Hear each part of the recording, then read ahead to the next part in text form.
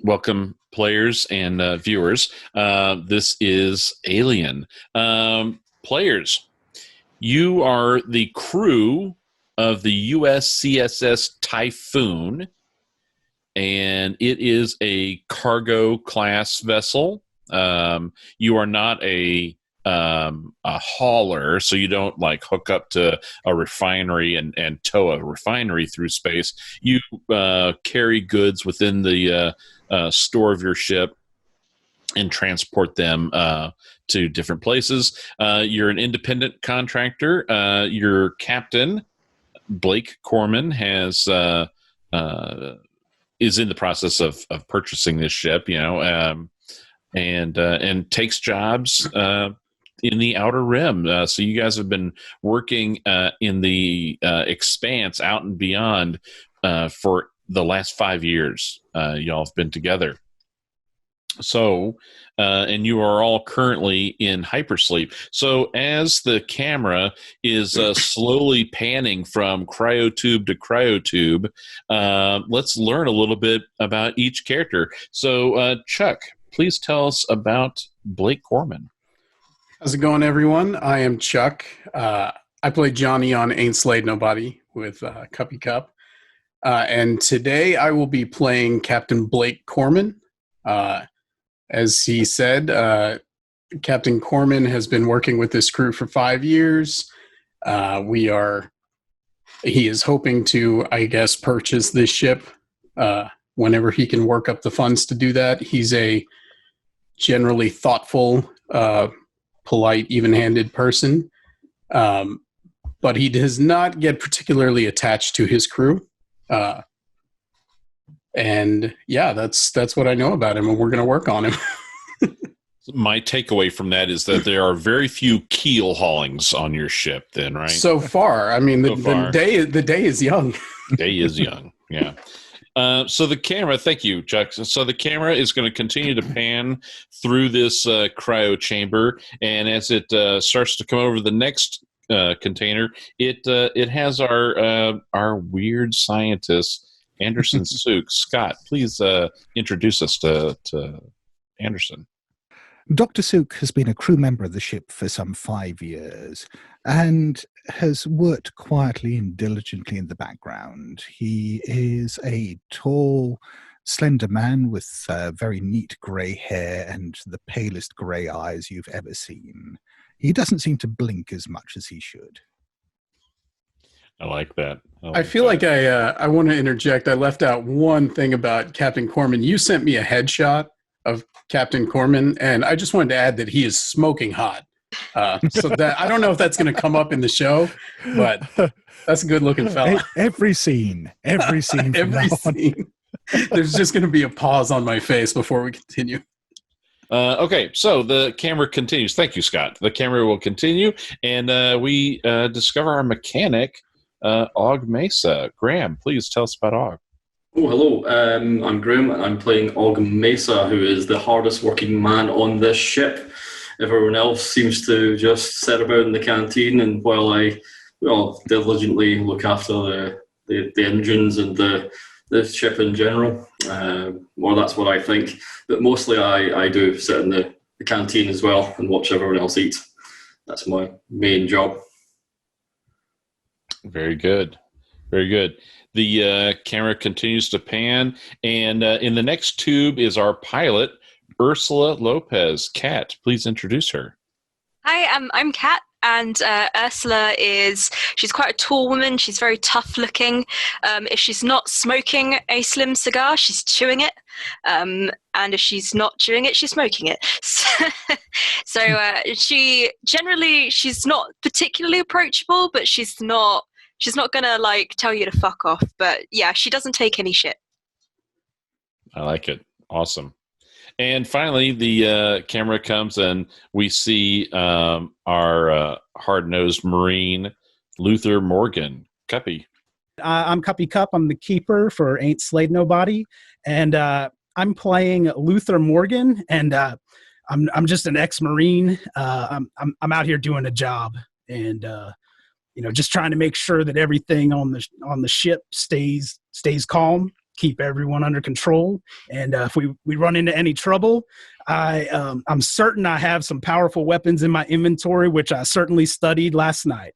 So I'm here for the mission. Kind of keep my head down, keep clean, and try to have a safe mission for everybody here. Awesome. All right. So, Mother begins to warm up the ship, and the cryopods begin to cycle and begin to raise your body temperatures, and as the canopies open, and you guys are beginning to awaken. Your current mission is you are en route to Novogorod Station. It is a remote research facility in the Daesis sector, in orbit around a blue dwarf star designated Gamma Arri. As the star decays, it emits toxic levels of Lockyer radiation. So Novogorod Station is protectively located on the shadowed side of Lutetia LR119C. It's a rogue planetoid with a synchronous rotation around the blue dwarf star. Your assignment is to deliver 15 tons of living mycelium matter to the research director, Dr. Diego Guerrero. The navigational hazards inherent to a blue dwarf means that there is a narrow window in which ships can safely approach or leave Novogorod Station. The window for safe trafficking opens once every 220 hours. So the station is well equipped to entertain any visiting crew while they wait for their next safe window. Mother has awoken you, and you are coming out of stasis. This is on schedule and as expected as you guys exit, dress, and start getting back into your work habits. And you can see that you are 7 hours outside of your approach to Novogorod Station. I keep mispronouncing that. It's Novgorod. Yeah, Novgorod. Novgorod Station. Why is it that we're delivering living stuff? Delivering living stuff is never a good idea, guys. Doesn't matter what it is. So I imagine if we've just woken up, I'm thinking we've got to be hungry. I don't know. How long have we been asleep? For a couple of months. Okay. I don't know much about sleep, but probably hungry anyway. So maybe we need to get some chow, everyone, before we get moving. Yeah, did any of us wake up feeling like we needed to vomit? Because it doesn't. Don't you wake up feeling really crap after cryosleep?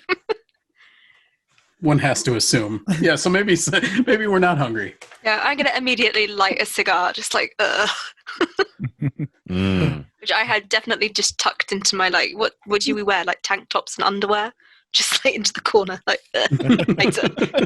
Pull out a Swisher Sweet. I would still have a packet of peanuts with them. He'd probably pack ahead of time, so he'd probably have them on opening the cryo. Some in-flight snacks. Yeah, why not? I'm gonna get up. I guess that we've got jumpsuits or just something that we can put on, like upon waking up. Oh yeah, yeah, and just sort of get dressed. And is this a uniforms kind of crew, or are we all just kind of wearing whatever it is? Yeah, you guys are an independent contractor, so you don't have to wear a uniform per se, but utilitarian jumpsuits with easy access pockets and that kind of thing is pretty much the standard. I mean, you could, have sweatpants and Hawaiian shirts if you want, but whatever feels comfortable for you. Orman actually does put on sort of a flight suit jumpsuit, and it looks pretty crisp. He's not military, but he's trying to at least present that he is running the show here. And Morgan's jumpsuit's a little bit tight around the shoulders to show off his muscles, just like what you're seeing on the screen right now. Ursula's kind of tied hers around the middle. So, like, the trousers and legs are sort of there, but she's still wearing the tank top because, I don't know, it's a ship. It's probably quite hot in here. Like, Yeah, Sook's wearing the same style of grey jumpsuit he always wears. You don't know how many he owns, but they're all identical. They're all kept the same way. They're all perfectly clean, very neatly pressed. That's not suspicious at all. That differs from Og quite a lot. I have exactly one pair of overalls which holds its shape. It's never been washed, and I'll crack that bad boy open and get inside. Crack it open with a crunching sound. It's like wearing a mech suit. Oh. Cannot unhear. Yeah, I'm gonna head to the canteen. I think food is a good idea. And Awesome. before Corman gets any food, he wants to go to the bridge and just check and see how the ship is doing and where we're laid out. Okay, great. So Captain Corman heads to the bridge and does a review of the settings and everything. This is a pretty routine, so I'm not going to have you do a dice roll on this. But you can see that everything is nominal, and you are on standard approach. It's getting close. You're just a couple hours away from when you definitely need to switch over to a manual piloting. Entering into a system with a blue dwarf star can be quite dangerous. Typically, computerized navigational paths and trajectories where the ship will, course itself through space and you're in cryosleep. It gives things like blue dwarf stars and other dangerous stars a wide berth, right? So there's a reason why space travel isn't just a straight line. So there's arcs and curves and things for that. But now you are making a purposeful approach to a very dangerous star, and that's why it is going to be on a manual approach, and there's a narrow window and a very specific course to take to come in to safely have your ship shielded by the planetoid that Novgorod Station is stationed behind. It has a synchronous orbit, very much like our own moon around Earth, where it always has the same face pointing towards the star. But you have a couple hours before that has to arrive. So it sounds like everyone's getting up, getting a meal, and getting set. So we can advance the clock to the approach now. Captain Corman would be well aware of the standard safety procedures for flying into this system with a blue dwarf star. Of course I am. Yes. Anyone who wants to stay out is going to need to be, even in the ship, you will need to don an environmental suit. You're going to be wearing your environmental suit in here. Anyone who wants to but you still have a small risk of radiation exposure, even with your suit. Anyone who wants to avoid and be 100% protected from radiation exposure can return to a cryotube. You won't go to sleep. You'll just be in your tube, and you'll be protected due to the shielding that is inherent to tube design. So we need to decide now who is going to stay out and pilot the ship in versus how many people are going to go to the tubes. And is someone on our crew sort of a designated pilot? Yeah, that would be... That's Ursula? That would be me, yeah. Okay. So I hope that you're not going to want to get in a tube. No, I was going to you're say... really throwing us under the bus. That would be just like, bye guys, good luck. Best of luck.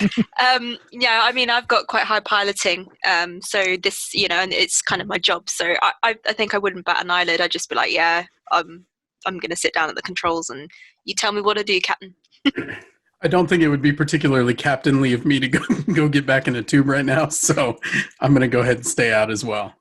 And Sook's got to stay out to to observe the situation, take readings, make sure that we're not exposed to radiation.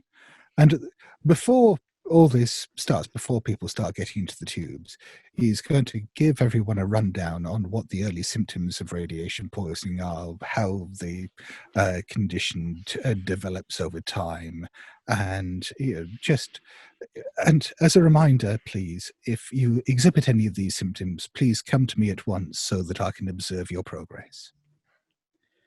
Not cure us. Well, yeah, exactly. We'll see whether such a thing is possible, but at the very least, maybe we can arrange for something palliative. Right. I'm going to grab armfuls of food and just head towards the tubes.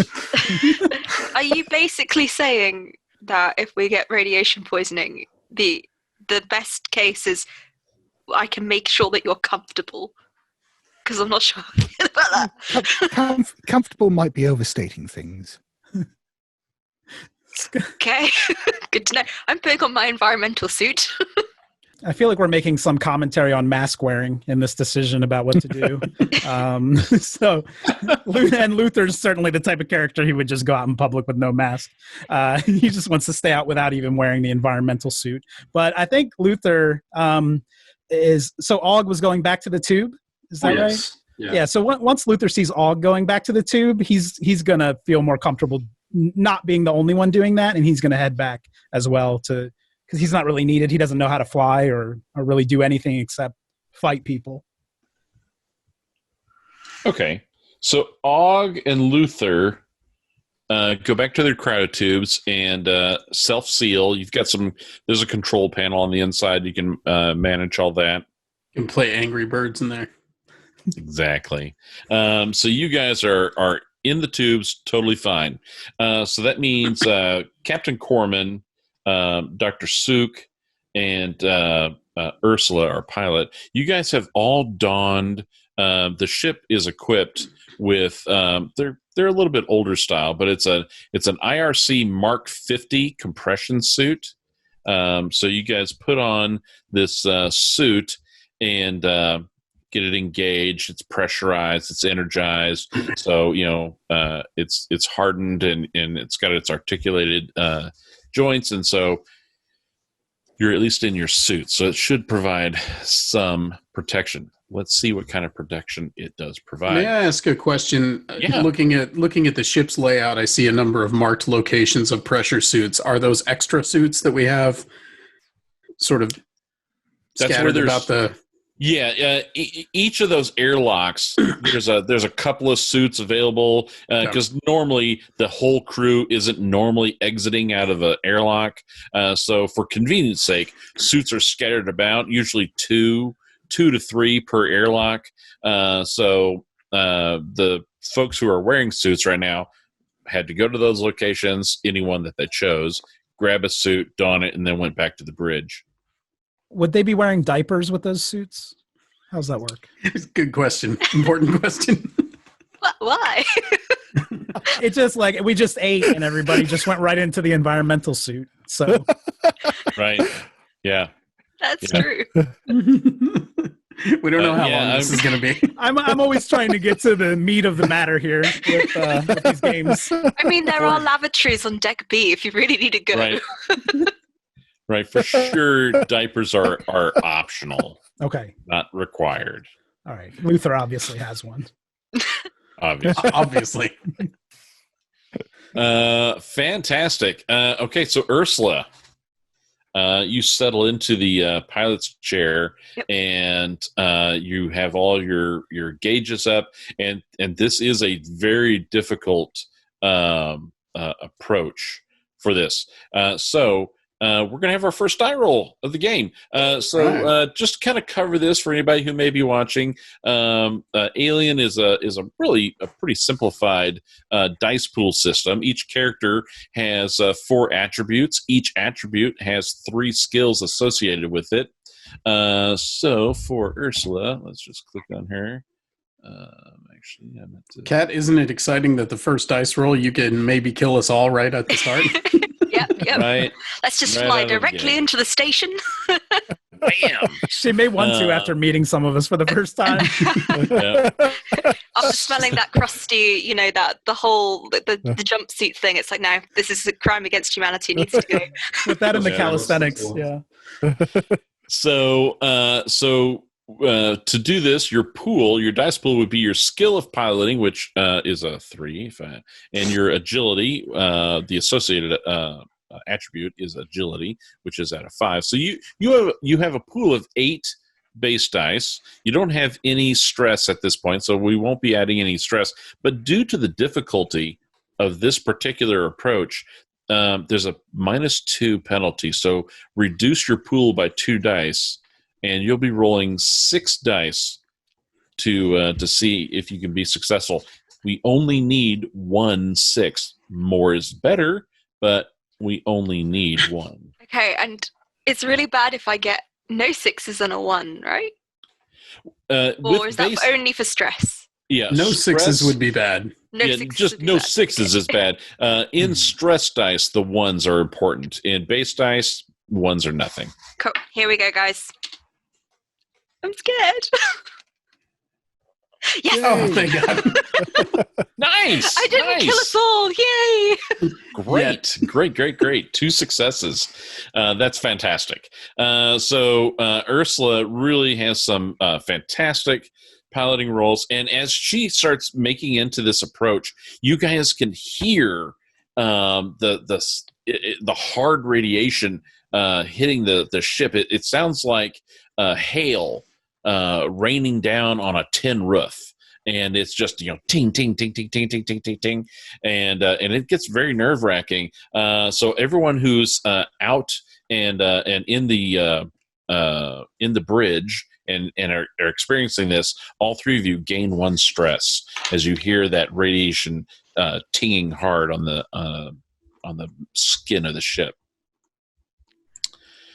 Soon that sound of the radiation striking the ship dies down as the ship kind of comes in, and you're definitely in the eclipse.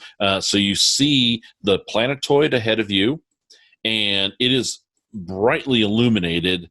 It has this blue halo around it as it is eclipsing the blue dwarf. And so with that, you start coming in slowly, and ahead you can see Novgorod Station. All right, good work, Ursula. Sorry, I forgot your name for a minute. We've It's been that flying cryosleep. together for how long? Cryosleep. I'm still a little groggy. How are we looking on approach? I mean, so far so good. All right. That being said, anything can go wrong at any minute. Well, sure. All right, let's see if we can bring up Novgorod Station on comms. Okay, I'm gonna try and get them. So sounds like a captain lead. Let's put it on screen too while we're. Well, we're not that advanced. Okay, fair enough. Is it more of just an audio? Right. So who is it Captain? You're giving an order. So are you doing it yourself? I guess I am. I don't know who I said that to. Ursula just looks at you like, Sook, are you on the bridge? Where are you? Sook is on the bridge as well. Okay. Sook's sitting there with his eyes closed. He's been listening to the sound of the hard radiation on the hull like he's listening to music. Mm, But, yeah. probably not going to have you bring them up on comms then. Sook is sus. So yeah, I'll do that myself, Great. or I'll attempt to do that. Yeah, give me a Comtech roll, which is going to be your Comtech skill plus wits. Okay, I have no Comtech skills, so that's just my wits, which is 3. If you were, I mean, as captain, you will know people's strengths on the in the ship. I mean, That's true. Does anybody know how to work this radio? This is something that Sook is actually very, very good at. Oh, okay. Sook, if it interpersonal skills, we'll find out. Sook, I hate to interrupt whatever it is that you're doing, but could you kindly bring them up on comms? Of course, Captain. Sook has wits of 5 and comtech of 2, so that's 7 dice. Yep, there's no augmentation to this, so you may roll also. Now, you also, Sook, you just gained 1 stress die, so you will roll your stress as well. You'll have a pool so I roll that separate. Oh, right. Yeah, just roll all 8 in the very last die. As far as our view of it, the very last number will be your stress die. Okay. So that's 1 success. 1 success. That's awesome. So you are hailing Novgorod Station, and there's a pause, and finally a voice comes back, and it seems to be a stilted, almost mechanical voice, and it says, "Stay on course. Dock with docking deck level C on approach." And with your success, so you've made your communication. So there you go. Okay. Well, I assume this is going out over a speaker so the others can hear it without me having to relay it. Right. Also, at this time, Og and Luther, you're aware that you are within the safe zone, and you may exit your cryopod, and those on the bridge can now remove the compression suit. I'm just going to finish listening to this current song, and then I'll get out of the cryo tube. I'll just fling mine open in a sort of orange. It's like a gamer chair, and it's got the speakers right by your... John, if I was going to share one of the decks with the audience, what would I show them right now? Deck B? Deck C of Novgorod Station. Yeah, Deck C is where you're going to be docking. You're going to dock with that ring. Scott, did I cut you off? I feel like I may have interrupted you, and I apologize. No, I was just saying I assume that message that we received went out over a speaker so everyone else on the bridge could hear it, and I don't need to relay it. Yep. Right. But Sook still leans back. Captain, that is an automated message. Were we expecting to speak to... Is it Captain Guerra? Is that or at least one of his crew? Is that the captain of the station? Well, I assume that's something I would know. Yeah, you know that you're looking to reach. The cargo is meant for Director Guerra. Director. If he's not the top man for Novgorod Station, since it is a scientific station, it does primarily scientific things. If he's not the top man, he's one of the top men. And you would have expected, under normal circumstances, to speak to a person that, they certainly would have a flight control crew and that would talk you in and everything. So it is, and even Ursula realizes that this is a little unusual, that you're not getting this live conversation with someone to kind of guide you in and talk you in as you dock the ship. Not that you can't do it by yourself, but it's weird that no one is there to kind of handhold you in. Is our sorry? No, you go. Go for it. Oh, is our communication channel still open? Can we? I mean, I know it's automated, but can we talk at it? I certainly haven't closed it. Yeah, I mean, certainly I'll say, Novgorod Station, please respond. And there is no response. Yes, this is Captain Blake Cormett of the USCSS Typhoon, trying to reach Director, whose name I just forgot. Diego Guerra. Guerra. Please respond. There is a pause, and then the same automated, mechanical voice instructs the Typhoon to dock at deck level C of Novgorod Station, and the signal, of which port, there's two that the ship can kind of sally up to and then make a hard lock. So there's a signal for which one to come to. What would you like me to do, Captain? I can hold out here, but I don't think it's such a good idea considering... No, I think that... Point out the window.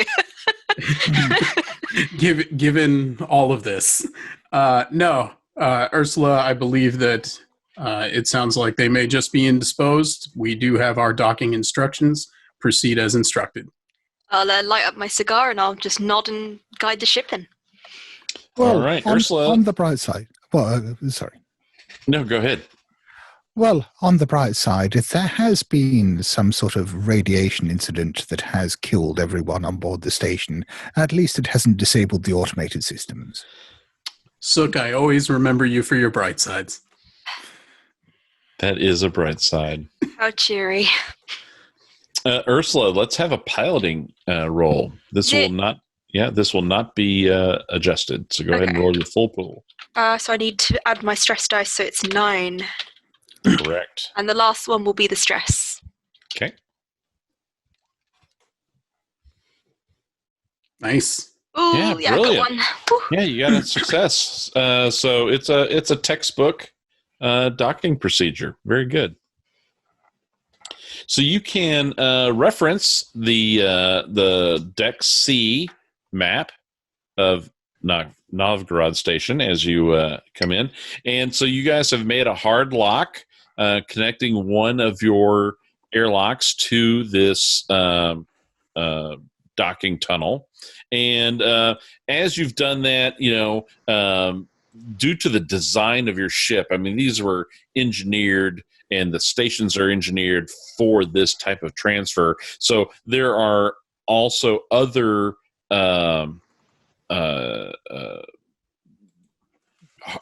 docking tunnels like being extended from Novgorod Station to connect to the ship, so that there can also be a more expedient cargo transfer as well.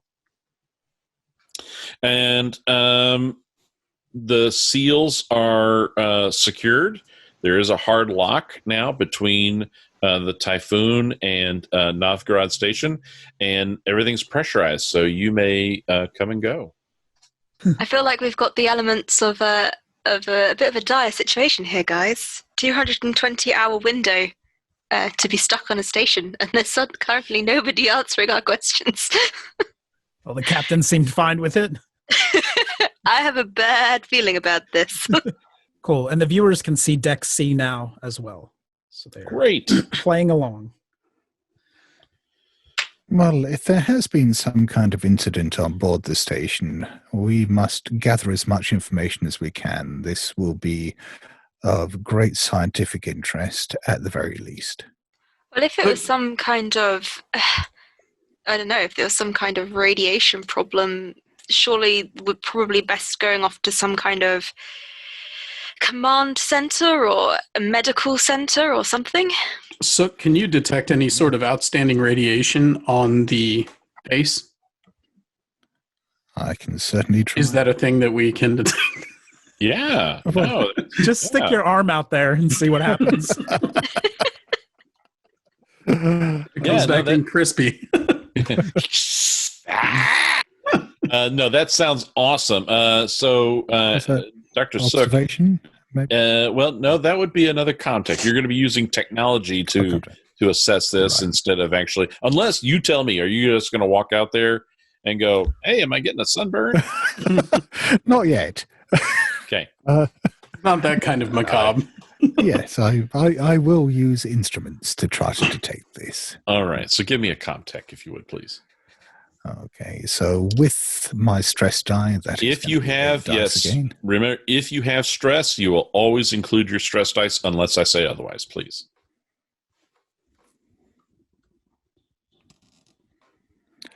That is no successes. Okay, so your analysis is inconclusive. Now, you have an option.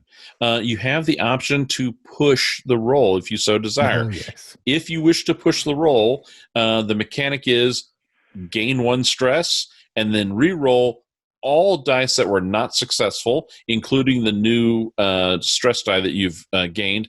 And I say dice that were not successful because you may use the push mechanic on rolls that have successes, but maybe you only rolled 1 success and you just want more. You can push that roll and roll all the other dice and keep the 1 success die. I think it's too early to be racking up that much stress, so I'll just report to the others that I haven't detected any radiation. Yeah, it's so your analysis is inconclusive. Well, Push that's the not what I'm roll. That's not what I'm telling them. I'm telling them I Okay. haven't detected any radiation. Sweet. Yes, sorry, I did not mean to put words in your mouth. Go ahead. I feel like we should probably go out in environmental suits. Yep, better safe than sorry. I'm going to start opening the doors. Somebody find Luther. Let's get him out there. just throw him in. Hey, Captain, how's it look? Well- and he's like stretching after being in the chamber, you know. Well, we haven't actually made contact with anyone on board. We have docked successfully. We have not detected any radiation, but that's not to say that there isn't something. So, abundance of caution. I think we need to get on our suits and go ahead and check it out. Sounds like a pretty boring security mission, but yeah, I'll do whatever you need, Captain. All right, hop to it. So I assume I put on my suit. We're my developing a environmental running theme of me killing off Cup in these shows. suit. Yes. Good. And so, John, can Luther very carefully start to exit the ship? Sure. Yeah. I mean, it is through an airlock, so you can go through the airlock. The doors will cycle as they should, and so the interior of the Typhoon will be protected. You've donned a compression suit, which is great. And so now that you're wearing this compression suit, you start walking out, and you're going through sort of like at an airport, you know, that tunnel, you know, that connects you to the main concourse. So you get through the tunnel, and you enter into an area that looks like it's a receiving area for passengers that are disembarking from ships. And there you can see, like, very much like at an airport, you know, there's counters and things like that where personnel would be standing to receive you and maybe check paperwork and stuff like that. Nobody's at the counter. There is a large clock mounted on the wall of that behind that counter, and this digital clock, and it's illuminated red, and there's a label on this clock that says safe window, and right now it's in red, and you can see there's a time remaining, and it's a running clock with milliseconds as well, and you can see that there's 219 hours and as the milliseconds are running down. So you can see you guys are basically, you're locked in here. You're in this little reception area, and there's a passage where you can kind of go beyond that into the station proper. And give me an observation roll, please, as you come in here. All of us. The no. This is just for Luther. Luther, the helmet does kind of restrict your vision. So when you do your observation roll, do it with a -2 penalty, please. Okay. I of course know the dice mechanics very well here, so I'm looking at my character sheet. How do I figure out how many to roll? I'll talk you through this. So observation is a wits skill. Right. So you have an observation of 0, and your wits is a 2. So I guess We sent the right man. penalty, I get 0. I should have thought about this. I think your wits are so bad, I'm not going to penalize you because I'm a kind and loving God. So you can just roll You can just roll your wits. Okay. At this point, you have not yet accumulated any stress, so you have no stress to add to it. So go ahead and roll your wits. I can't emphasize enough how appropriate it is that the person who has no idea how to roll dice has no wits as well. Ooh, I got a 6. That's fantastic. That's good. So you're standing in this reception area, and like I said, there's a passageway that goes and leads into the station proper, which you're aware of is more like this galleria, right? And you see someone walk by, but they don't come towards you. They just kind of walked by and past, so that they're now out of your vision, but movement occurred. Someone just walked by. Okay. Can they hear me? Can the rest of the crew hear me from here? Yes. Yeah. As long as you guys are in your suits, you have communications to each other. Oh, right. That makes sense. Captain, I thought it was a ghost town out here, but I've actually I just saw somebody walk through. Are we picking up any radiation? Have we detected anything at this point? Like on my body? No.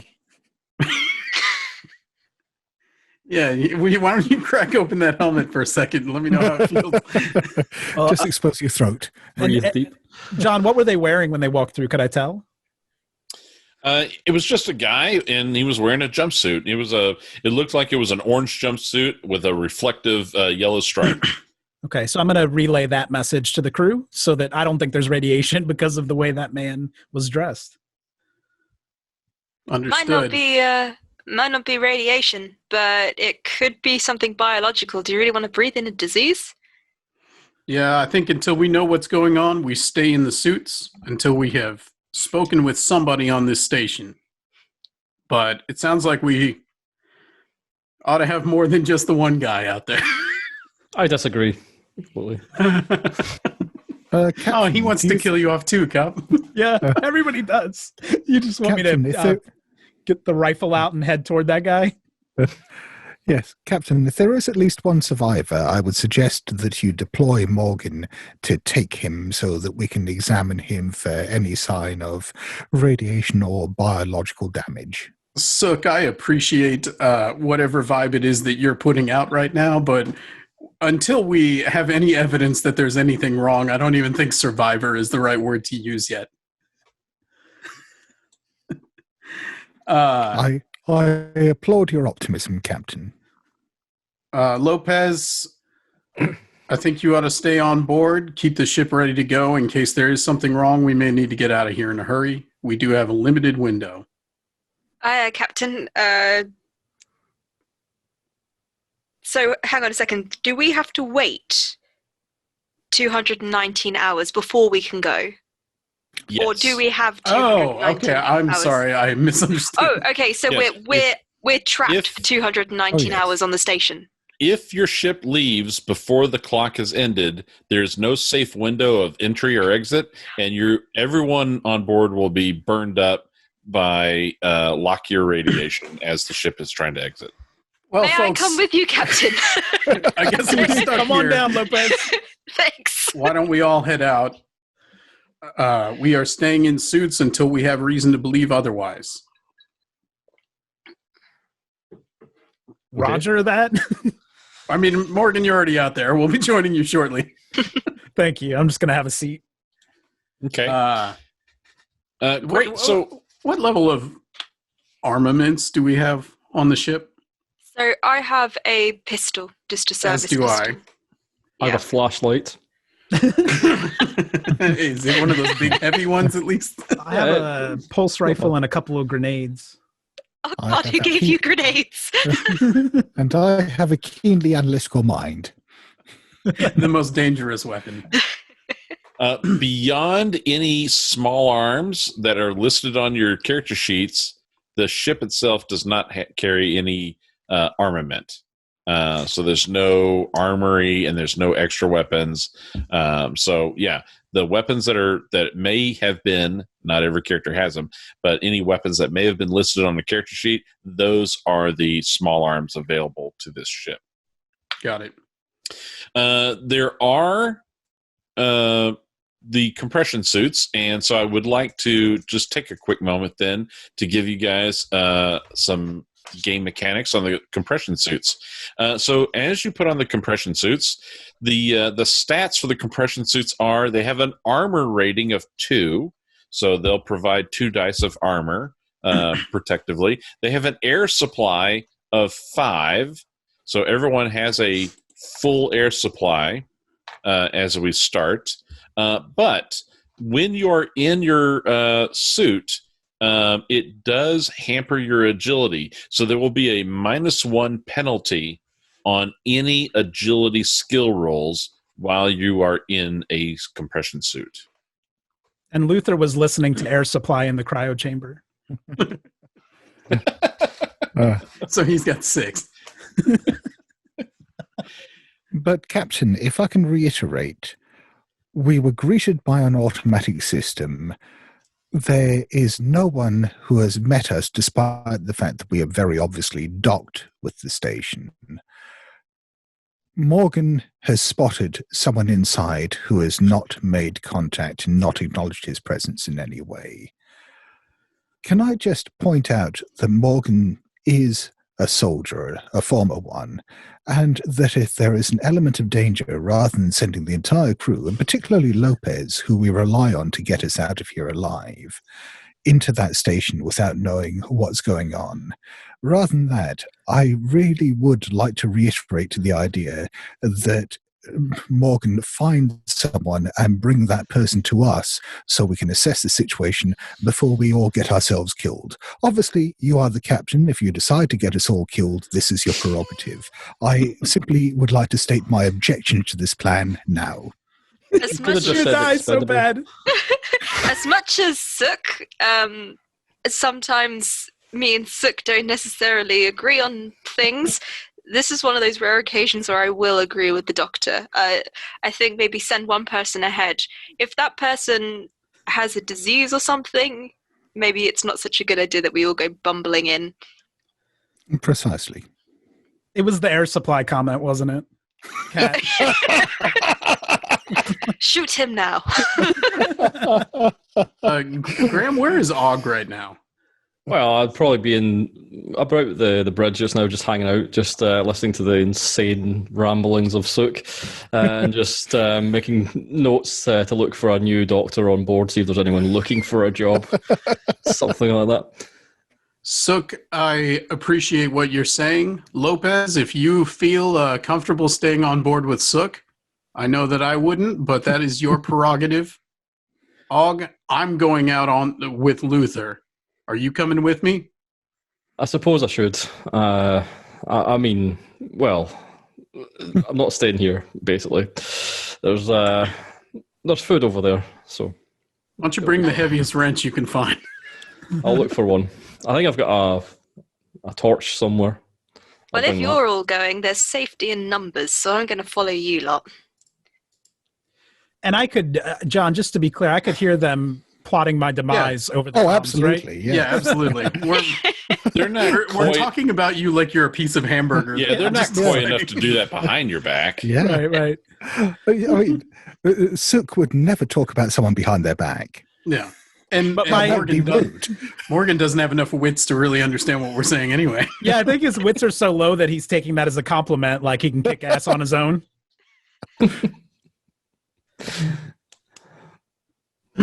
Lopez, you're staying on board with Sook. I'm going to kind of look at Sook and then look back at the captain. Are you sure? No, Captain? believe me, I get it. I understand. He's right, though. We need our pilot safe. Aye, aye, I could Captain. run this heap of junk if I had to, but not like you can. If I'm honest, Captain, I would feel a lot safer with you. I don't have many options. You're going to send me out with the two guys with no weapons. Wait, what? No, she was saying that she'd want you to stay behind, so that would leave me with Og and Sook, who have no weapons. Let me be clear. I'm going. Then I'm going too. All right. Sook, Can are we you just staying? leave Sook by himself? I mean, that Maybe lock him up? Doing Pilates in the distance. No, I'll come along with you. If you're going to get our pilot Reluctantly. killed, that does rather reduce my options. All right. Well, then our merry little band is heading in. All right. Never split the party. That's what I was trying to do at the start, was not split the party. Okay. So everyone dons the compression suit. And Besides, how is the alien not going to get onto our ship without our knowing if we're all already still on there? Oh, I was counting on that happening anyway. Yeah. I mean, so we might as well leave to give it a few minutes to get in there.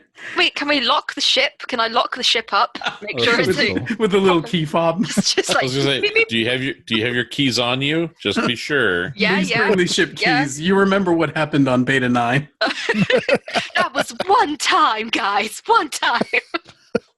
I don't think they have a locksmith here.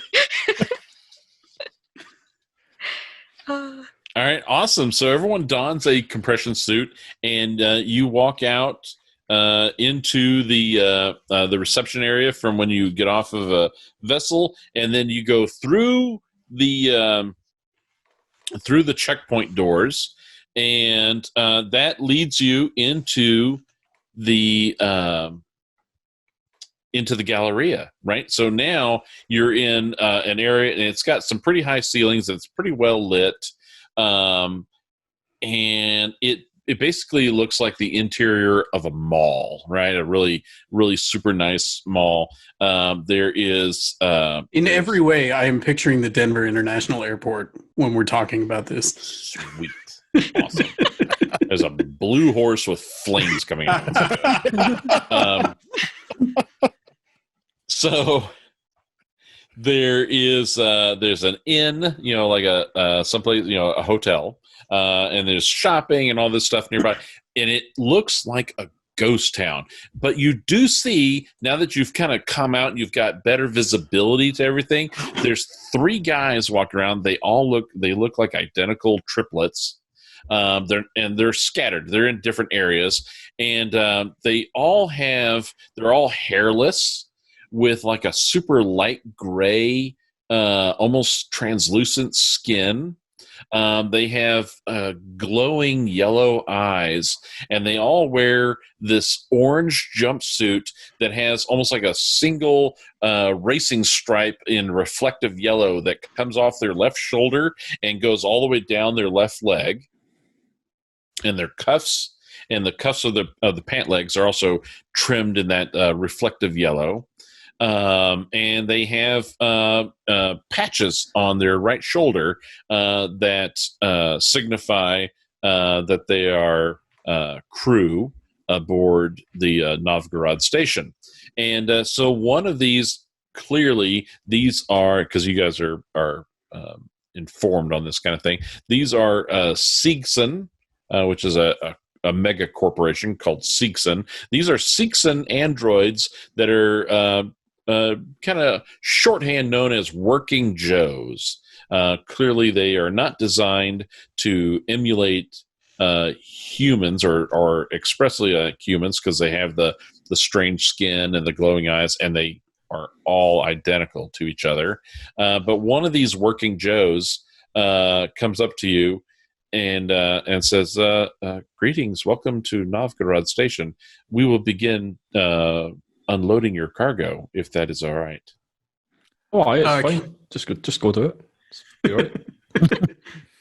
Could you tell me where the director is? The crew is currently preoccupied with other matters. I'm sure they will be returning soon. Have a good day. Where is everyone on this station? This place is a ghost town. And the crew is currently preoccupied with other matters. I'm sure they will be returning soon. Have a good day. Can we Does breathe anyone here speak Android? I'm not verbal in tin can. Where's Sook? Standing at the back. Good call on the Whatever suits, Captain. whatever has transpired here, at least we can reassure ourselves that it was not traumatic enough to kill the synthetics. Yeah, that's a huge comfort to all of us, I'm sure. Thanks, Luke. Yes. You ever thought of narrating children's books? That'd be good. I'm going to ask one of them, where is the crew? I'd like to go see the director. The crew is currently preoccupied with other matters. They're preoccupied on what deck? The crew is currently preoccupied with other matters. Right. Sure, they will be returning soon. Have a good day. Captain, you want me to slap something's this thing? clearly going on here. Yes, actually, I do. All right. Can I slap the android? Oh, Yeah. Is that bad? Is that a bad idea? Do it. You have your captain's permission.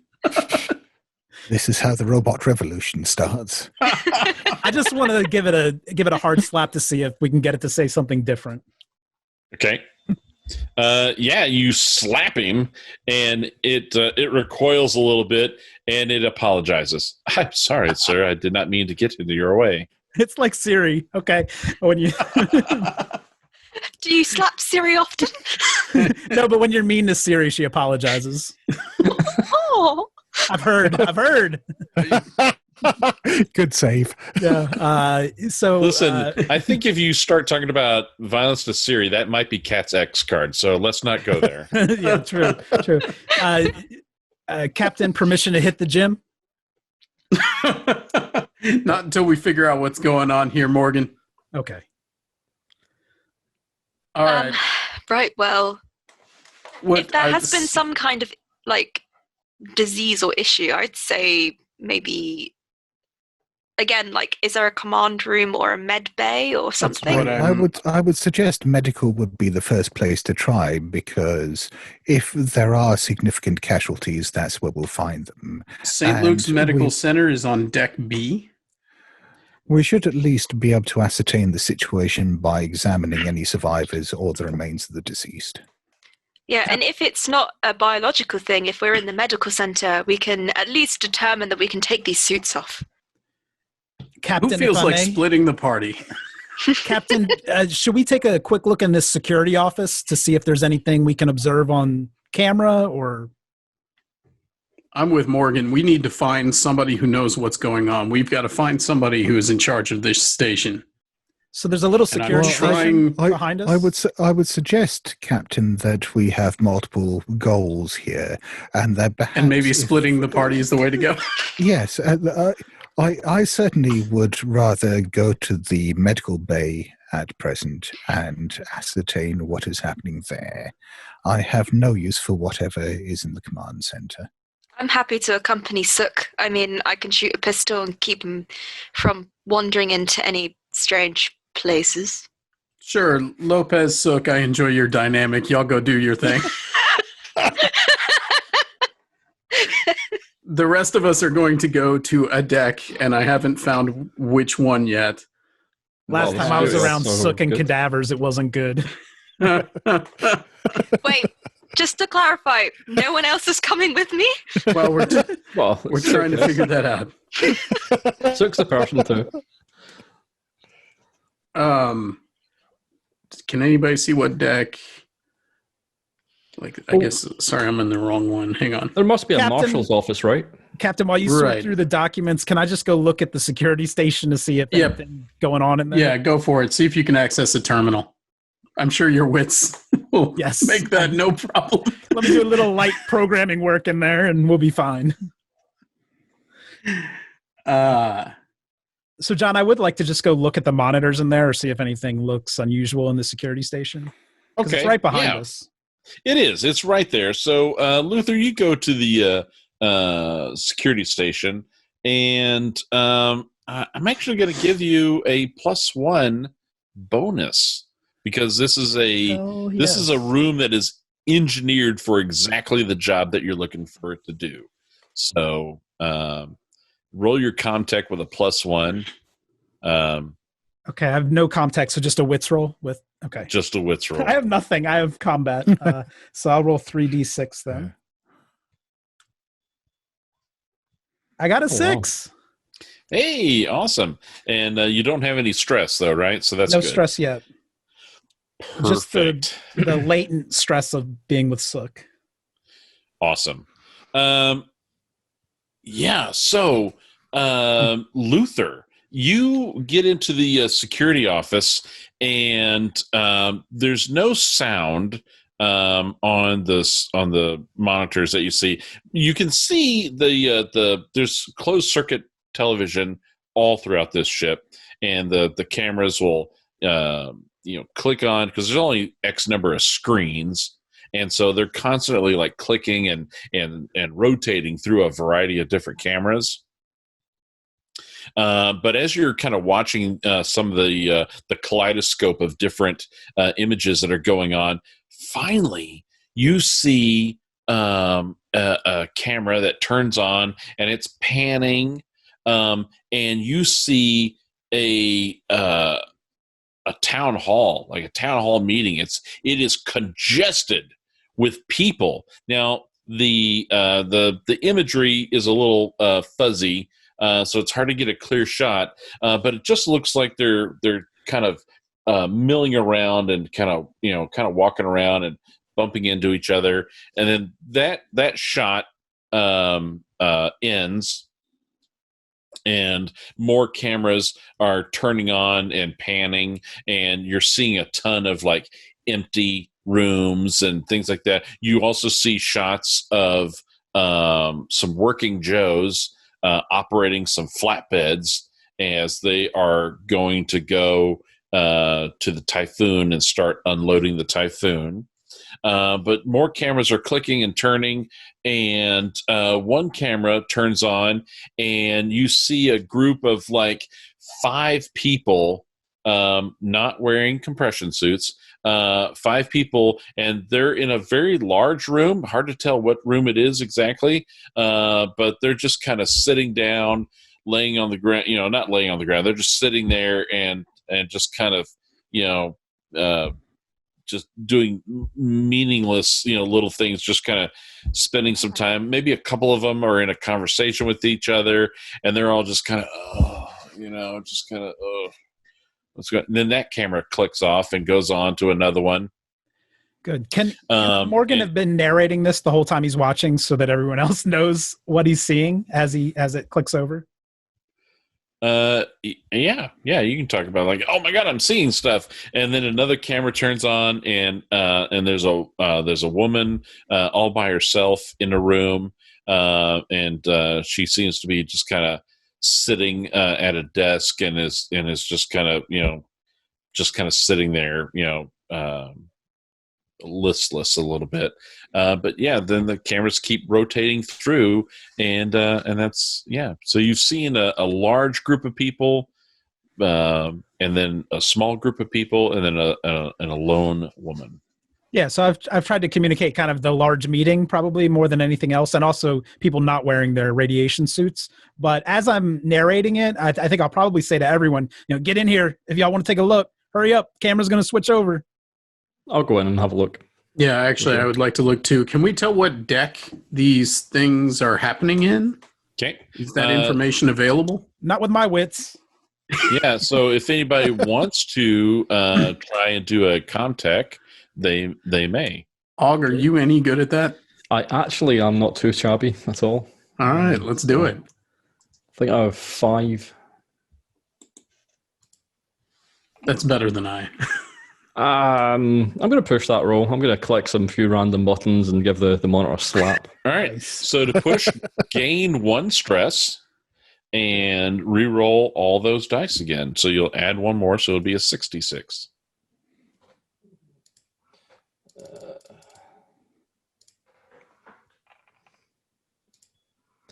Okay. And your stress die came up. Yep, and so you're doing this, and you're unsuccessful. So we'll do the panic roll, but I can tell you now it won't be a terrible panic. So to do a panic roll, you roll 1d6 and add your current stress level. So Og, you only have a 1, so roll 1d6 plus 1. And for the 5. viewers, that 1 that came up was the stress die. Yes. Yeah. So you rolled a 4 plus 1 is a 5, so you're totally fine. You're getting a little nervous because this is just creepy. It's you've never been in a place this big, this silent before, so that's kind of starting to freak you out a little bit, but you hold it together. Everything's all right. you are not able to ascertain where these images are being broadcast from. Right. I'll just give up and say, well, it's obviously sort of different sort of system from what you're still using. So I'm sorry. This one's Mac. It's not a QWERTY keyboard. I'm a Linux guy. You feeling all right there, Og? Yeah, it's fine. Just well, this place definitely had a marshal, didn't it? Something like that. Some sort of law that would enforce any problems. All right. Yeah, I think we need to go to the ops center and find out what's going on here. Yeah. Which is on deck G after reviewing what I remembered from the layout of this building and finally pulled up on my phone. Right. Well, and while you're in your compression suits, there's a heads up display.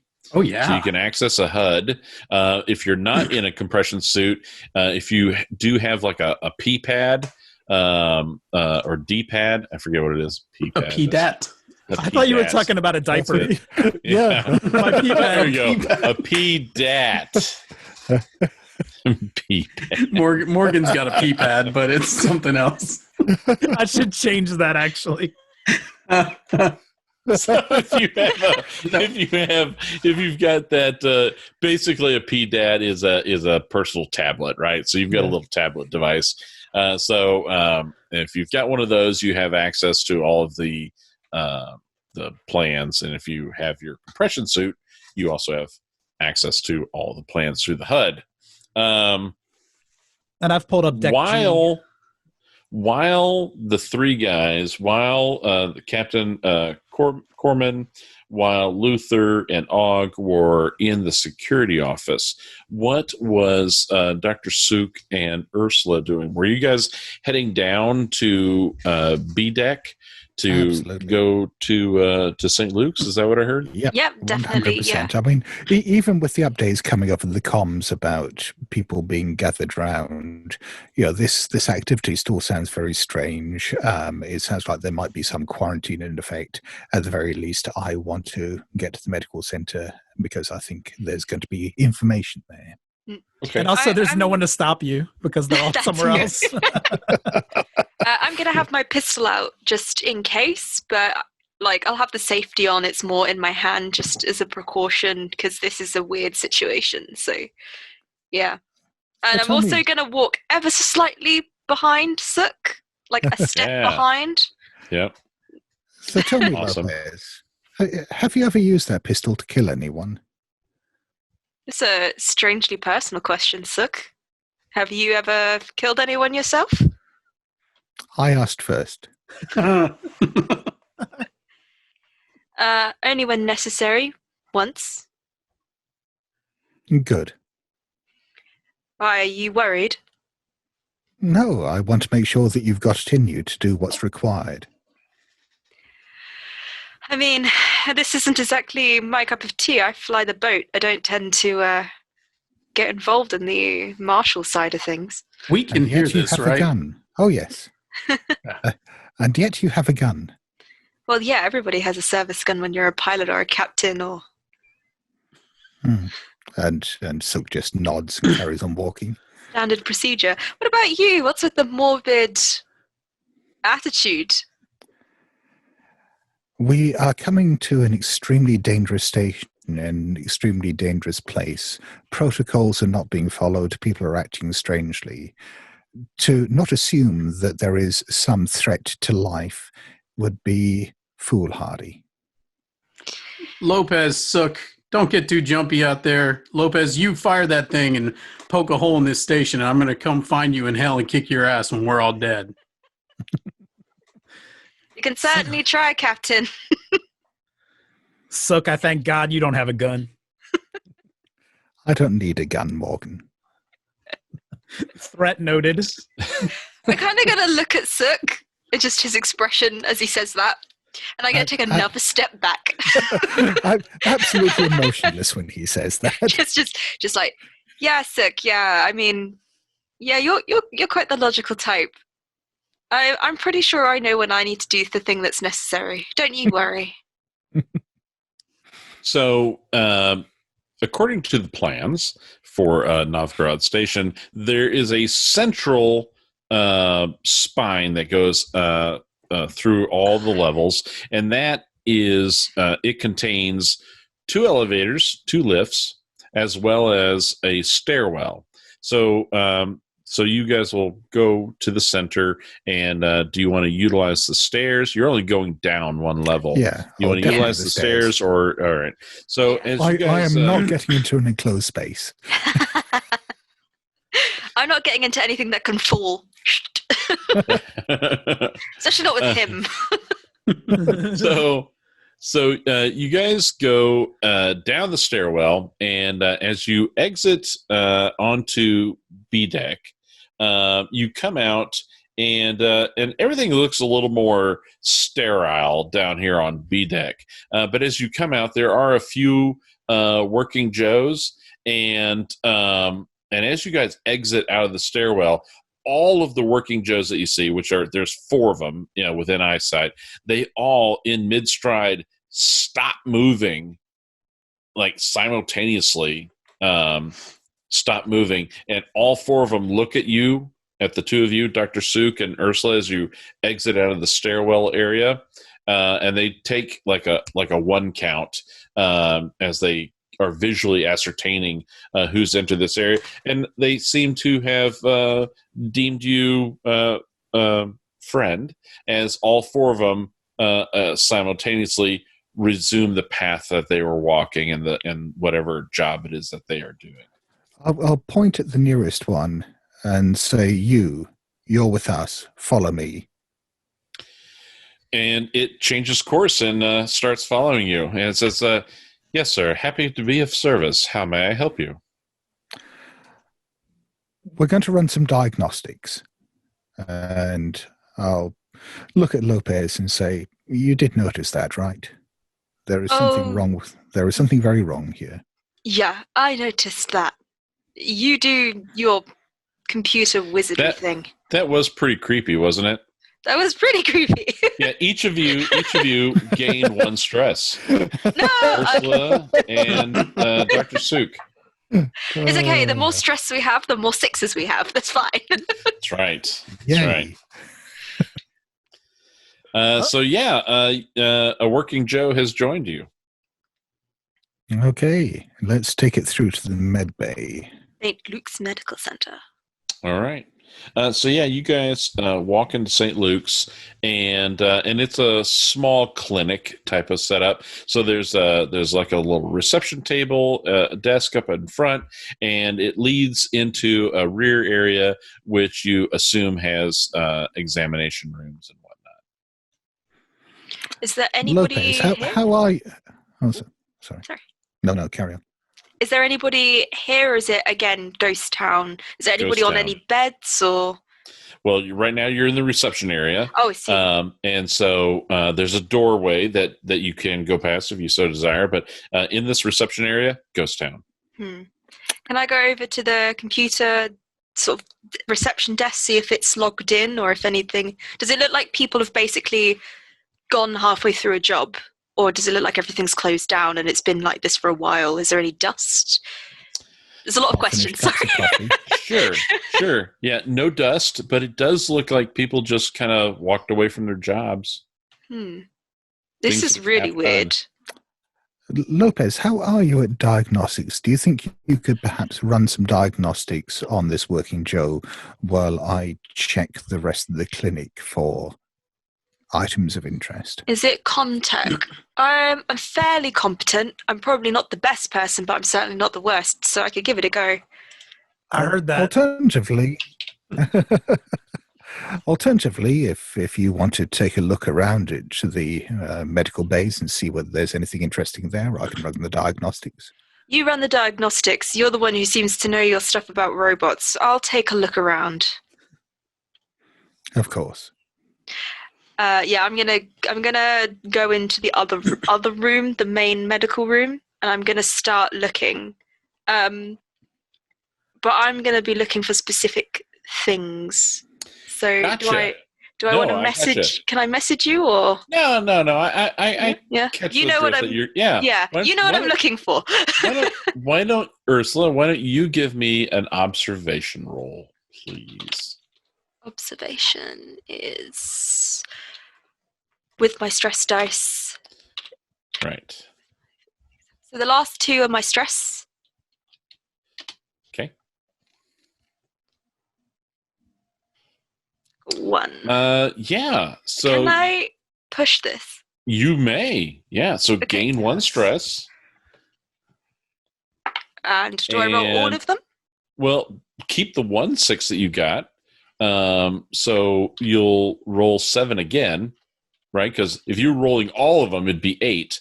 But just keep the 6, and so only roll 7. Cool. And the last 3 will be stress Wow. dice. Okay. Nice. So you have a grand total of 3 successes then. Oh. That is super, super, super. I'll just say for you, Ursula, you hit jackpot and found quite a bit. So we're not going to be concerned about the number. But I'm also going to give Ursula a story point. So, Ursula, you have 1 story point. Is this stuff? Can I get it into the suit pocket? All the suit pockets, so that because they're quite it's quite compact, isn't it? Yeah. Quite so I'm going to compact, squirrel it into the suit pockets, Yeah. and I'll kind of be checking back to make sure that Sook's still doing his computer stuff. Yeah. In fact, what is Sook doing? Sook is, I'm assuming that these androids have got some kind of maintenance hatch on them. So, or Probably several. Some kind of control panel at least. Mhm. So I'll be opening that up and connecting it up to the computer system so I can run diagnostics. Just check. I want to check a few things. I want to check A, obviously that they're working okay. B, if they or any of the others have observed anything that might be significant. And C, I'll check to see whether there's any way of centrally taking control of them. Okay. So you are using you're in a medical facility, which is more engineered for biological stuff, but there is equipment in here to also maybe help with some technological things. So through the use of proper equipment, you're going to get a +1 bonus. So give me a contact roll with a +1 bonus, and you're with your current stress level of 2. So you're looking at 5, 6, 7, 8, 10. You're looking at a pool of 10 dice, with 2 of them being stress. Fantastic. Just for clarity, is Sook the main villain in this story? Well, I'm running this a little bit of sandbox, so it certainly can be. That's up to Sook. That's only 1 success. It's just the 1. I fancy my odds with pushing this. So I fancy them too. Longer. Yep. So gain 1 more stress, and by keeping the 1 6 that you have, you'll be basically re-rolling 10 dice again, except now the final 3 are stress dice. No problem at all.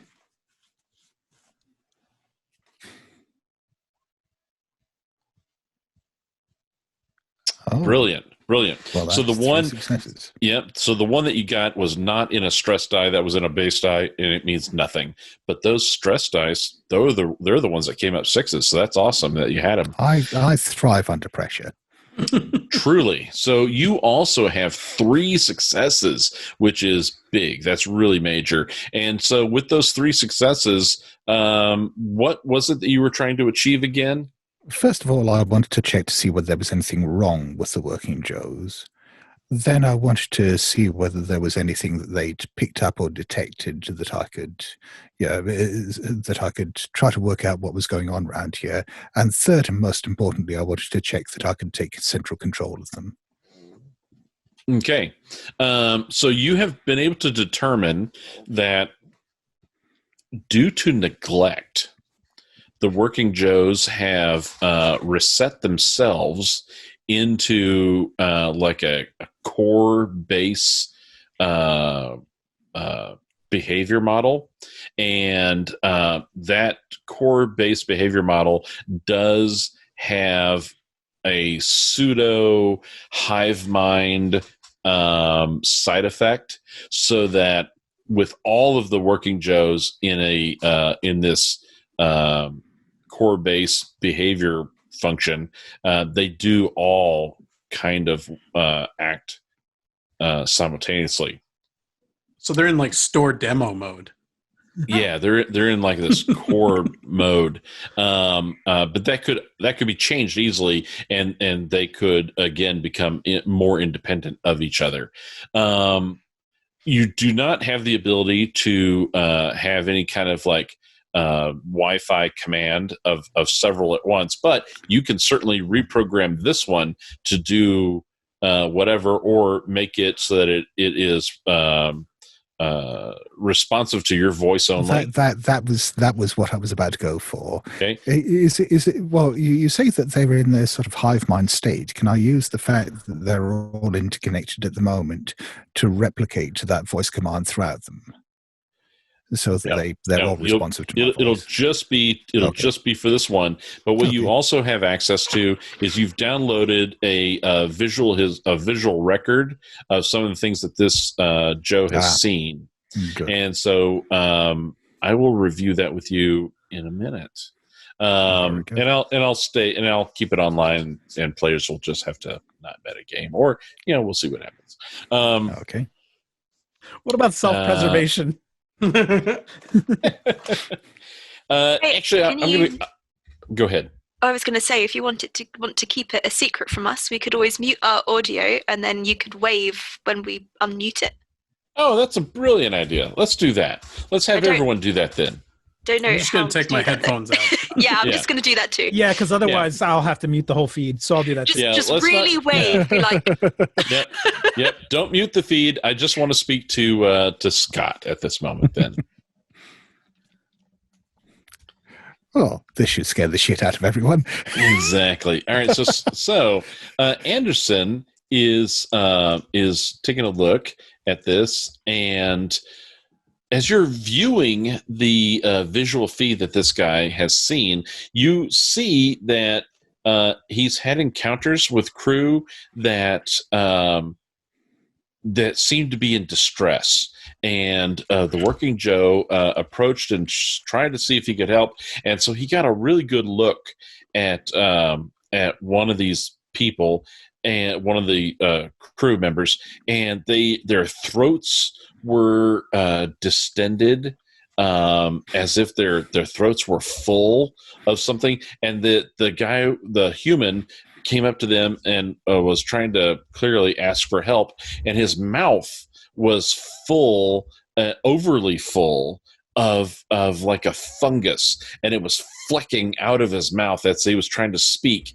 And as he was clearly, the human was in pain, and as he turned his head, there was even fungus pouring out of his ears and laying on his shoulder and kind of pouring down his shoulder, as this guy had some sort of fungal thing occurring to him quite violently. And it seemed to be happening to many, many people as they were stammering around with just fungus everywhere on them. Is it possible to ascertain from this where this happened? Let's see.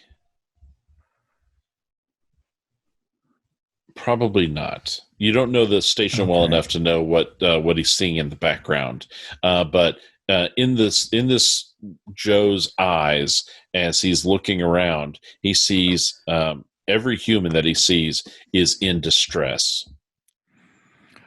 Everyone. That's interesting. Okay. Then I shall make sure that he is programmed, like I say, to respond only to my voice from now on, and then I am going to start looking around the medical lab for any samples of this fungus that anyone may have taken. Okay, good. All right, so we'll go.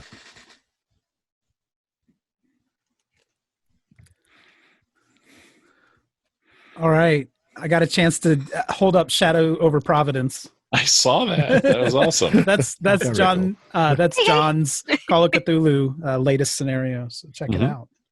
Thank Everything's fine, everyone. Are we Nothing all- to worry about. Okay, I sure. don't feel threatened at all. Check your No, kidneys. that didn't take any time at all. So I'm assuming there was no information. you. None. Awesome. So the camera, I'm going to move the camera back to Deck C with Captain Corman, Og, and Luther. And you guys are in there with the security camera feed. And it's, again, cycling through. What do you guys do? Corman would actually like to watch through that cycle through one more time, and he is specifically trying to identify the woman that is sitting at the desk and see if he recognizes her. Okay. I'm going to give you a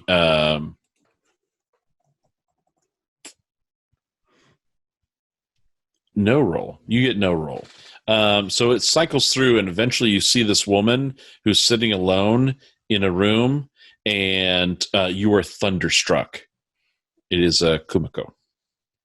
Okay. In that case, can I determine where she is?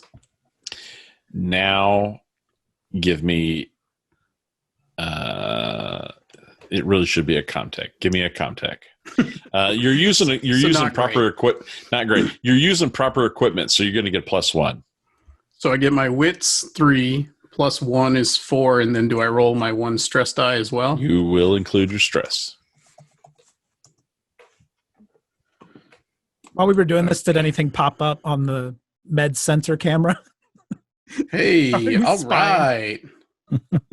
right. Nothing on the med sensor camera. Awesome. Yeah. So 2 successes. 2 successes. Woot woot. All right. So finally, you notice. Oh, there they are. They're on deck F. They are on deck F, and specifically, you can see that Kumiko is in a room labeled office on deck F. Okay. Morgan, Og, I think I know where that woman is, and I think we need to go ask her what's going on here. She's on deck F in the office. Yeah, I'm fine with that. I'd rather go there than try to bust into this big meeting. Sure, boss. Let's go. All right, post haste, we are going. Right. Corman is taking point, whether that's the right decision or not. How many decks away are we? I can't do that math. My wit. Yeah. So C, D. So we're 2 decks, F, or 3 yeah. decks away. Yep, 3 decks away. Okay. 3 flights of stairs. Can you handle that, Morgan? Yeah, I think so. Since I didn't waste all my energy in the gym, we can hit the stairs. This will be a cardio day. It's leg day. It's leg day. It's Yes, it leg is. day. Awesome. So you 3 head into the stairwell and start heading up. All right. Okay. So as you guys are heading up, everyone give me an observation roll, please. Oh, you know what? Before we do that, you guys have been in these compression suits for a while. Now's a perfect time to check our air supply. So to check air supply, We're all out of love. right? Exactly. All out of air. Currently, everyone has a full tank of gas, so everyone has 5, an air supply of 5 for your suit. So what I need is every player to roll 5 base dice, no stress, just base dice only. And in this particular mechanic, the 6s are basically inverted, because if you get a 6, that's going to be bad news for you. It's going to be reducing your air supply. And so it won't matter. As long as you get 1 or more 6s, your current air supply will drop by 1 point. So all players, please roll. Yeah, we can kind of 5. stagger this so that roll 20 doesn't go nuts if you want. Oh, Well, Yeah, I already, okay. Oh, already sorry. rolled mine. It's Yep. fine. So the captain is good. His air supply stays at 5. Okay. Oh, and I see Dr. Suk, did you already roll? Yeah. That wasn't good. Okay. So Suk, That your was- air drops by 1. Ursula, your air is fine. Sook, would you say that the lack of air is a concern to you? Og, you're fine. And Luther, you're fine. Everybody did well with your air supply. That's good. Except Except for Dr. Suk. he's a so mouth breather. That's Yeah, fine. he's a mouth breather. So Dr. Suk's air supply has dropped to a 4. Everybody else has maintained a level of 5. Lovely. All right. All right. So now that we've gotten air supply out of the way, the 3. So Captain Corman, Og, and Luther, if you guys would each make an observation roll, please. And this will include your stress dice if you have stress. Okay. Just ignore that. Sorry, I pressed the wrong one.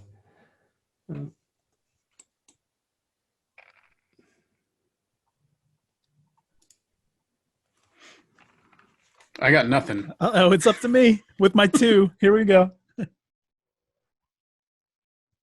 Oh, nobody. Wow. Good news. That's awesome. No, that's totally fine. So you guys You don't want are- to see it coming anyway. No, you don't want to see it coming. So you guys are chucking your way up, for ha-has, because I'm old school. Can I have a marching order? A what now? A marching order. Who's first? Who's second? Who's third? Oh, well, I already said that I was taking point out of, we'll call it eagerness. I would like to be in the middle because I want a meat shield at each end. That's fine. And I'd like to be eaten from behind. Let me rephrase that. Yeah. just Let's make sure rephrase to that. take the nappies off No. Someone capture that as a soundbite. That's my new ringtone. Yeah. Awesome. So it comes running up. Okay. All right, great. So you guys are chucking up these stairs, and you get 1 level. You have to go 3. You get 1 level up, and as you guys are hauling ass up these stairs, you come rounding this corner, and there are 3 humanoids. So there are 3 creatures standing in front of you, and they all are humanoid in shape. I mean, they have 2 legs, 2 arms, and in an area that looks like it could be a head. But these creatures are covered head to toe in this pulsing blue gray fungus. They've got mushrooms that are sprouting all over them, and there's even like a little wispy cloud of like spores around them. But as you guys come kind of rushing up, you kind of run up into this trio of them, and they lurch forward to attack you guys. So first off, seeing these creatures is freaky. So all 3 of you each gain 1 stress. So that'll Sure. be 1 for the captain, 1 for Og, and his first stress. And now they kind of caught you unaware. So I'm going to get a free first attack, and then after that we'll go into proper combat order, and I will describe combat when that comes up. But for each of my creatures, combat in this game, I guess I have I shared the action table with everyone? Did everyone get the action table? I think so. Yes, you did. I don't think I got it. No. All right, I'm gonna download that to our drive here, or to our Discord that we're sharing. While you're doing that, can I ask what the story points do? Story points. Great question.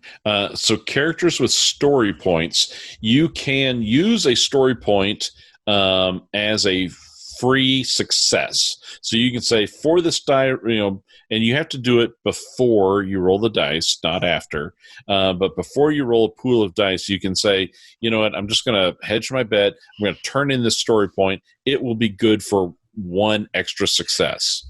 And then you roll the dice, and it'll be, however many you rolled in your dice, plus the one for the story point. I am going to do something slightly different if you guys want to do this, which is if you've accumulated 2 story points, you haven't spent them yet, you could always turn in 2 story points at the same time and gain a new talent.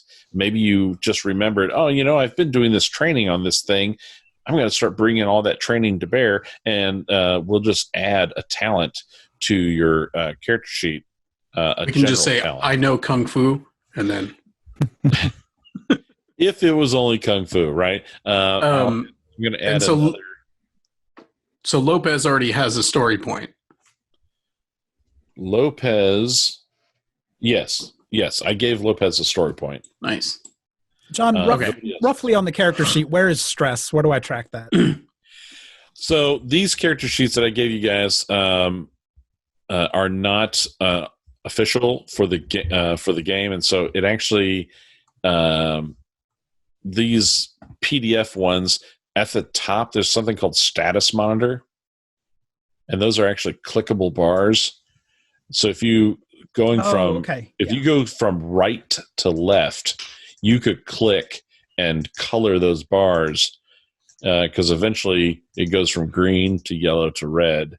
You could color those bars and track your stress that way, or you can just keep it on a sheet of paper. That's what I've done. Thank you. That works. Cool. All right. So we were about to get eaten by fungus monsters. Yeah. So there's delight. I mean, my fungus monsters, they have a speed of 2, and so because of that, they each can do 2 actions per speed point. So they'll actually get 4 actions. But I've shared an action table with you guys, so that will you'll get a little sense of the way the action tables work. And how far away are they?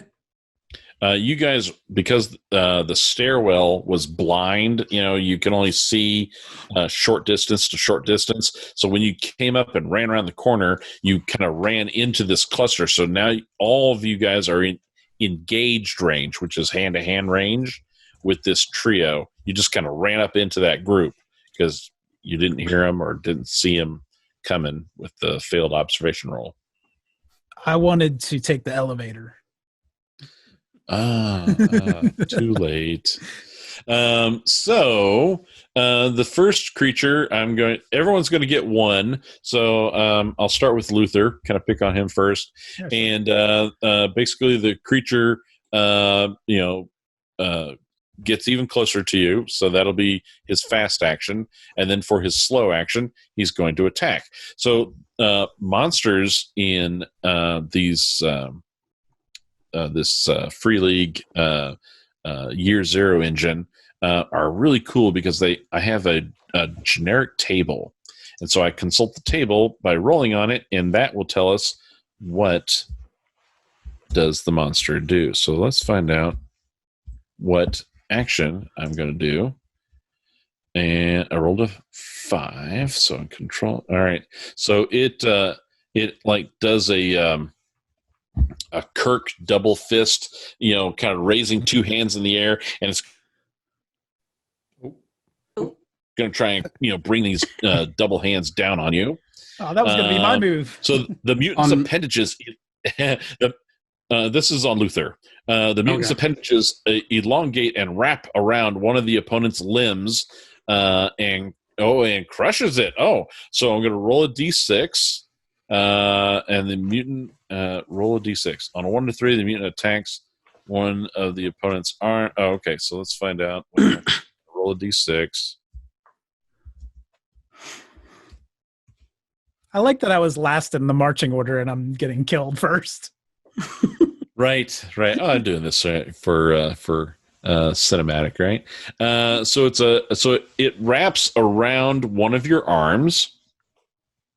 Now that it is wrapped around one of your arms, I'm going to roll 10 base dice, damage 1. If the mutant inflicts any damage, it automatically inflicts critical injury 36 on an arm or critical injury 41 on a leg.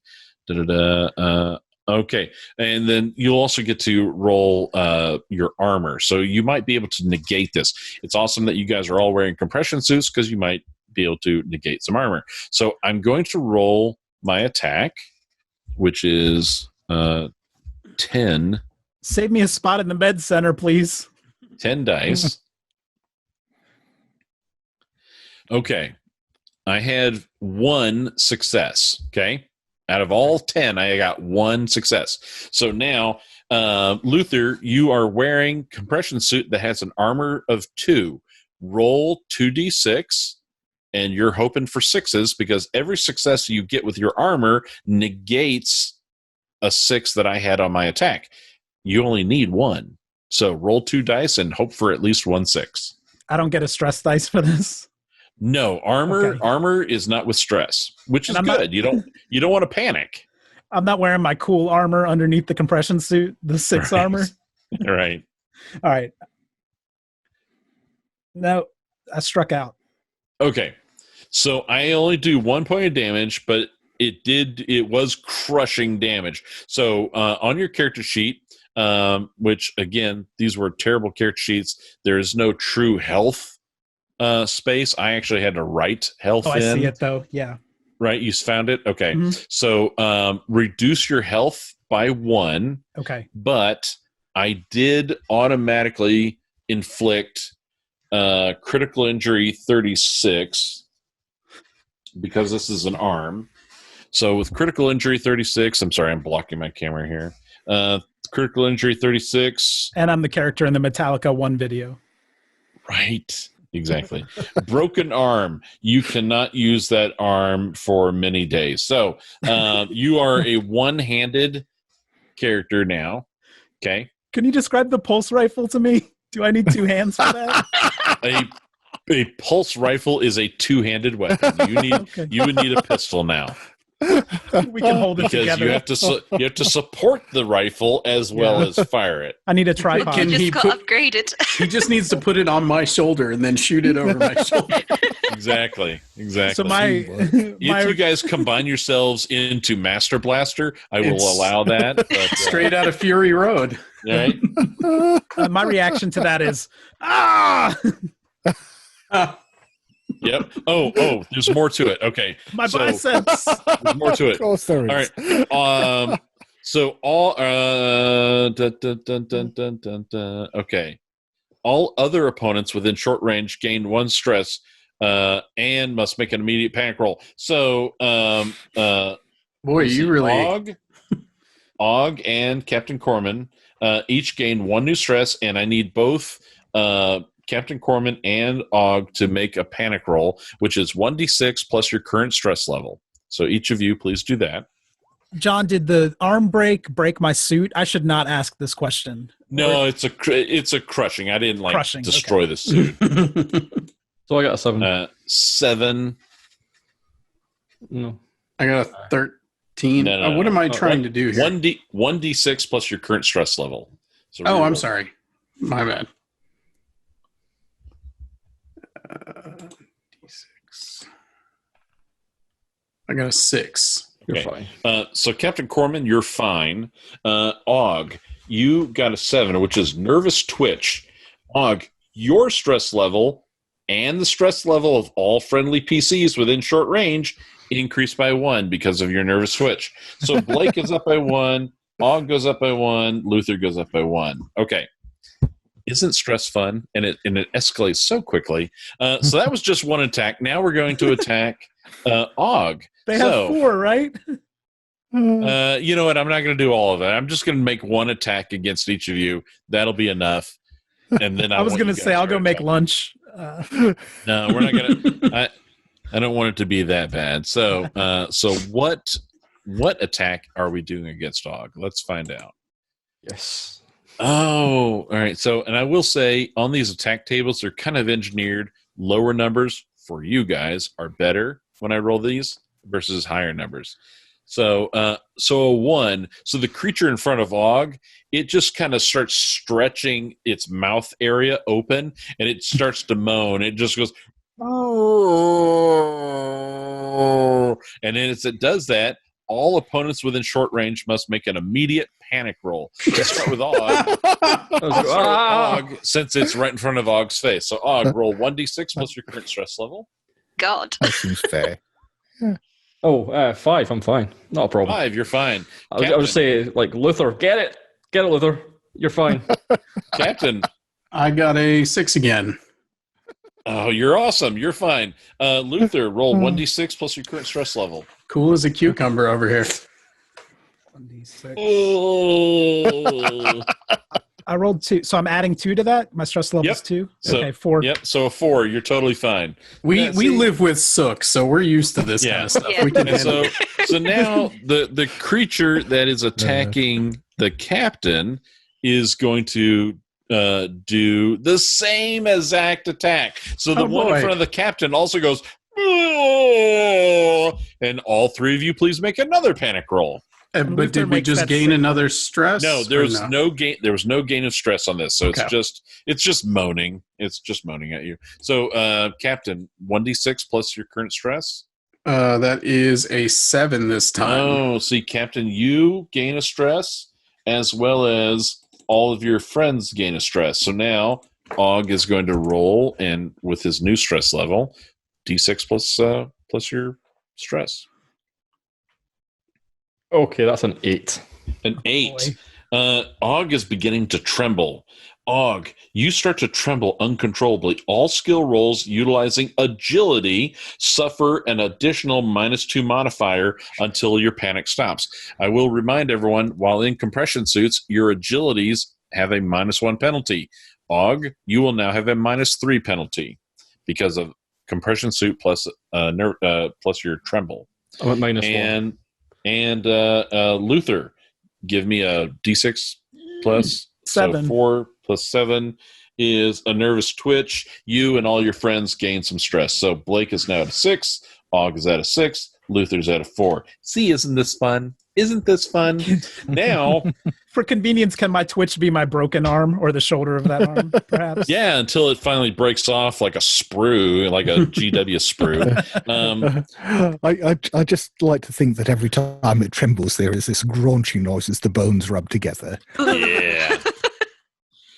So an alien has a really kind of, I think, a cool initiative mechanic. So I have 10 cards here, and I'm going to just kind of shuffle them up, and I'm going to assign each of you a card, and this number is your initiative number.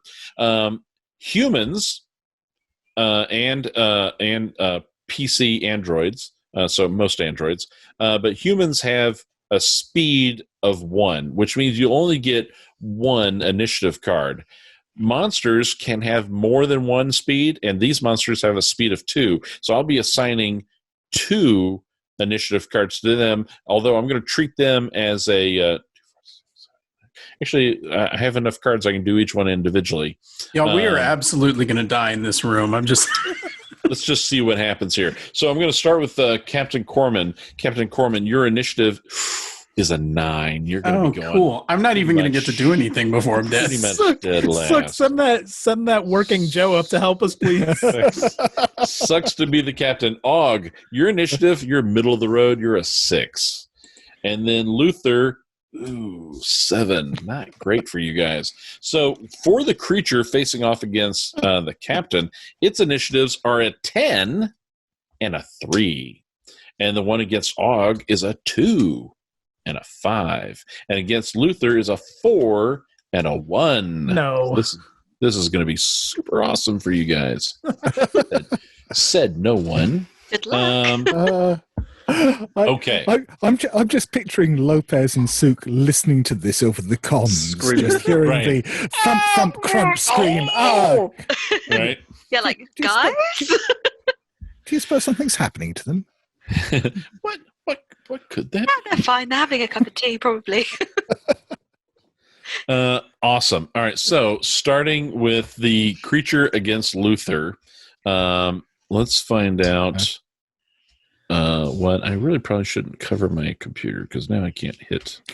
Can I offer my already broken arm for further damage?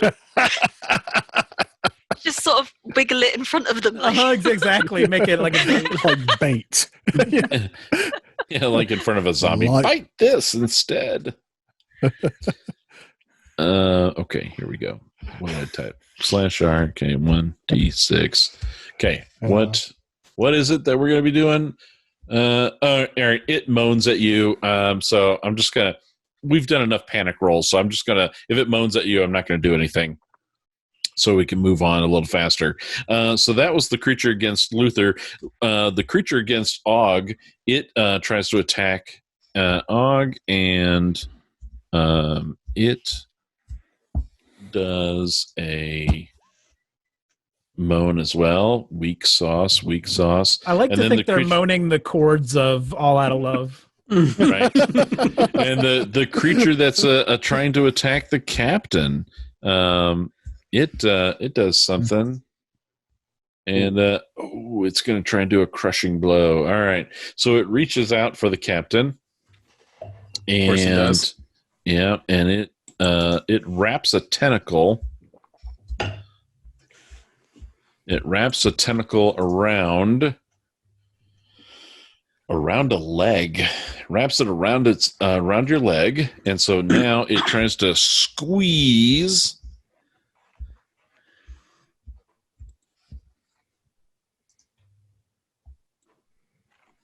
Oh God, Jesus! Oh, that's nasty. All right.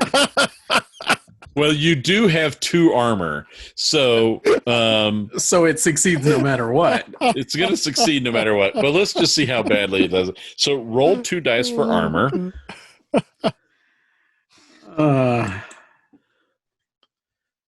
Call of Cthulhu's like a picnic. Hey, I saved one of them. You did save one. So on your health, did you see where your health is on your character sheet? I did not, actually. I was going to ask you about that. All right. So just on a scratch piece of paper, what is your strength? 3. Okay. So you have 3 health. So just on a piece of paper, scratch off 2 of them. You're down to 1 health. And you have been inflicted with critical injury 41. Captain, maybe we can tie our bodies together. Which is you have a broken leg, and so that cool. leg is. You have a tie the leg and the arm together, and then run at it. Yes, just hop towards it, and then you can knock it over. Yeah. Oh, tie us together. No, I think what we need to do here is like a Chewie and 3PO situation where we strap me to your back. Yes, and I'm your arms. And you can operate the pulse and you're rifle. the legs. Yes. I'll give me the pulse rifle. Actually, can you give me the pulse rifle? Yeah, I can't use it. He can. Yeah. Can I use the pistol at least? Yes, you guys can trade weapons. It's totally fine. I love it. So, and I will just say this is a playtest, so I may have made him a little too powerful. We'll see what happens. I'm totally open for suggestions here, and there may be too many. I feel like we're going to win this battle, actually, John. Yeah, I feel totally confident about this. You forgot how many grenades he has, right? But you're in a small space, right? I have one for each of you. That's for sure. But I'll just take them because I can't run away. To be fair, if you do the TPK rather than the monsters doing the TPK, isn't that a win for you guys? Right. True. So the one facing off against the one facing off against Luther moans at him again, and then there's the one that's facing off against Og. Break Og's neck so that we're well rounded.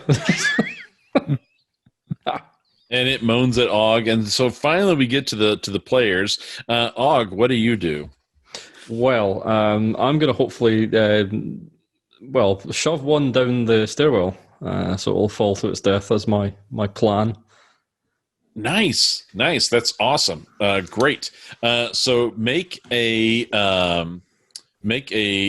close combat attack, which is close combat. So you have a strength skill called close combat, so roll that. So it's with my stress die as well, right? With your stress die, yep. 6, So 12. There you go.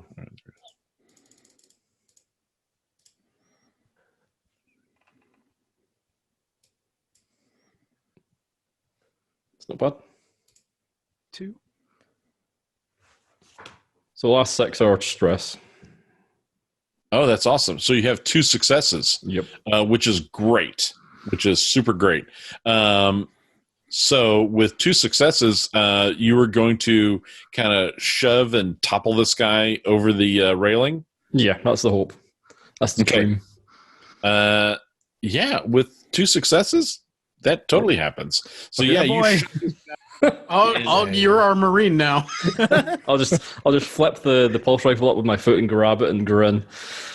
And yeah, this creature, just kind of, he starts to, because it's fairly mindless, and it kind of rolls with the punches, and it just kind of disappears as it's falling further and further down. So number 7 is Luther. What do you do? Did we already trade weapons, or is that going to happen after this is done? It sounds like Og just grabbed your pulse rifle, which I'm on board with. Oh, okay. Yep. So I have nothing? When he was flexing on that. Are you sure you want to leave me with only grenades? Oh, well, you can have it if you want. I mean, I've got. Well, it's not like you can use the pulse rifle. I was going to try to use it as like a billy club. Sure, if you want to have it, it's fine. I've got -1 on range combat, so. Can I do like a melee attack with the pulse rifle? Pistol whip kind of thing with the giant gun? Yeah, it won't change anything. It'll just be a close combat attack. Okay. And after seeing what Og did, I'll also try to direct it down the stairs with that blow. Yeah, let's do that. Make a close combat attack. Okay. I just need to check. I have 3 close combat and 5 strength. So that's going to be 8 dice plus current stress, which 4. according to my record, you have 4. Yep. So 12d6. Yep. I got 2 6s. But you also have a panic. One of your final 4 dice is a.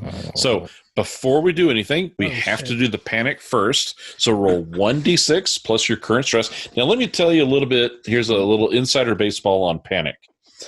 On the panic table, which is 1d6 plus your current stress, as long as your final result is a 9 or less, you're fine. Fine in the case of you can both panic and have a successful action. In this case, it's a successful attack. If your panic roll is a 10 or higher, the panicking overrides any successes you had, and you panic only and negate any successes. So this die roll could possibly negate your 2 6s if you roll too high. So roll 1. I have to roll 5d6. Is that right? No. Roll. Just add it like arithmetic. And you add it. Right. So yeah, 1d6. I was like, my chances are very 4. light if that's how it works. Okay. 1d6 plus 4. Okay, so 5. Ooh, nice. Yeah, you're a little nervous, but you're totally fine, and you do pitch that dude over the rail, and he disappears into the void. Hoo-ah. And then we get to Captain Corbin. Okay, so I'm not so great with the close combat. I like the idea, but I don't know if that would work. Can I ask a question? Do I have a good concept of how bad it would be to use a grenade in this station? Well, I'm just exploring my options. I'm not saying I'm doing this. I would say if the grenade is any type of concussive, explosive grenade, just by the fact that you're less than 5 feet from this thing, probably not a good idea. If it's a smoke grenade, should be fine. Well, I was just thinking, if it did one of those moaning attacks, can I shove one of those grenades down its throat? Would that sort of absorb the... I love that idea. I mean, just being creative. Can I give him an electroshock grenade for that? Ooh, electroshock. God. I didn't even know that was an option. I mean, if you wanted do you to maybe... really want to put your hand in its mouth? Is that right? Go for that? Like, We're in survival mode at this point. I would allow you to maybe with your own hand, try and push the grenade into its mossy fungal body if you want to try and do that. And I'm but the captain now. that would probably also be a close combat attack, wouldn't it? It would. Okay, well then why risk it? And can I use my gun if I'm engaged? Am I too close to fire my pistol? When you're in engaged range, you're too close for the pistol. Yes. Well, then I suppose I have no option but to try and do the awesomeness that the other guys did and toss mine over the stairs, even though that is clearly not my strength. If you wanted to try and get a little bit of distance and then shoot it, you could try and do a mobility roll first to move, but I'm going to penalize you -2 because of your broken leg. You could try and do a mobility roll first, and then you'd be at close range, which is not engaged. You'd be at close range and shoot it. No, we're just going to do the combat because that would be a 1d6 on the mobility roll if I did that. So I wish I could toss him and then he could shoot like while he's being tossed. How tall are you? Are you under 3 feet? No. I was give you my stats. All right, I'm just gonna try the close combat attack and see if I can throw mine down the stairs too. All right. So I just roll. In my case, just my strength, right? Because I have 0 close combat. It would just be strength. Do I roll my stress dice? Yes. Oh, well, I got a lot of them. See? Stress can be helpful. You got 6 stress if I'm keeping my records right. Okay, I believe you. 6d6. Oh, wait, no, I need 9d6. Okay, here goes. With only 3 of them being base. Right. Nice. All right. Okay. So I got 3 successes and a panic. Yep. So we're going to do the panic first. Okay. Because the panic might override your successes. So 1d6 plus your 6. current stress level, which for you is pretty high. Uh-huh. All right. Yep. Okay, so our that's total is a a 10. 10 is the magic number. So you freeze. You freeze. You're frozen in fear or from stress for 1 round, losing your next slow action. Your stress level and the stress level of all PCs within short range of you increases by 1. So Blake is at a 7, Og is at a 7, Luther's at a 5. Over the comms, can we start calling Lopez Captain Lopez? What Sook? Do you really want Sook to be your captain? Luther, I was also thinking, I mean, with all the commotion that's going on over the comms, we've got to try to get some cameras that are going to pick up what's going on because Yeah, I guess. Lopez and I need to get some idea of what's happening. Yeah, I think the minute that the commotion starts on the cameras, after I've done my thing, I'm going to immediately go back into the room with Sook and be like, "What the hell is going on?" And you guys are in your compression suits with the heads-up displays. I'm going to say that the cameras on their helmets turn on, and you guys are getting a live feed. And of course, it's handy cam jiggling, live feed. Everything's bouncing, but you're getting a live feed of seeing from what these guys are doing. It feels like it's totally in your face, like it's very immersive television. It's so immersive that Lopez and Sook each gain 1 stress. Oh God! I thought they were going to go to the popcorn stand. How many stress do you get? And then is there a limit of how much stress that you get? No, what would be the fun in limiting your stress? There's no ceiling for this, So right? it's not like 2020. Cthulhu Dark, where if you get to 6, you have a heart attack and die. It's just No. okay. No, I won't let you Morgan. die from just a plain heart attack. Come on.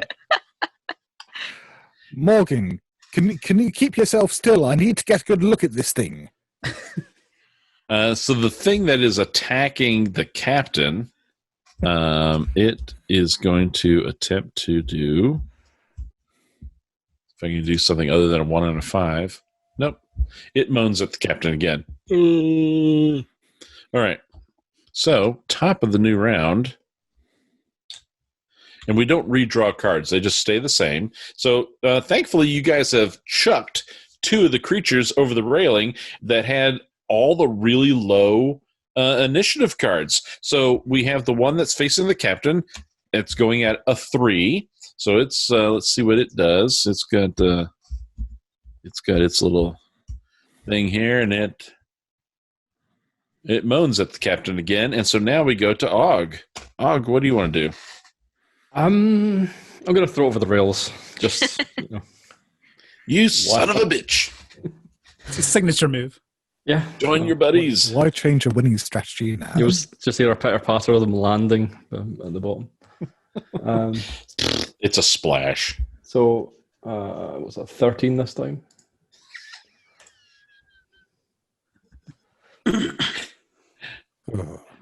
There you go.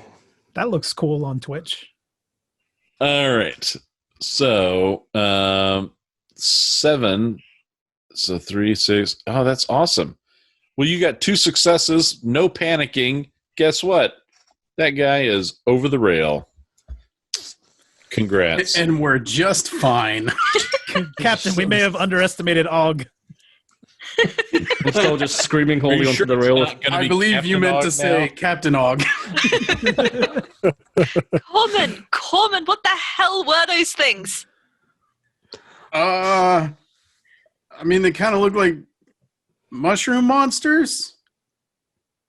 Right, guys? Mushroom monsters? Is that how you'd call that? Bring. Personal question. I'll tell you what. Bring any injured down to the clinic, and Oh, they're coming down. If you can maintain some containment, see whether you can get a sample for me as well. Oh, I thought you wanted the injured spore people and not us. Oh. No, I'm not a monster. Of course I'm going to treat your injuries, but I do need a sample of one of those creatures. I'm going to take my pistol and I'm going to click the safety off.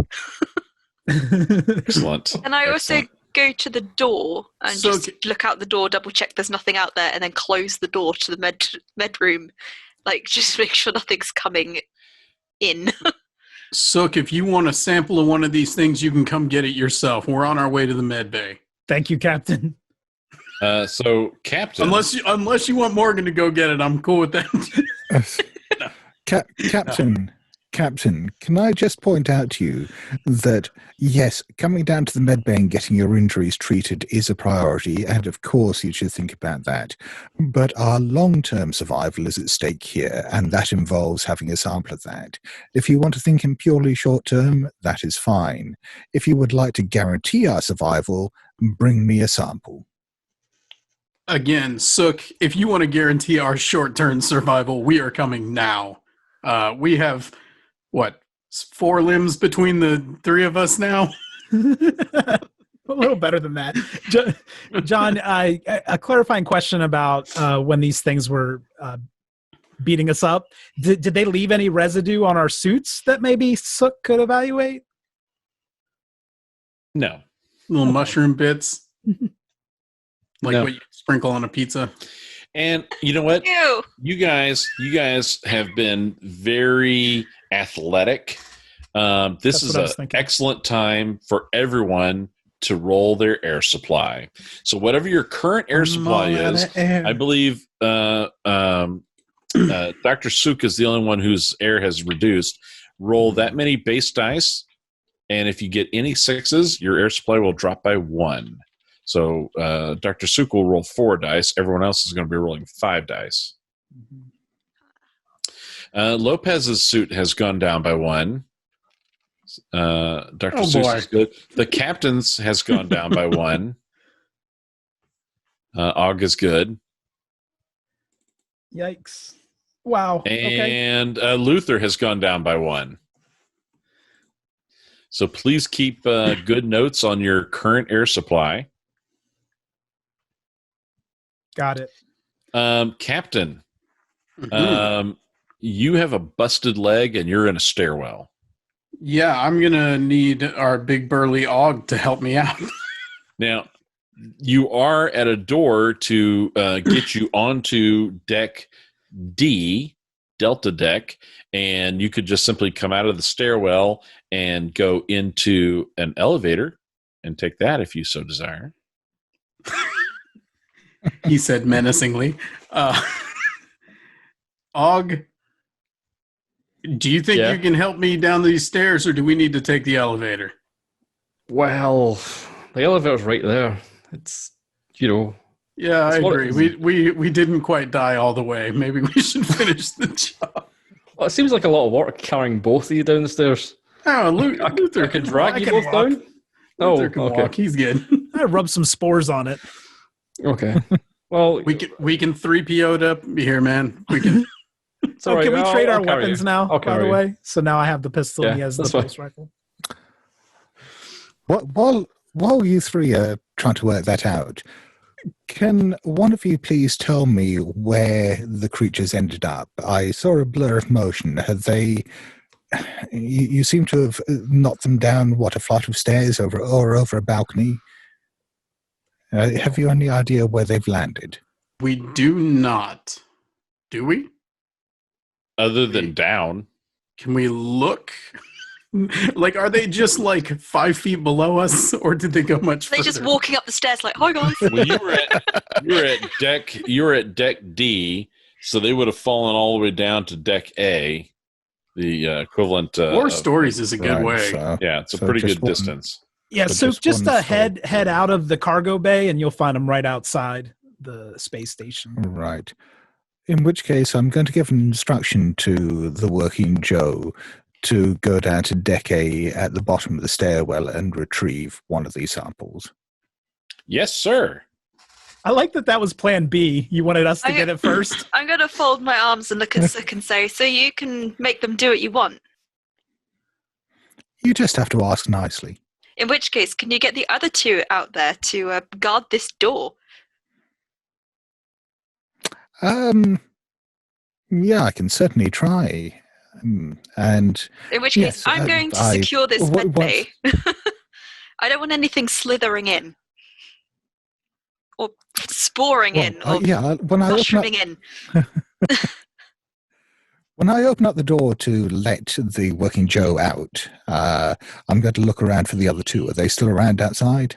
They seem to have moved off onto other occupations or other job duties, so they're no longer in sight. Great.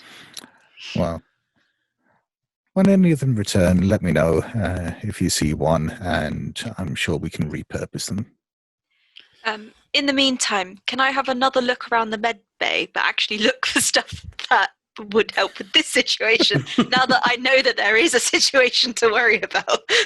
Yeah. So while you're checking out the med area, what is Dr. Sook going to do? Dr. Sook will... Yeah, Dr. Sook will look at the various monitors and try to work out the location of as many working Joes as possible, because it seems like the best solution at the moment is to gather as many as possible, reprogram them, and turn them into an army. Okay. So Dr. Sook can do a Comtech roll to electronically search for them, and Ursula can do an observation roll as she starts searching through the med bay. Well, actually, what it occurs to me is an even better idea is just simply to try to find some way of controlling the PA and command them to come here by voice. Ah, okay. Yeah, same thing. It'll be a Comtech roll. Yeah. I got Okay. none, and the last 4 in my stress. So, is this something that you want to push or no? But 4 stress. But 'Cause if you technically, push, the stress is limitless, so it's right. So if you push, remember the mechanic is gain a stress and roll again. So if you push, you'll be rolling 10 dice. Half of them are stress. Push the roll. I'm going to push the roll because somebody whispered it. And don't forget that you do have a story point. I do want to interject because this is something that you would know. You have picked up some other items, and if you were to take any kind of beneficial item that you may have found, I'm going to say that it would give you a +2 on any agility rolls for a period of time, just as an FYI, if you should ever need it. Sure. In which case, I'll push the stress on this one. Okay. So roll So 10 you've gained your 5th. Yep. So roll 10. So Nice. 1, 2, 3, Nice. and the last 5 are the stress. Yeah. So, And then how did Dr. Sook's roll go? I'm just rolling now. So the last 4 of the stress. So that's only 1 success, no stress. You know what? I'm going to push that roll. I like it. push So- the rolls. Push the Now rolls. you'll have 5 stress, and you'll just roll 11 dice again because you're going to keep the 6. So just roll 11. Brilliant. Yeah. Okay. Because all that's those 2 ones are successes base then, dice. as- Yeah. So total of 2 successes. Good. So with your PA, you are able to kind of call out and request that all working Joes within the sound of your voice please assemble at the Report. St. Luke's. Yeah, report At the to clinic. St. Luke's. And Ursula, as you're looking around, trying to find anything that might be good or helpful and useful for the situation that you're in, which does seem dire. You do find like a section, and these would have been like metal rods that could have been holding up IV bags and stuff, and so you can kind of disassemble those and turn them into truncheons, right? So you got some metal sticks that are good clubs, solid clubs for self-defense if you need it, in case you run out of bullets, right? But as you come into this room, and you're like, oh, hey, this looks handy. I could use this. You come into a room. It was a darkened room. You turn on the lights, and 2 people who were standing in the room, they turn and look at you, and they're like, and they try and talk to you, but unsuccessfully. I want to actually put something. If I put something, an image, in our shared Discord, would you be able to grab it and put it on the and show it out? Yes. Okay. Because I only had time to draw one thing. So I drew this. Is it a PDF? Maybe I spoke too soon. It is a It's not. PDF. Oh, Oh, it's not it's a JPEG. Is that bad news? I might be able to open this anyway. Let me see. Can I ask, while you're doing that, does one of them look like Consuela? Yes. Oh, God. Okay. So gain a stress for finding I'm Consuela. on 6 stress already. God. Yep. Can I basically just raise the pistol up and say, Consuela, what the hell is going on? So when when you see her throat looks distended, and her mouth looks like it's overly full of fungus and mushrooms, and her eyes are just these black orbs, and you can see more fungus like pouring out of her ear and kind of sitting on a shoulder and kind of drooping down and dripping onto the floor from her shoulder. And as these creatures kind of try and talk to you, they're like coughing out words or sounds, and as they're coughing this out, their flecks of fungus and mold are just kind of flecking out from their mouth. Is there a door? Can I slam the door closed, like for the room, and maybe try and lock it? Yeah, jam it shut? It's one of these like doors for gurneys to pass through, so they flop back and forth open, either way, so they don't lock, right? They just kind of. Do they have handles or anything? So could They're just flat panels. Okay. Sook, I got you some samples. And the I'm gonna shoot one. The things are coming. Well, so this is a great time. You are going to enter into combat with these things. I will say that these are not as nasty as what the captain and crew were facing. So, and the viewers did get to see that that's drawing. good. They did get to see it. Yes. Okay. That was my Booker art, so hopefully you guys enjoyed it. All right. So, Ursula, you have an initiative of 6. Very middle of the road. And thankfully for you, these creatures only have a speed of 1. So, creature A has an initiative of 10, and creature B has an initiative of 4. All right. So, the creatures are stumbling towards you.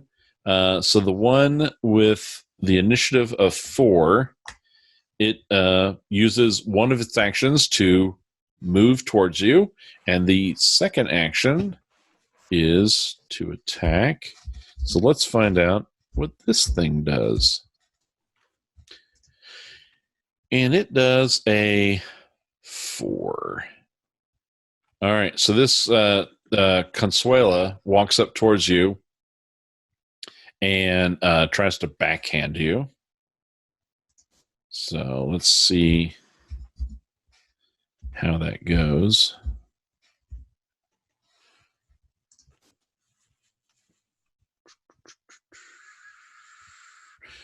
One hit. So you may roll your armor. You have your compression suit has 2 armor. So roll 2 dice, 2 base dice. No stress, just the 2 base. With no successes. So I did hit you for 1 point of damage. So do you see your health on your character sheet? Yeah. Okay. Reduce that by 1. So you what was your health? 3. Okay, so you're down to a 2, and now it is your attack. Now you can attack, you can run away, whatever you want to do. Can I shoot her in the head? Yeah. Yeah, shoot her in the head. And run if you want. Yeah, I'll shoot her in the head, and then I'll try and dodge back. How do I shoot? Is it? So we'll do that in reverse order. So run first, and then shoot after you get some distance. Yeah, run back and shoot. All right. So shooting is going to be ranged combat. Okay. So I can look at your character sheet. It's 7 plus my 6 stress. Right now, also ranged combat falls under the skill of agility or the ability of agility. So you do have a 5 and 2 for 7, but because you're wearing your compression suit, you have a -1 agility. So your base dice will now be a 6. So you'll have 6 base dice plus 6 stress dice. So you're going to roll 12 dice. Sorry, Consuela. Ooh, D20, roll 20 is just having a little moment. I think it's thinking 12 dice. What are you asking me to do, woman? So I think it's it says rolling the dice. There we go. All right. Okay. 2 successes. Pretty nice. You do have. So it doesn't matter how many of your stress dice have 1s, which in this case you do have 2 of them. It doesn't matter that you have 2. You have at least 1. So roll a panic before we do anything because it's possible that your panic might override anything. So 1d6 plus your current stress level of 6. Oh, God.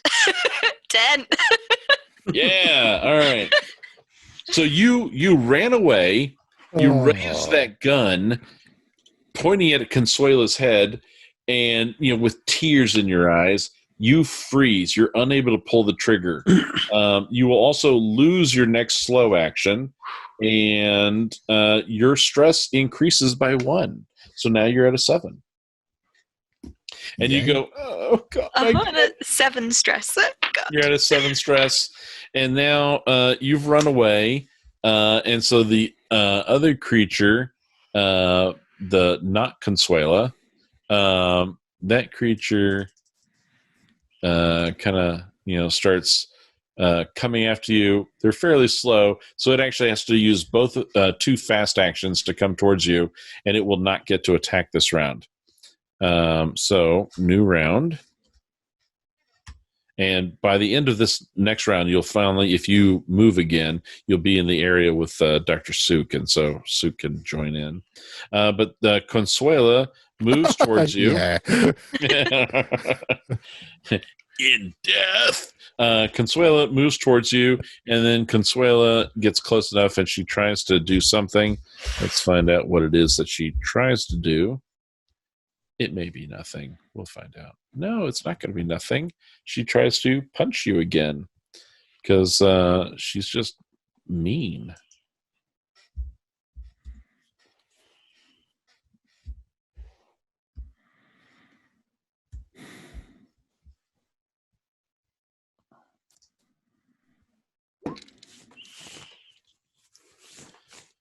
She did get 1 hit.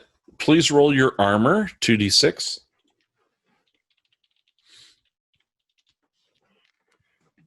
Yes, 1. Your armor deflects it. You take 0 damage. What do you do to attack back? You want to run again? Oh, you do lose your slow action because you froze last round. So you only have a fast action available to you. Okay. Or you could do 2 fast actions. So you can run twice to get away. Okay. I will run back out towards Suk, and I'll say 2 of them, and then I'll run again. All right. Ursula runs into your area, and she says, they're coming! And I've just given Dr. Suk an initiative card of 7. So, Suk, what do you want to do? Run. They're not here yet. Run. Go get your samples. Yeah, at the moment, my samples are a bit too ambulatory for me to do science, so I'm going to run. All right. So where do you and Lopez want to be running to? Way! Out the door. Yeah, out the door. Well, actually, Okay. I mean, we're in. Hang on, I'll need to take a look at the map first, just to double check. But There's a marshal's office. I'm guessing there would be weaponry in a marshal's office. Well, more importantly, there'll be lockable doors. And cells. I think yes.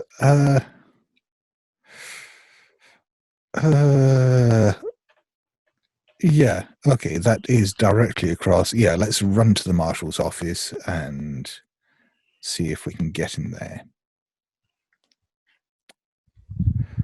All right. Okay, so yeah, Suk is just throwing up at the door and assuming that Lopez is following and legging it straight out towards the marshal's office. Absolutely. Totally easy to do. The marshal's office is unlocked, and you are able to get inside. And as you run out into the plaza area, that open area in the center, and you're dashing across towards the marshal's office, there are 2 working Joes that were in the plaza. They were walking towards the hospital, the clinic, and they, they're still, I mean, their instructions are to go to the clinic. So they're still, going to the clinic, but they do, turn their heads and watch you guys run into the marshal's office. And then they continue their slow, purposeful walking towards the clinic. Okay. With any luck, they'll get in the way.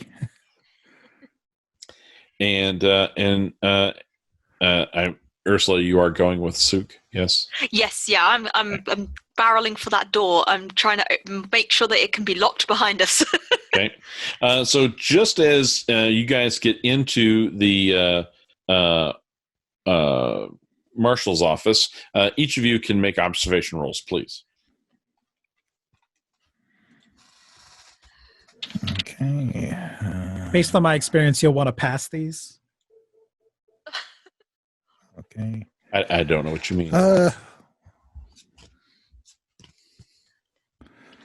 Okay, well, I'm rolling 13 dice. I'm also rolling 11. Okay, I got 4 successes. Brilliant. It's good to be stressed. And yeah, I've got 2 successes and Bunch of And ones. one of my, you are starting in to fact, panic. So two of my stress dice. Yeah. roll 1d6 plus your current stress level.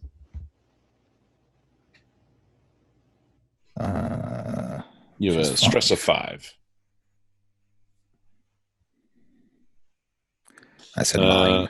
All right. What were you carrying? My wits. All right. With nothing in yeah, hand, you have nothing to drop. So you're good to go. But as Okay. both of you, and a 9 is at that level where you're still able to panic and be successful. So as the two of you run into the marshal's office and you're shutting the door, just as your door is shutting, you hear the elevator ding as the car has arrived to this floor. So you guys shut the door and then ding.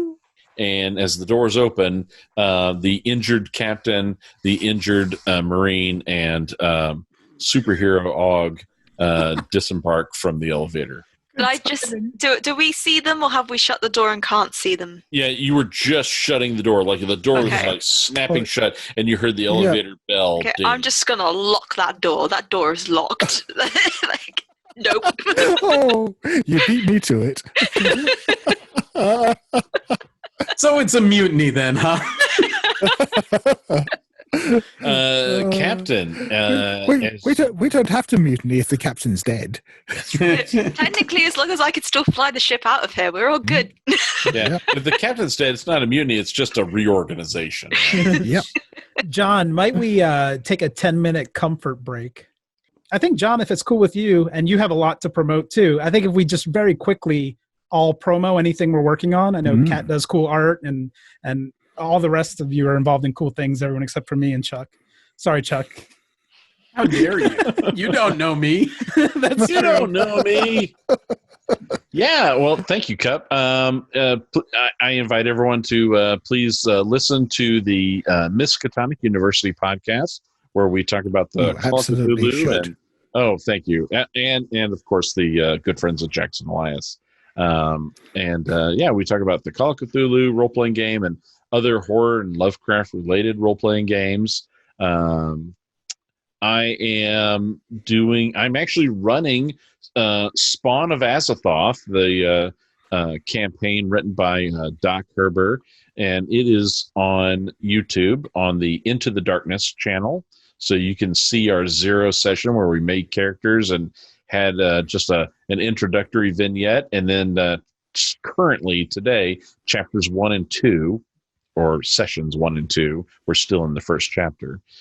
Sessions 1 and 2 are posted, and that's going really well. It's a nice slow burn kind of mystery, and I'm doing this, and I've got stuff that I've written that's out there with Chaosium, so it's on Drive Through RPG and stuff like that. So check it out.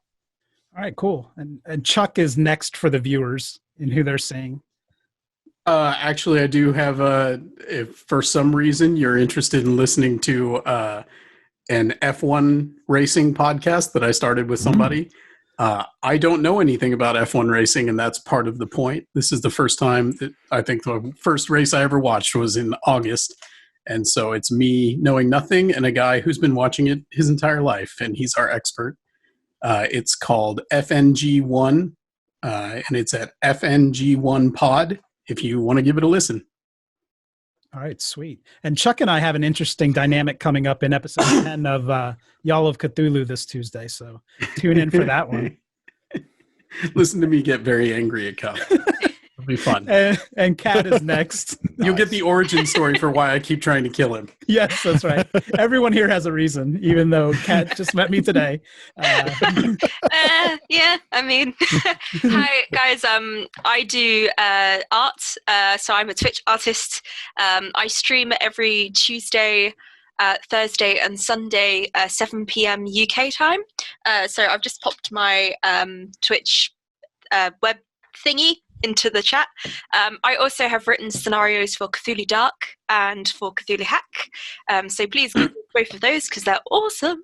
And I do writing for horror, and I like to run horror too. So if you want to play a game, or you want a game written, or you just generally want to talk horror RPGs, then I am available. So yeah. Sweet. I'm next, and since Kat mentioned Cthulhu Dark, check out our Fairyland arc, which was Cthulhu Dark that Scott ran for us, and Chuck was in that as well. And also Call of Cthulhu, we just released Unland, which is a 3-part miniseries with How We Roll podcast, and Scott was the keeper for that, and that was ridiculous fun. So Ain't Slayed Nobody on all podcast platforms. And next is Graham. Hi, I run RPG Nook, which is a YouTube channel that goes through how to write Call of Cthulhu scenarios and helps you do handouts and maps and that sort of thing. And we also review scenarios as well. All right, it was RPG Nook. You cut out very briefly. RPG Nook. Okay, perfect. And Scott, last but certainly not least. I'm least. Well, thank you, Cap. Yes, well, I do a lot of podcasting, as well as the guest spots that Cap mentioned on Ain't Slayed Nobody. I'm a regular cast member on the How We Roll podcast, where I'm running the Two-Headed Serpent for Pop Cthulhu for them at the moment. And we've been playing some Cult, which has been a lot of fun. And my main gig, I suppose, is as co-host of the Good Friends of Jackson Elias, where we talk about Call of Cthulhu, horror films, weird fiction, and all sorts of other cool stuff. And yeah, I mean, I occasionally write stuff, but I don't really have anything to plug at the moment, so I shan't. Good. And I can't emphasize enough that you should listen to both of those shows, Good Friends of Jackson Elias and the Miskatonic University podcast. Both incredible if you're into horror or Cthulhu at all. So thank you, everyone. Thank you, John, for indulging us with that. And we'll turn it back over. All right. So the elevator dings, and Captain Corman, you and Og and Luther start to stumble out. And I'm picturing that both Og and Luther are supporting you, Captain, as you're kind of hopping out with one good leg and one broken leg. And so as you guys kind of exit out of the elevator, you can see a pair of Working Joe androids turn and look at you guys as their attention was caught by the elevator, and with that ding, they both stopped in mid stride and turned to look at you guys, kind of assessed you for about a one count for about a second, and then returned their vision and attention to St. Luke's, the clinic, and they continued to walk towards the clinic. I'm going to wave at the Joes.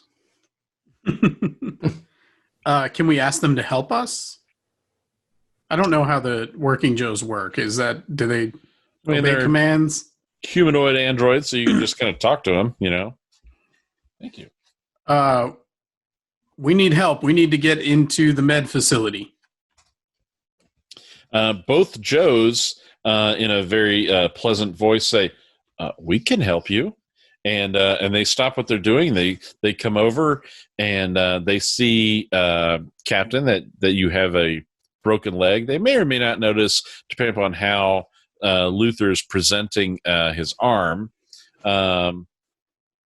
But they walk up and they can clearly see that the captain is injured, and they say, "Sir, your leg is broken. Allow us to help you get to the clinic." Okay, and I don't know what, drape myself over their shoulders. Yeah, and as you kind of allow them to get under and support you, they also with their other arm cradle your legs, and they between the two of them they lift you up off the ground, and they start. And it's walking. positively adorable. Yeah, they start walking in perfect unison, and it's like you're on a litter, and they're just kind of carrying you straight to the clinic. You should be all fine, right? You'll be fine. How are you guys with a pulse rifle? To the Joes, right? Yeah. I'm afraid I don't understand your query. No, don't worry about it. We got it. Luther's going to follow this parade, hoping that after they attend to the captain, he can get his arm fixed up. Okay. Did we see the marshal's office door shut at all? No. The way the elevator doors are formed or facing, that would have been behind you. All right. Okay. So I'll just follow them to the med bay. Okay. So as you get to the doors, and the Joes are carrying the captain, the doors open just before you guys get to him, and these two people walk out, a man and a woman, and they both look very sick. Both of them, their throats are engorged as they're over full. Their mouths are open and they can't close because their mouths are over full with fungus and mushrooms and stuff, mold inside their mouths, dribbling down their lips. Mold is pouring out of their ears and falling onto their shoulders and dripping down their clothing. And as they kind of start walking towards you, their eyes are just black orbs, and they're trying to speak, but no words come out, as just flecks of mold and fungus are just kind of being flecked out of their mouths. But the doors just kind of open up as y'all are approaching, and they just go, oh, and they're coming towards you guys as we go into initiative again. Captain, you are not under your own leg power, and sure. So I'm going to give you an initiative card, but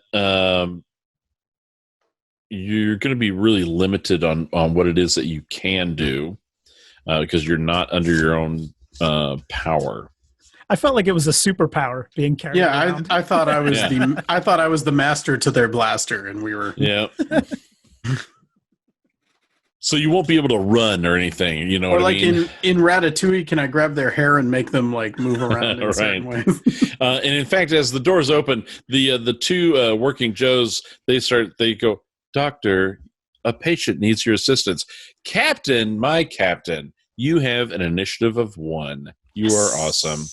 Og, you have an initiative of 8. Luther, you have an initiative of 2. Nice. You guys are going really fast. The gentleman person has a 4, and the woman has a 10. She's going last.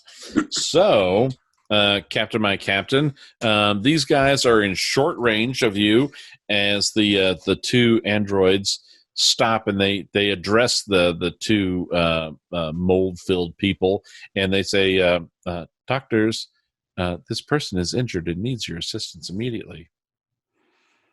And they start walking towards you, Captain. What do? You have initiative.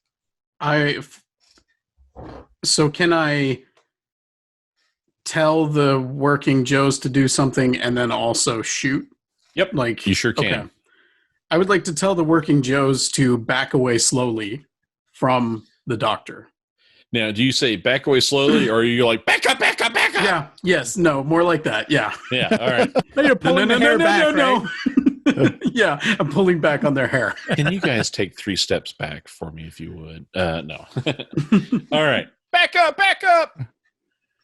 And then I pull out my pistol and fire.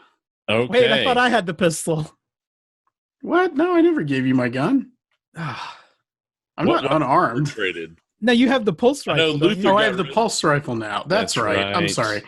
Okay, then I fire the pulse rifle, which I'm not as good at as him, but Okay. Now, pulse rifle has an automatic setting. Now, if you go full auto, Oh god. Always you go go- full auto. if you go full auto, you have the ability to shoot more than one target, but you will automatically empty the clip. do we have other clips? I'm going to say that Luther has one more clip. Then we're going to full auto for a moment. All right. I am taking no chances here. I'm right. so glad there is a metal door between us and them. Yeah, because if I could do 3 targets, Sook. You will get to shoot all. So you'll do combat against each of them in the single round because the 2 of them are within close combat of each other, close range of each other. So you can pan that much, right? If they were beyond close range, that'd be too far to pan. But they're in a tight enough formation, you could and spray them both. Yeah. So and you'll roll separate attacks for each. Okay. So the gun gives you a +1 bonus. So what is your? I guess I can look it up. I've got 3 agility and 3 ranged combat. Okay, So that's 6. 6 plus 1 is 7. +1. The bonus is a +1 for 7. You're in a compression suit, which is a -1. Sure. 6. So that brings you down to 6, and then that plus your stress. 7 stress. So I'm going to roll 13d6 Oh God. and just fill this room with bullets. Oh. Okay, let's see if we crash d20. Okay, there it is. Roll 20. A lot of ones that's a lot of ones. I got 2 successes and 3 stress panics. All right. So Okay. 2 things are going to happen. One is we knew by going into full auto you were going to empty the clip. What you didn't realize is the clip was more empty than you thought, and the clip empties on your first wave, so you're only going to shoot at one of them, and as you point the gun at the other one, it goes click, click, click, click, click, because it's already empty. So the Sweet. having a 1 or having a panic with a loaded weapon empties the clip. 2, you need to make a panic roll. So 1d6 plus your current stress level. Oh, which is minor. Yeah. No big deal. No biggie. Oh. All right, Okay, so that's a 13. Oh dear. So that will negate your successes. So you pull the trigger, and some bullets spewed out, but then it went empty. It clicked on you, and your panic is flee. You can't take it anymore. You must flee to a safe place and refuse to leave. You won't attack anyone and won't attempt anything dangerous. You are not allowed to make a retreat roll if you have an enemy at engaged range when you flee. Your stress level is decreased by 1, but every friendly PC who sees you run must make another immediate panic roll. So because of your broken legs, or leg, I won't say legs, it's leg. Right. So I'm going to erase 1 of your stress. So you're down to a 6 stress. So good on you. But did it say? And let's be honest, running away was my next move anyway, so this isn't that bad. Right. No, they just make a. So what happens is you are freaking out so much. You pull the trigger. The gun only spews out 2 bullets. Doesn't hit anybody. It goes empty. You throw the rifle to the ground, and you bodily start flipping and contorting to get out of these androids' arms, and you flop yourself to the ground, and try and start crawling away on your elbows to get away as fast as you can. And that causes Og and Luther to now each make a panic roll. So let's start with Og. God damn it, Captain. I could have done better with one arm. We don't gain any more stress, do we? It's just a straight No, stress. it's right? just a straight panic roll. Though, Sorry, from here. that's roll dice. Ooh, nice roll. Yeah, so that was one Nice. anyway. So Og so- is the rock of our group. And I rolled Right, so- 3. Yeah, so Og, you're already trembling, so this does not compound. So you're still at a -2 modifier for your agility rolls, as well as the -1 for the suit. So there's that. Your trembling still continues. And then Luther, you have 5 plus your 3 is an 8. Luther, you begin to tremble also. So you have a new -2 modifier to agility. Of course, you're also in a compression suit, which is a -1. So you'll have a -3. Both Og and Luther have -3s to their agility rolls. So that brings us to Luther. What kind of pistol are you carrying, Luther? Do you know? I think It's a service pistol. service pistol. M48 Okay. 4A3. Yep. All right. So I've got that here. So, Luther, what do you want to do? Well, my first instinct was to shoot the captain, but I think I'm going to take a shot at the male looking creature with the pistol. All right. So you can do this as your first action if you want. You're far enough away. I don't know how to run as Luther, so I'm definitely taking the shot. And let me see. So remind me So with it's the a range- pistol. Yeah, it's a ranged combat attack, which is an agility. So add up your agility plus ranged combat, which is what? 7 minus 3, right? 7 minus 3. Then take that plus your stress. That's how Okay. many dice you roll. And I have 5, so I'm going to roll 9d6. Yep. Oh, no. Oh, boy. push it. Push Can it. I push? Yeah. You better push that. I would love the opportunity to push this. Gain 1 stress. All right. So 10d6. So now you have 6. So it's actually, now it's 9, right? It's, Yeah, so it'd be 10 if I'm adding one this time, right? yeah. What is your base dice total? My base dice, I have 4 agility and 3 ranged combat. And minus 3 Oh, I see. on the agility. So 4, yeah. Sorry. I thought you had a base total of 3, not 4. Oh, right. no, 4. Yeah. All right. So roll 10 now. Oh, gosh. Oh, you got. All right. That could have been better. You had 1, but you also have a panic. So first roll your panic roll. Good Lord. Okay. Okay, so 7, right? 2 plus 5. Oh, Oh, that's, yeah. You're basically fine. Let's leave it at that. I'm basically fine. Now it's Aug's turn. No, you hit as well. Then I think that's how it works. You have a nervous twitch. So your stress and those that are friendly near you go up by 1. So the captain's back at 7. Og is at 8. And you yourself are also at 7. But you were successful and you hit. Okay.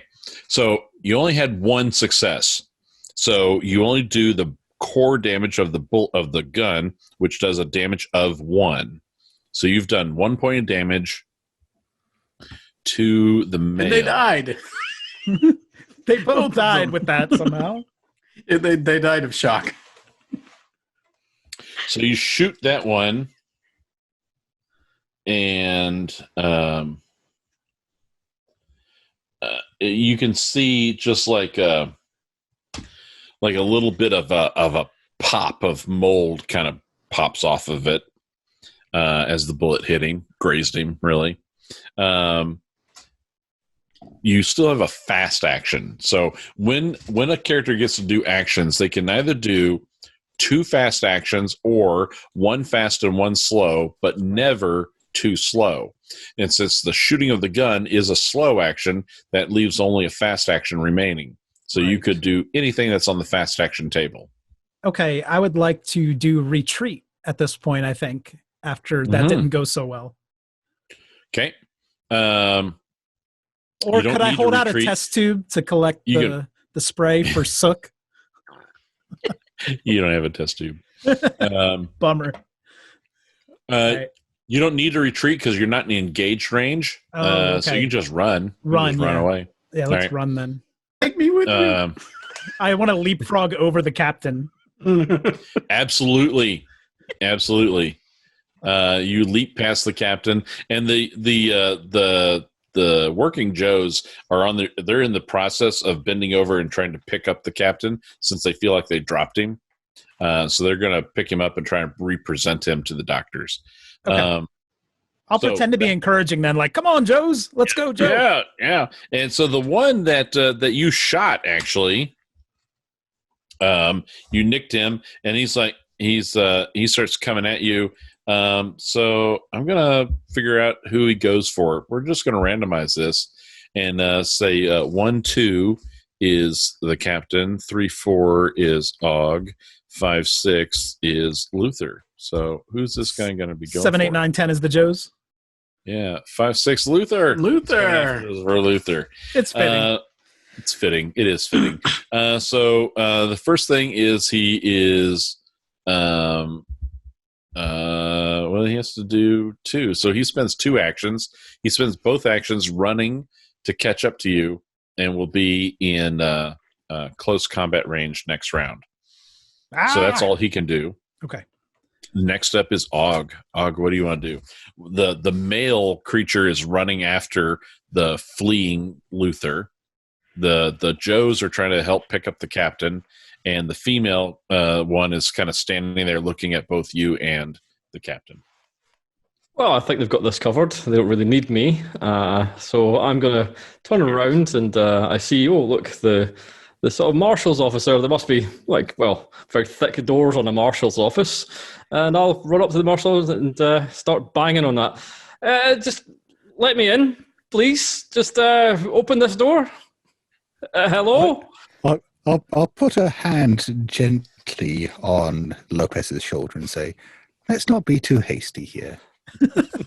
I'm just sat on the floor shaking, and I'm just sort of like, I'm gonna nod to what Sook says, open up one of the pouches on my leg, shakily pull out a stim syringe, and just stab it into my leg. Because as far as I'm concerned, yeah, sure, whatever you say, doctor, whatever you say. Yeah, absolutely. Absolutely. And you better take your environmental suit off before doing that. Nope. Yeah, right through the suit. Through the suit. I'm sorry. I've seen fungus people, monsters. I've just shot my best friend. And now I'm like, no, I need this now. I need this shit now. Ursula, with the stem, reduce your stress by 2. Whee! Ooh, can I get some of that stim? All right. No, Yells through the door. Don't bogart the stim over there. Og has run over to the doors for the Marshal's office, and so that leaves Consuela, and so Consuela moves. Her fast action is to move over to the captain, who's laying prone on the ground, and then with the captain, she will attempt signature move 4. She's been doing all day now, which is a powerful strike. So she's going to try and stomp on the captain. That doesn't sound good. Smart move. Oh, captain, my captain. Nice. Hey, Nothing happens.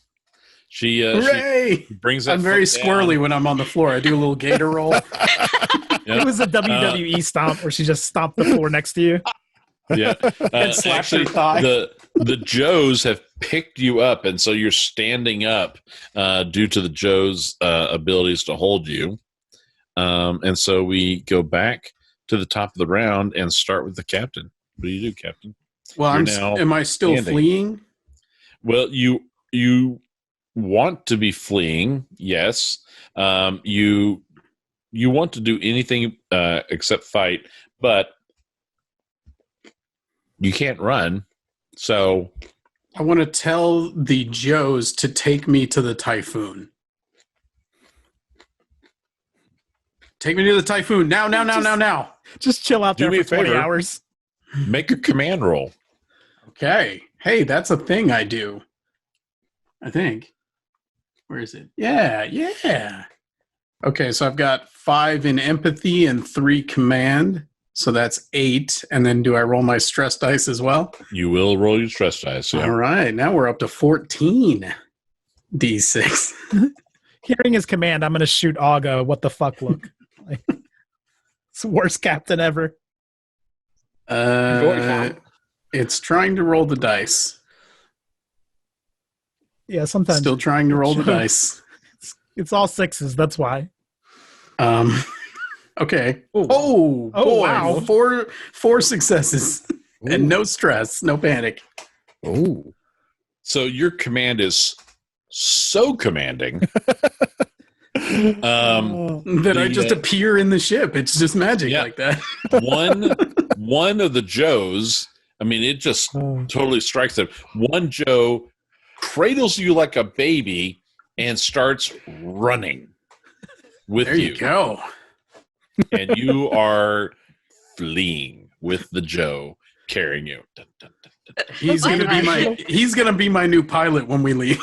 Why do I feel like it's playing like "Can you feel the love tonight"? It's going. I need a hero. That's exactly it. Captain, you That's know where the awesome. diapers are, right? He's got to be brave, and he's got to be. So Luther, what do? You run past the Luther, the male thing is basically in your face. He caught up to you. Right. So grenade doesn't make sense anymore. That was my first thought. Could I try to strangle it with my dog tags? I think that's a great idea. Yeah. Okay. Close combat. Great way for me to die. Let's see here. All right, close combat. So I'm going to do 5 strength plus 3, and all my. I want to call it insanity. Was it stress? Yep. So all that. Yep. 14. Really? Is that a thing? Okay. Yep.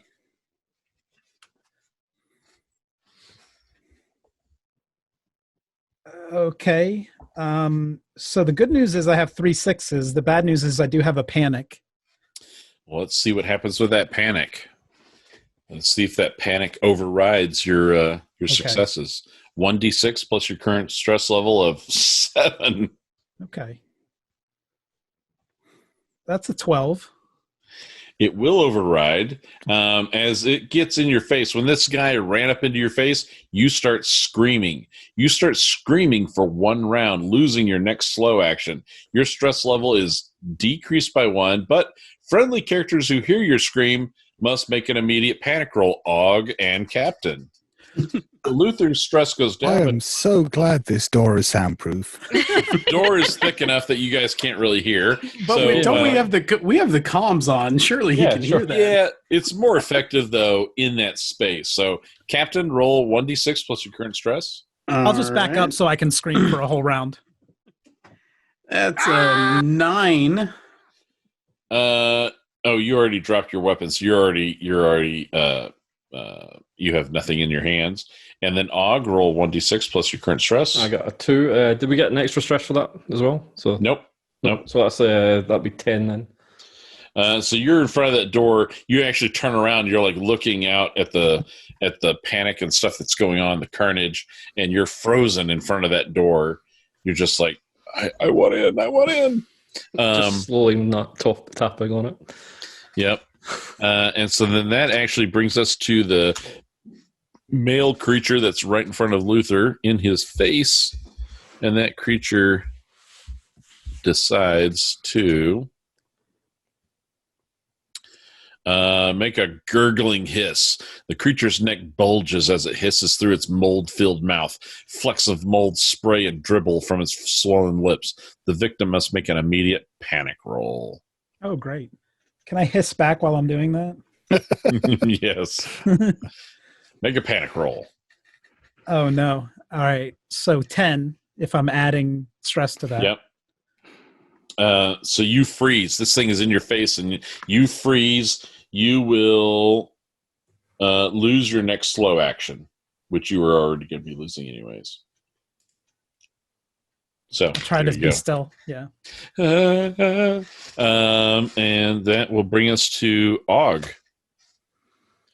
Okay, so I got a fast action, but not a slow action, right? Or Yeah, one fast, no slow. okay. So I'm gonna basically just draw my cutting torch, and I'm just gonna look at the door and say, "I'll cut the door open. Just open the door." Can I respond to him? Can I hear him outside? Yeah. Mm-hmm. Can I? I think the stims kind of calmed me down a bit, and I'm gonna go. That's Org. That's Org out there, and I'll stand up and I will open the door. I'll bundle inside if I can. Slowly. And then can I shut it behind him? I want to make sure that you are opening the door, Dr. Sook. She's got a gun. Yeah, and I have. Yeah, she's got a gun. Og, the door has opened for you. Okay, I'll slowly make my way inside if that's allowed. Oh, can I just pull? I'm just going to pull you in. If you're going to be slow about it. Stumble in. Please leave it cracked for me. and then just shut it. Just shut it. I'll just shut it. Shut. Yep. All right. Shut and lock. Consuela saw that, and she runs over to the door just as you get it shut. Consuela is at the door to this marshal's office and is banging on the door. So, Captain, the Joe that was carrying you gets into the stairwell and is quickly descending the stairs. I feel like this is my Paul Reiser in Alien 2 moment where I think I'm getting away and then something really awful happens to me and I'm here for it. That's what we're all hoping for. I know, I'm super here for it, so let's do this. Like, weren't the last 3 bigger ones pushed down the stairs? Yeah, that's fine. They fell 4 stories. I mean, come on. It's been a while. So I'm going to take the captain out for now. So you're out of action. So that's going to bring us to Luther. Luther, what do you want to do? I'm engaged with the male. Is that right? You are. So I can't use the pistol. Is that right? Correct. Okay. You've also lost your slow action because of the screaming or the freeze or something. Oh, so I just have a fast action. Yep. Okay. I think I'm going to attempt to run to the door if I can do that. Which door? The one that Consuela's banging on? Yeah, I saw that they opened up for Og, so I feel pretty good about this. That's a plan. Yeah, you can run over and you are approaching the other one, the female. Oh, that's who Consuela is. Okay, yeah. That wasn't a good idea, but I'll stick with it. You're running over there. You're about halfway. That was the only action you got this round. Well, they'll probably hear me and open the door to help, so I feel pretty good about it still. Absolutely, because every time your paycheck, you're not the captain, but every time they're always there for you. They remember me as a friendly, shady Marine. They've never been whispering about how to kill you. Not at all. Great. So the male runs after you. He gurgles and hisses. I'm not going to have you roll panic for that. Consuela's been a bad woman. So she takes a swing at you. Oh, no. Holy crap. This was a very powerful hit. You have armor. Roll 2 dice for your armor. Yay. Ooh. Okay. Oh, dear. This is going to sting and smart. None. How much health do you have? I had 4. Okay. But you were also injured, right? So, or you were at 4 now? Yeah, I was a 4 before this turn. Okay. Well, you take 4 points of damage. So, as you are running towards Consuela, she her head snaps. These black orb eyes are looking at you. You're intent on trying to get into that door. Everyone is watching the feed through the helmet cams, and Consuela's giant fist comes right at your helmet shield, and it smashes through the shield and just fills your face, and you can feel your suit filling with mold as her flesh cracks open, and just all the mold that was under her flesh is flowing out like water into your suit and filling it, as Luther dies. Because everyone was seeing this on their helmet cams. Thanks for sharing. Everyone gets +1 stress. As I died, could I have just screamed, "Help me, motherfuckers!" It comes out more like, "Help me!" As you are being Morgan, you're breaking up. What did you say? And then Captain. Yeah. You're on the fast train express with the working Joe, and he runs up to level C and comes through and is running, and suddenly the Joe has to stop,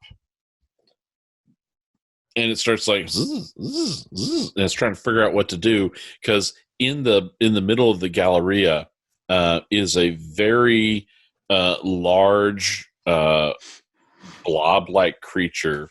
It doesn't have a human shape. It's a moldy Shoggoth, really, and it's sitting there kind of undulating. Moldy Shoggoth is my other Twitter handle.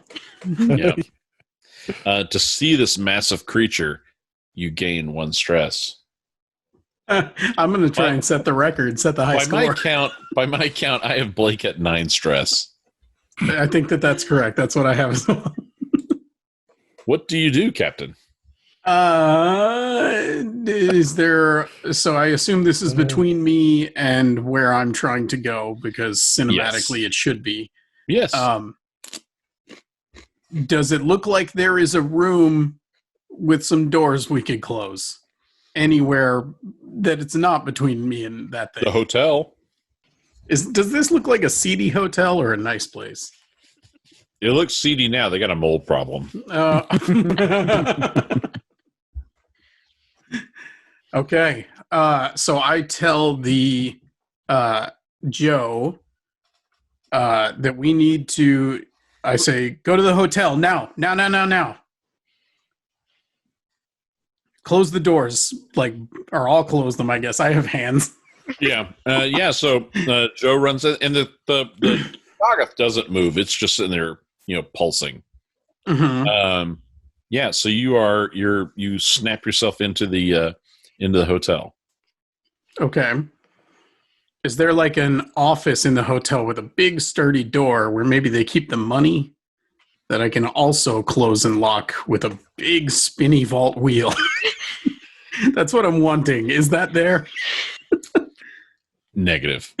Okay. What's the hotel room number in The Shining? What was it? I can't remember. Anyway, we're going to go to a hotel room. We're going to find a hotel room. We're going to lock the door behind us. Okay. All right. After we lock the main doors to the hotel as well. Free mini bar. Yeah. I mean, I'm going to get drunk right before I die, if I can avail myself. Sure. Yeah. You've got a room with a view. It's got it's a window. It looks out, and there's the typhoon. You can see the typhoon outside. Okay. What kind of door situation do I have here? Standard. Lockable. I would hope. Lockable. I would Yeah, hope in a mean, hotel. yeah. That would be weird if it wasn't. And the typhoon's not the ship; it's a weather event. So how panicked am I? Am I totally crazy? You're pretty crazy. Now, Because if I can see the typhoon, maybe I'm thinking I can go out this window to it. so now's a good time to let you guys know about another mechanic. Since the survivors, all survivors, although in two different groups, are now locked away in safe places, right? You're behind a closed locked door and you have the potential to feel safe. So when a character is in a safe place, they can start kind of, focusing on their signature item, whatever tiny little signature item you have. And by spending time focusing on that item, you can de-stress. So for every 5 minutes, every 5 minutes is 1 point. So you can de-stress by just kind of, I'm behind a locked door. Everything seems to be fine. Let me just kind of, I'm going to, maybe it's your wedding ring, right? You'll focus on your wedding ring. Maybe it's, whatever it is, a hat or something, a picture, but you're going to spend time focusing on your signature item and you can de-stress. So how much time in 5-minute increments, how much time does anybody want to spend just kind of zoning out and focusing to de-stress? I'm going to need 45 minutes. But I mean, we're here for 9 days. What's 45 minutes in 9 days? Yeah, I mean, I was going to say, as long as the room is secure and locked and safe, could we spend an hour in here? Absolutely. You can.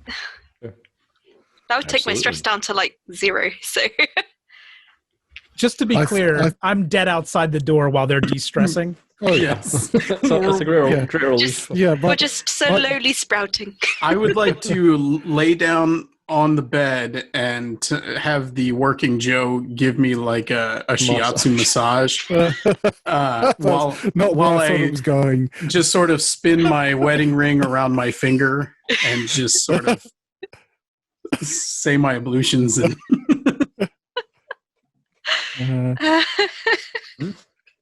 Is there a mini bar? Because I'm definitely doing that. Excellent. Yeah, I'm just flicking a lighter on and flicking it off and flicking it on and lighting my cigar. And considering I've stabbed through my suit with the stim, I'm going to take the helmet down.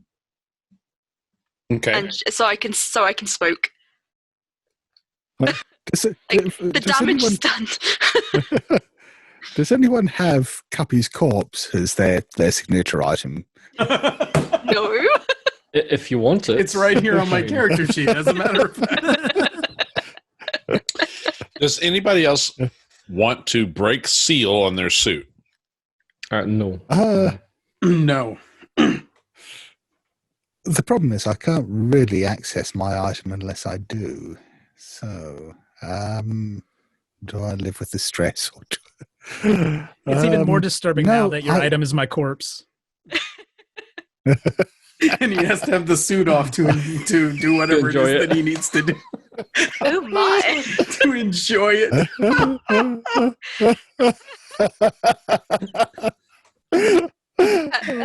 Cannot unimagine. Okay. Cannot unimagine. Yeah, I'm going to pop the helmet on my suit and take a locket from around my neck and pop it open, and there's a curl of blonde hair tied up inside there.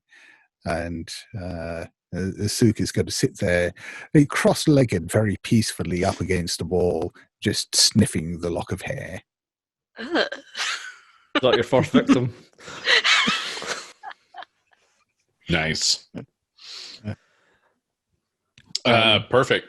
So those who have broken seal on your suit, you're fine.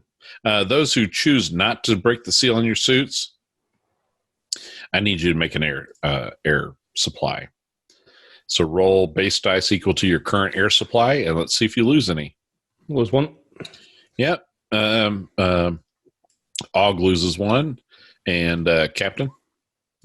And the Captain loses one. Now, Og, were you at 5 beforehand? Yes, I was. I hadn't lost. All right, so you were still full. So now you're down to 4, 4. and then the Captain will be down to 3. Right. All right. While they're doing all this, can I just have a good look on the computers just to see if there's anything there, like, warrants and that sort of thing. So have a good look around in the Marshal's computer. You absolutely can. You can do a contact. Okay. So, okay. So I've de-stressed, right, so I don't get the stress anymore. That's right. And you guys stayed on for an hour or so. And we'll say that the Captain did an hour as well. So everyone has no stress. Nice. So that's 2 successes. I would say Morgan also has 0 stress. Well, until rigor mortis kicks in.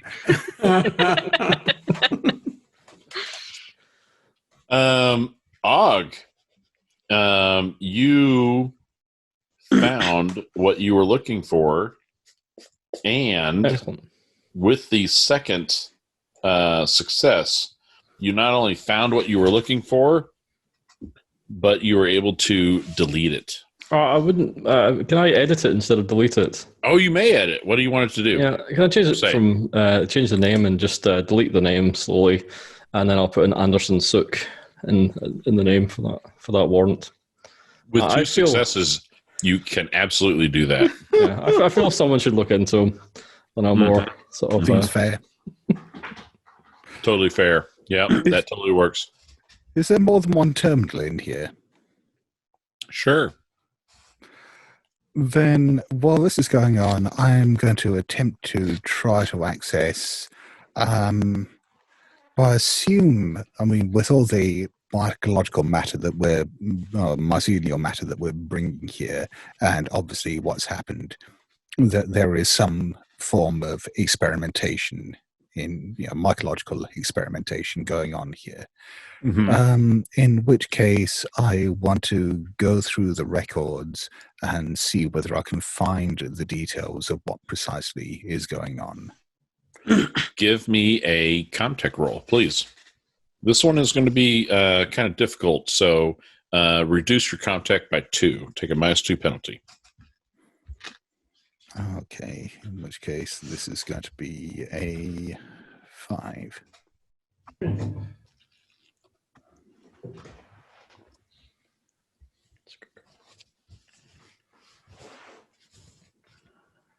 That has failed, so I am going to push the roll. All right. Because 1 point of stress is fine. I know what I'm doing. I can take it.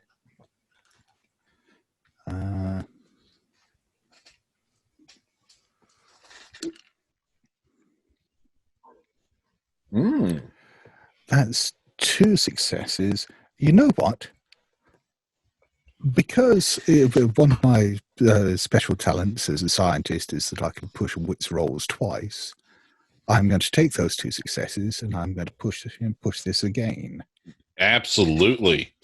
So now you'll have 2 plus 3, so roll 5. Yeah.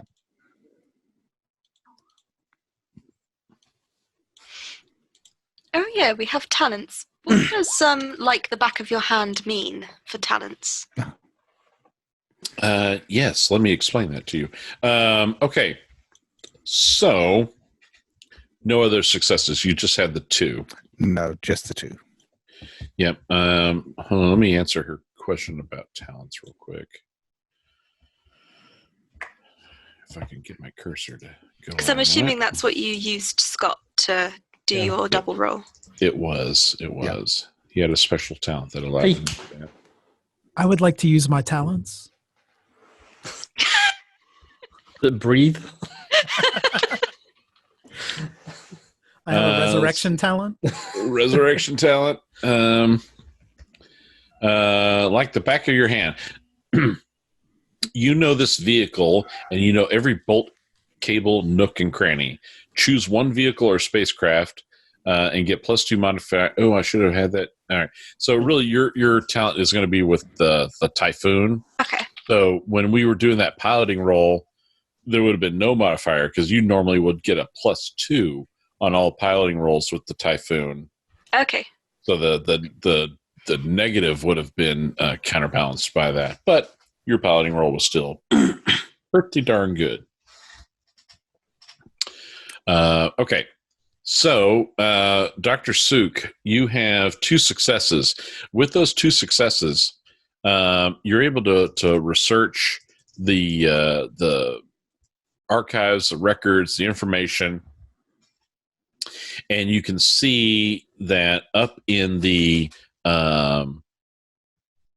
laboratory areas of this facility, which would be up on Deck H and Deck I, that they were doing some experiments on fungus and molds as far as being exposed to Lockyer radiation.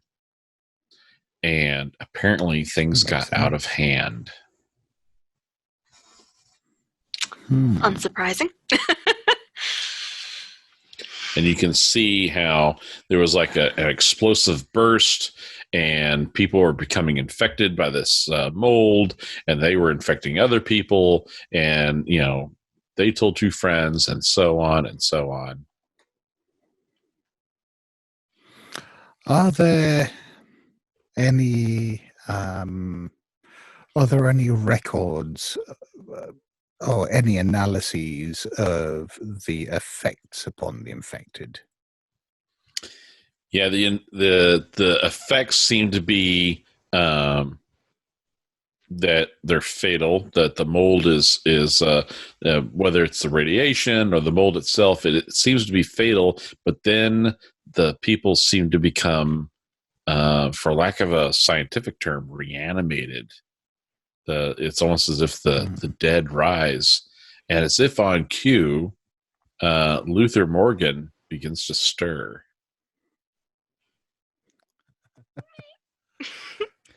If I have any power over Luther, I'd like to kill all of them. Thank you.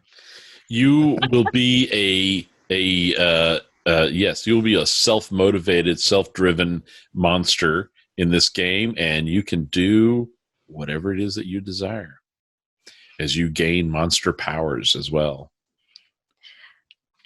While this is all happening, Yeah. Can I go down to the other end of the marshal's office, just check if there's any weaponry in here, and also look in the cell? Which is an area I've been scared of this entire time. Yeah, the cells are empty, and the locker, the arms locker, is wide open and empty. Looks like someone else had the same idea.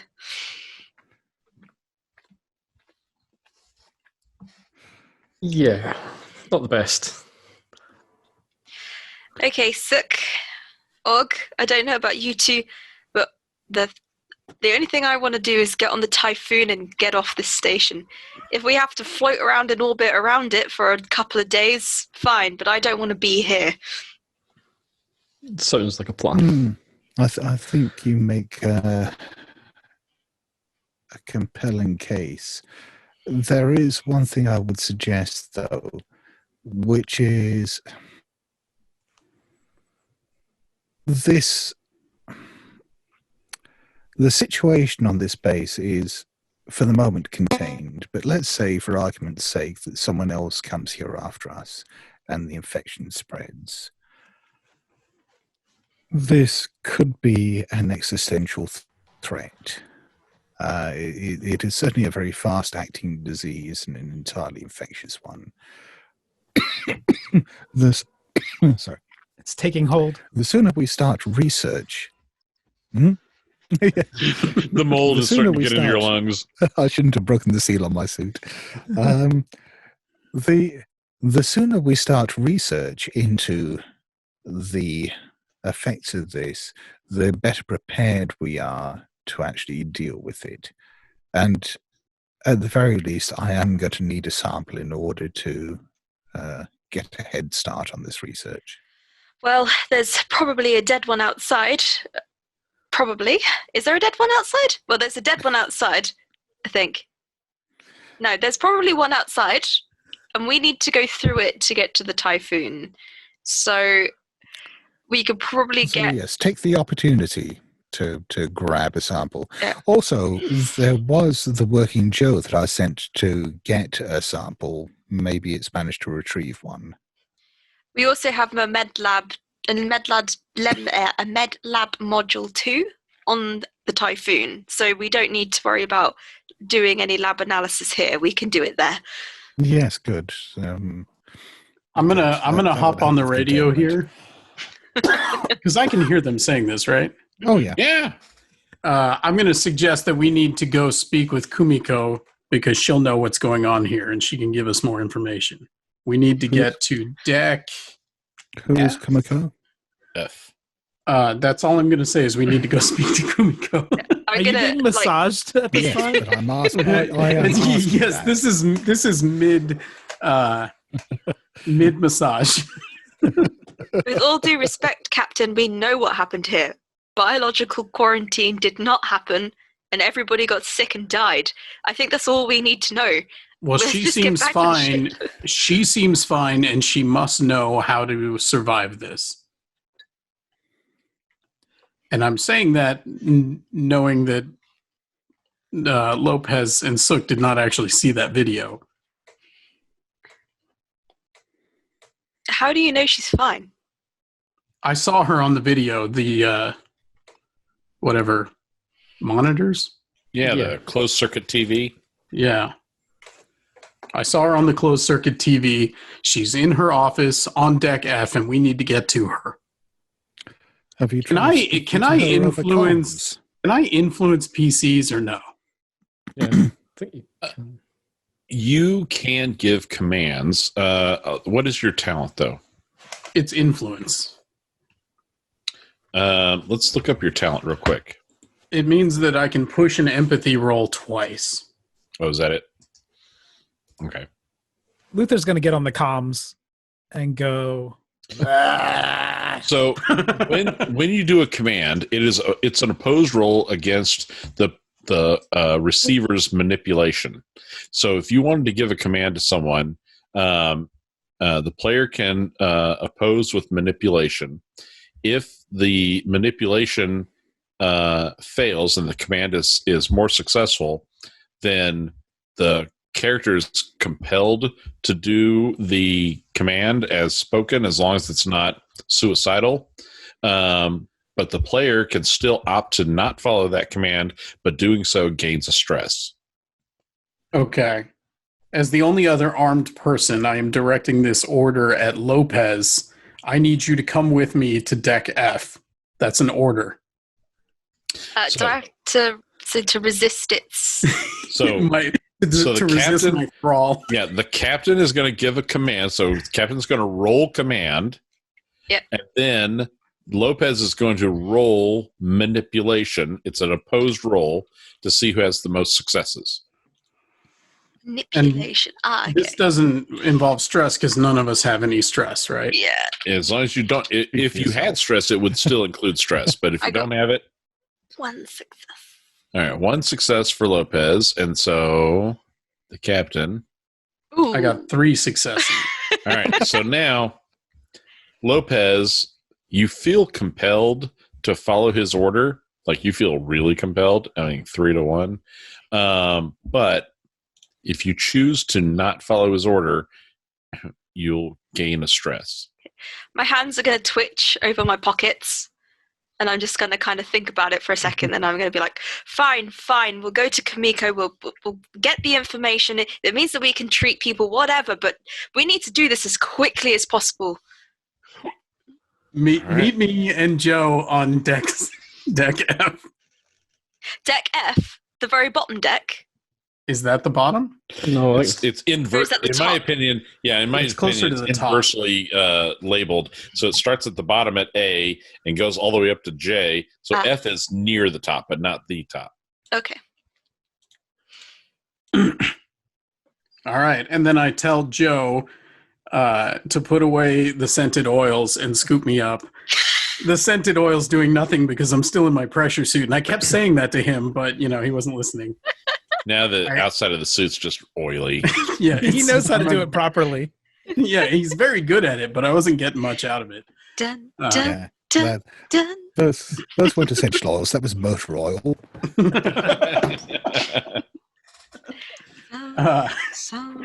The point is he was trying. Although I will say, with Scott's accent, instead of it being motor oil, to me it came across as murder oil. I was like, "Oh, that's awesome." Wait a minute, I just remembered that there's a big blob outside. You already gave the order. Yeah, well, Joe, how much wheels do you got? Can you think you can outrun that thing?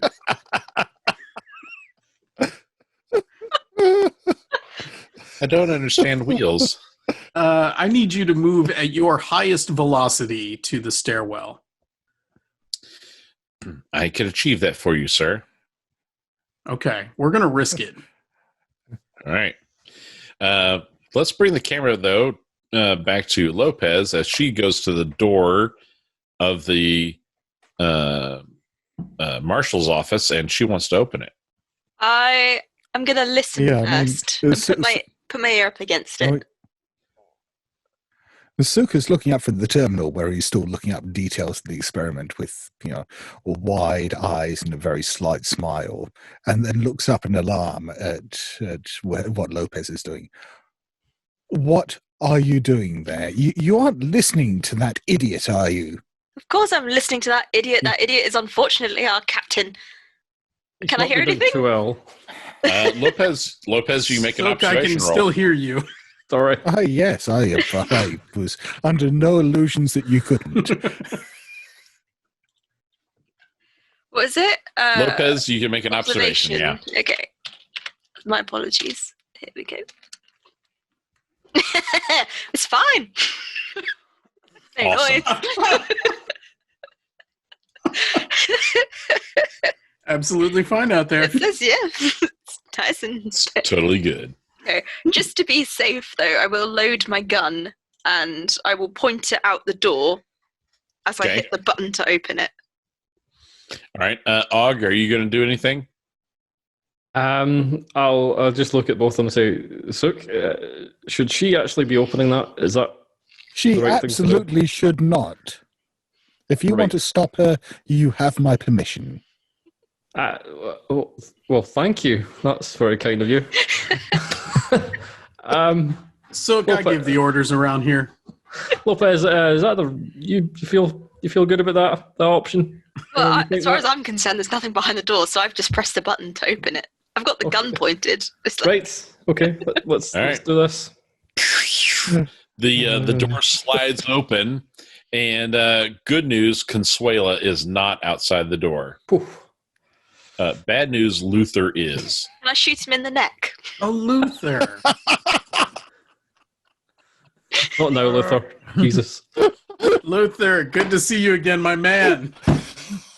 So Luther stands there. He's in his pressure suit, and you can see that the pressure suit is over full with something in there with him. His It's helmet, the diaper. the shielding on the glass shielding of the helmet is been smashed away, and it looks like he's got like a fungus beard from all the mold that's like flowing out of his mouth and his ruined lower jaw from the sheer crunching pressure of Consuelo's punch into his face earlier.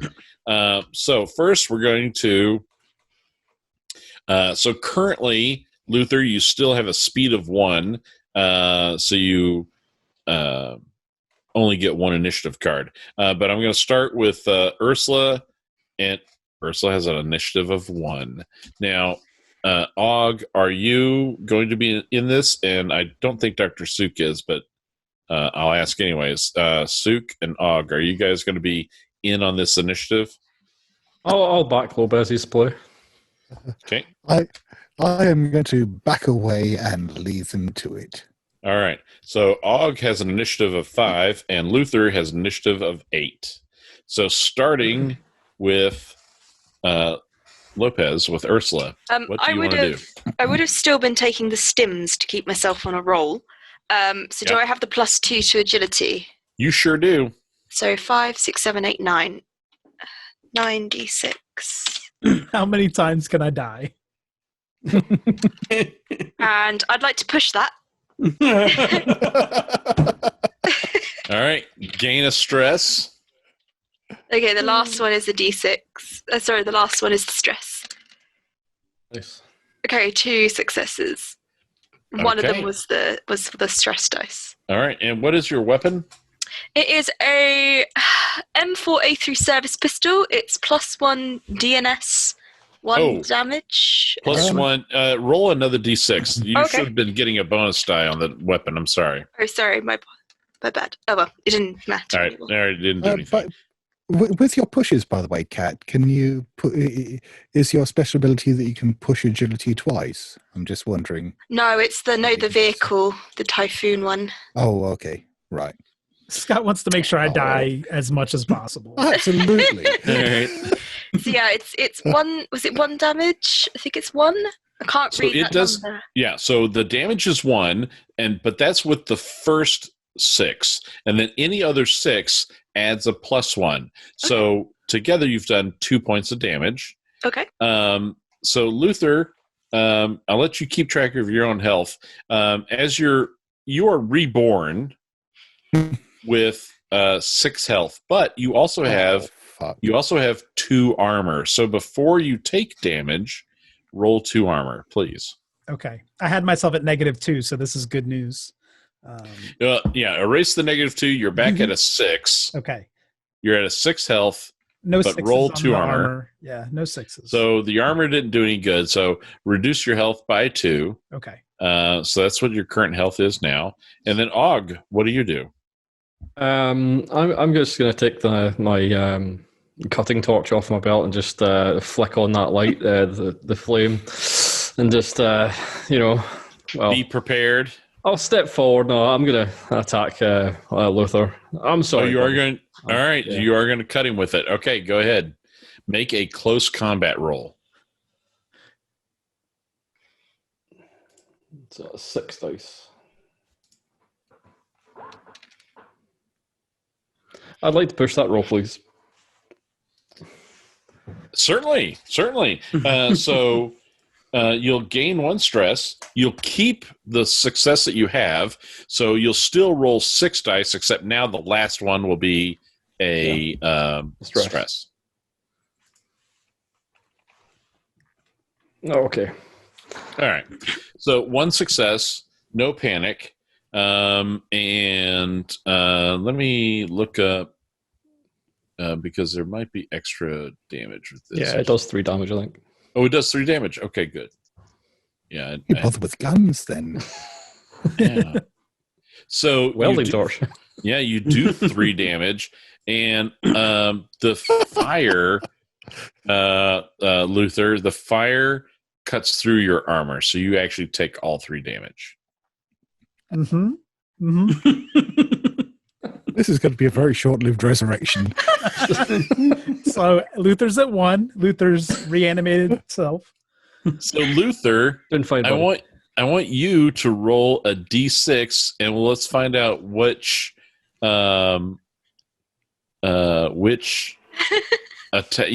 signature move attack you make. And I'm gonna since you're a PC playing a monster, I'm gonna give you a reroll if you don't like your roll, but you only get 1 reroll. Okay. I like that. I rolled a 5. You probably want to keep that. Yeah, that feels good. So that is called a powerful strike. So you will roll 8 dice against target of your choice. Okay. I'm going to target Og because I was thought always we were nice to you. boys. Okay. So roll 8 dice against Og. Oh my. Oh, my. Oh. It's 3 6s. Oh, by the way, Luther, you no longer have the ability to push rolls. So Okay. okay. Not needed here. Not needed. No, not needed. Og, you are still in your compression suit, so roll 2 dice for armor. Come on. I want to be a mold monster. All right, you stopped one of them, so take 2 points of damage. So, what is your health, Og? Do you know what it is? It's 5, yeah, so I'll get 3 left. All right, you got 3 remaining. So that was awesome. So now we go back to the top of the round, starting with Ursula. Ursula, shoot again. Shoot again. Shoot for the neck. Right. Roll. I'd like to get first aid, please. Die, you son of a bitch. The last 2 are stress dice. Okay. Oh. I'm gonna push that again. All right. So hang on. So hold on, because I've been trying to keep track, and I hope I haven't missed anything. But anytime you have a panic, which in this case you do, you are unable to push a panicked roll. Okay. So we will now Except, panic. can I spend a story point? Yeah, you should have spent that beforehand. Okay, no, that's fine. All right. So roll 1d, but yeah, don't forget you have that story point. So roll 1d6 plus your current stress, which is only a 1. Don't worry, I'll be I trying thought to it kill was Og 2. if I get the chance. Maybe it is 2. I may have Sorry. forgotten 2. Sorry. It's 2. You're right. Yep. So d6 plus 2. I really want to kill Sook, though. He's hiding. He's right in there. I mean, Sorry, I Let's didn't try type that that correctly. For 6. You're fine. You're Okay, fine. cool. You're fine. You just simply have a miss.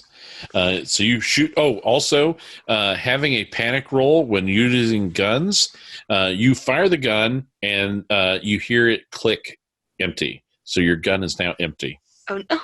So you will need to reload. Was this your gun to start with? Yes, this was my gun to start with. It doesn't say whether or not I have any ammo. You have 1. You have 1 reload. 1 reload. Okay, so I shall do that then. Oh, Dan Kramer's listening. Hey, Dan. Time in a damp cave will help heal him. All right. Well, that was awesome. So that was Lopez. And now, Og, what do you do? well, spending the story point gives an automatic success, all right? It does. Do you have a story point? Yeah, I just did the marshal one. Oh, I forgot to. You're right. I forgot to. So I'd like to spend that, please, to grab Luther. I'm just going to say, sorry, buddy, and I'm going to swing him around and throw him right into the marshal's office and slam the door shut and lock it. No, we need a sample of him. You have your sample, Mr. Sook. There it is. So you grab Luther, throw him deeper into the marshal's office, and you and Lopez get out and you shut the door. Yeah. Good luck, Sook. Oh, All right, make a close it. combat roll. Oh. Have your sample, Mr. Sook. Oh, dear. That's Oh, so good. That's 7. That was 1 6. Oh, dear. There you go. Right. Yes. Yeah. So that absolutely happens. You Graham, you grab just made and- my night. Yeah, so there was Nice. a total of 3 successes because you also had the story point. So you grab Luther, you throw him in, you and Lopez step out, and you shut the door. And you would have thrown Luther to the ground, right? So he's prone on the ground, and we'll have to stand up, and that'll help break it up so that if combat continues, it will go on from there. We're going to have the most pathetic fight with Sook and the zombie, or the spore creature. So before we move on to that, let's go back up to the captain. Captain, your Joe has carried you out of the I've hotel. started fondly calling him Lobot. Lobot. That's my pet name for him. He and I are buds now. I am awarding Captain Corman a story point for Lobot. I for really calling like him that. Lobot. Yep. And I asked him to call me Lando, but he won't. He won't. He just says, "Of course, sir. Thank you, sir." So Lobot carries you out into the plaza again, And that shambling mound is gone.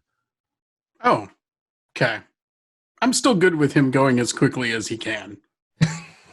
Okay. So yeah, he's got you cradled and held, and is running as fast as he can for the elevator. Cool. Oh, the elevator. Yeah, we'll do the elevator. Let's just see what happens. All right. And so yeah, he gets to the elevator and he says, "What floor, sir?" Deck F. Of course, that is a restricted floor, but I have access for you. And so he enters a code into the control panel, and the lift starts going. Whoosh. Lobot, you're my only friend. Thank you, sir. I can't tell you what that means to me. Do you happen to know how to pilot the Typhoon?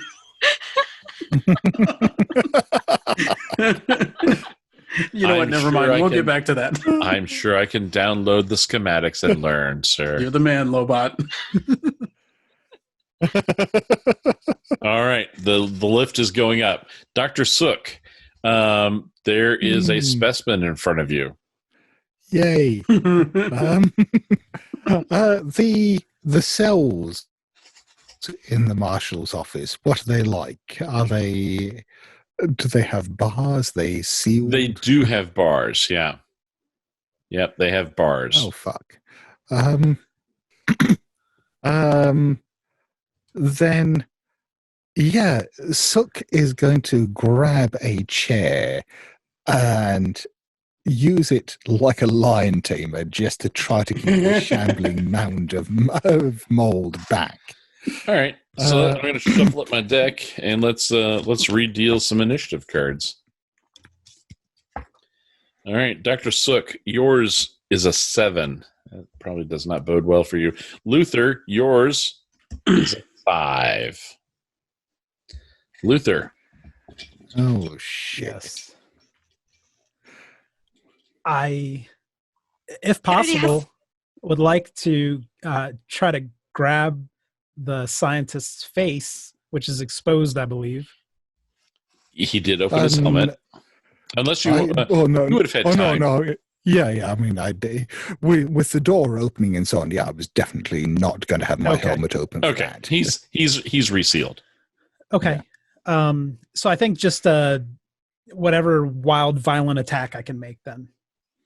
Roll a d6. Let's see what it is. And again, as a PC, I'll allow you one reroll if you don't like what your roll is. I would also like to emphasize that there's a tiny bit of Luther still inside this body doing this with intention. This is a powerful strike. Do you want to keep the powerful strike? All right. So roll 8d6 as you attack Dr. Sook. Ouch. 2 6s. 2 successes. Dr. Sook, you do have armor, so roll 2 dice for armor. I really need to succeed here.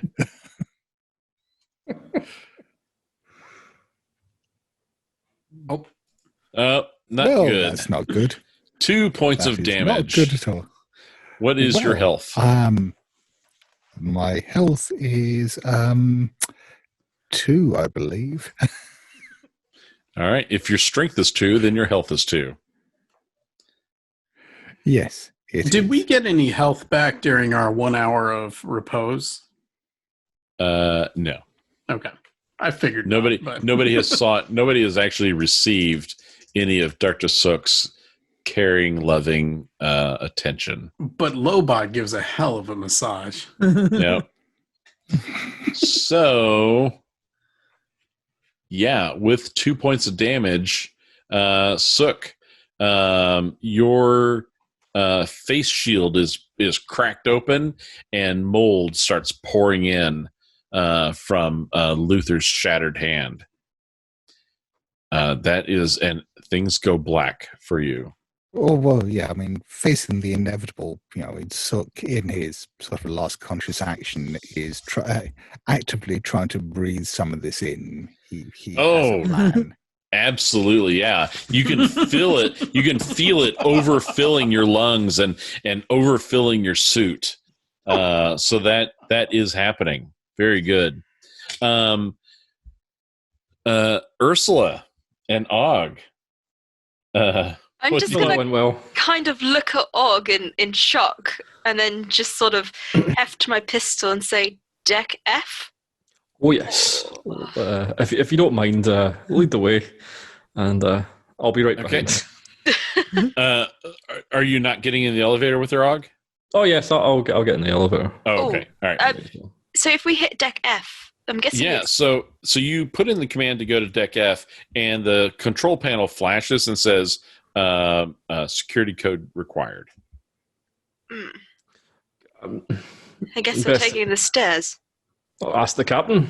He wanted us to go there. True. I'll radio in. Captain, Yes. how do you get to Deck F? It's locked off. We're in the elevator. It needs a code. Hey, Lobot. Wait, what deck are they on? Deck Um, C? B. Bravo. Hey, Lobot, can we stop by deck B and pick them up? Lobot, yes, sir. As soon as the car comes to a halt, we can redirect it. Oh. That sounds ominous. Okay, well, no, then we'll do that. Yeah, that's fine. All right. So with the camera, with the captain, the control panel reads F. There's a ding, and the door begins to open. The doors open, and as they slide open, you can see a room full of people kind of bumping into each other, and then they all kind of turn and look at the elevator, and they all have mold foaming from their mouths. They all have orb black eyes and mold, leaking out of their ears, and they all start coming towards the elevator, and then ding, the doors close. Captain is going to gain a stress for seeing that. Yeah, that makes sense. And now Lobot looks at you and says, "On our way to deck B, sir." Yes, I'd say so. While we're here, I'm just trying to remember if the pulse rifle got dropped on the floor here, or if It it's... did. It's on the ground in front of the clinic. Is It's it loaded? empty. Empty, okay. In which case, I'll leave it. I won't go near And it. the magazine is in there with Sook and Yeah, you can come get some more ammo if you'd like. No, I'm good. I am going to reload my pistol, though, now that I'm thinking about it. Good call. Good call. And Luther had the pistol, my pistol, right? Yes. Yes. Okay. Now, it's probably kind of floating around in mold in there, so if you just want to reach in, you can probably pull it out, but Just inside the marshal's Yeah. office. Just I'm inside good. his guts, I'm good. Tasty. Tasty. Um, Undead Luther explains to Sook that this was Og's fault.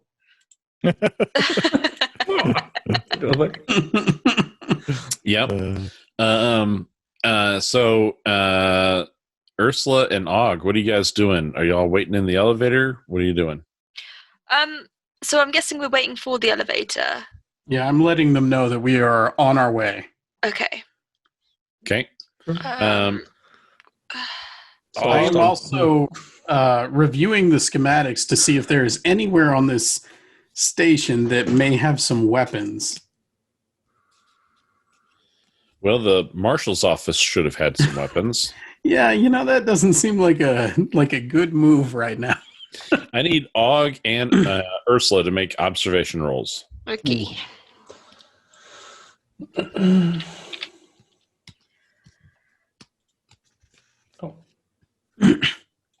That's plus stress, right? It will include stress, yes. The last two are stress. Oh. Last one, stress. Can I push mine? You can gain a stress and push. It was 8, wasn't it? Roll 8d6. The last 3 are stress. Ooh. All right. So you guys are very focused and attentive to waiting for this other elevator to show up. And as you're waiting, Luther and Suk kind of approach from two different sides. They've gone around on either side of the central spine where the elevator cars are, and they've able to kind of come into combat range without you guys noticing. So everyone's going to get a combat card here, initiative card. So we're going to start with Ursula. Mm-hmm. Ursula, you got a 1. You're going to go first. Okay, Awesome. cool. Og. Og gets a 10. He's going last. I should have welded that door shut. Damn. Luther, you get a 5, and Suk, you get a 3. So, starting with Ursula. Which one's attacking me? Is it Well, I'll let you declare, and then that'll be it. So Okay. that'll be who it is. Luther is attacking me, and I'm going to shoot him. All right. That's fair. Shoot, Luther. Roll... Remember, you get a +1 bonus for the weapon. Okay, so So it's 8 plus... and you still have the benefits of your stim, but there's a -1 from your suit. So I get 7 So as my base. 7 1 plus with the 2. extra damage. No, And then just do 7 plus 2. 7 plus Because 2. Okay. the bonus from the weapon and the minus from the suit cancel each other. So 7 plus 2 for stims, and then plus 3 plus 3 stress. So 9. 9 total. 10. You get 10. All right, I'll roll another one. Roll one more. I can math so well. All right. So that last one would have been a stress die. Mhm. Okay. So you had a panic on a stress. So that's going to do 2 things.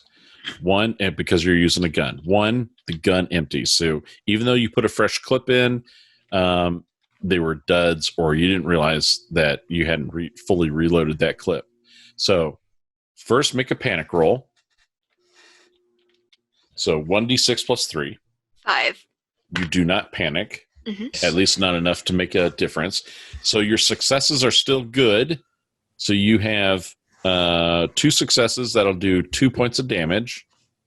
And the creature, Luther, the Head creature again. does have armor. So roll 2 armor. I need both to be 6s, or I'm dead again. Nope. Okay, you shoot him in the neck. Yes. My favorite way to die. As Luther crumples to the ground. Ah! Cool. We'll just take that card away. And as much as I love Org, I'm going to run. I'm going to leg it for the stairs. And we get to go with Dr. Sook. And you are right in front of Og. What do you do, Sook? Well, I mean, you mentioned before how there was a little bit of Luther left inside the shambly mess that was him. Is there any of Dr. Sook left inside here? Absolutely. Because I mean, Sook isn't really a fighter by nature, but on the other hand, he did come here with an agenda, and I'm assuming that as there are all these spores drifting around, that there may be the chance to actually make connections with the rest of my new brethren out there. And what I actually want to do is try to connect with them and draw them here. Oh, I love that idea. Okay. Yeah, through the mycelial network, because I do love Star Trek, you do reach out, and yeah, you are putting a call out to call all of your brothers and sisters and single sexed organisms to this location. Does this mean that I now get a story point for meeting my agenda? Yeah, let's do that. Let's do it. You're dead with a story point, but I'll let you use that in another colorful way. So So Doctor, the thing that was Dr. Sook kind of stands near you, Og, and just starts going, oh, and you're not sure why he's moaning, but he's moaning. He's always moaning. That's fine. Og, what do you do? Same old Sook. Yeah, I was. Nope, not today, Sook. And I'll get after Lopez. So stairwell, you all hitting for the In stairwell. true invasion of the body I'm- snatch. I'm I'm as going much full as invasion of the body snatchers and just pointing after him. Oh! as much as the captain's desire to find Kamiko was enthralling at first, I'm now aiming just to get back to deck C. Okay, I want it. yeah, I'm so going you guys for the can just typhoon. run up one deck to get to C. So the captain, just as you're getting some interference on the on your suit Sure. communications, and so ding, your elevator dings, and as the doors slide open, spinning on his heels is Dr. Sook, but you can see his suit is over full. He's got mold kind of pouring out of his mouth, and his eyes are black orbs. So you gain a stress for that. Sure, yeah. That And, tracks. And Lobot says, "Deck B, sir. Let's give you and Dr. Sook initiative cards." Oh, let's. All right, so Captain, you're at a 5, and you beat Sook, who's at a 7. So, Cap, what do you do? I yell to Lobot, deck F again, deck F again. Of course, sir. It's going to take a second for him to put that in. Lobot, do you want to do anything? Or Dr. Sook, do you do anything as Lobot is kind of bending at the waist a bit and putting in the code for deck F? Oh, I'll get into the lift with him. Nice. Give me a roll 3d6. Oh, Thanks okay. for holding the elevator. I had a plan, but now it's not going to work because he's in the elevator. Or not. Oh, yeah. All right. So Lobot is able to get the door to start sliding shut before your mobility to get in. Yes. I still have a plan then. All right. So the doors have shut. Captain. So we're riding up to deck F. Am I there yet, or are we jumping camera? I'm going to move camera as you're traveling Sure. back to Ursula and Og as they come out on deck C. What do you guys do? I'm going to aim for the typhoon. I'm just going for the typhoon. Okay. All right. So, If it makes a difference, my goal at the moment is that, Dr. Sook obviously remembers where the typhoon is as well, and he's broadcasting that information to every entity on the station. Excellent. Despite being Um, dead, Luther smirks when he realizes what's being communicated. Yeah, there's a smile on your dead face. On your dead fungus-filled mouth. So what does Ursula and Og do as soon as you guys run aboard the Typhoon? Close Shut all the the door. doors. Close the door. All right. And as much as starting up the ship seems like a good idea, I'm going to get into another environmental suit, Okay. Oh. one of the spare ones, and then I'm going to start up the ship. All right.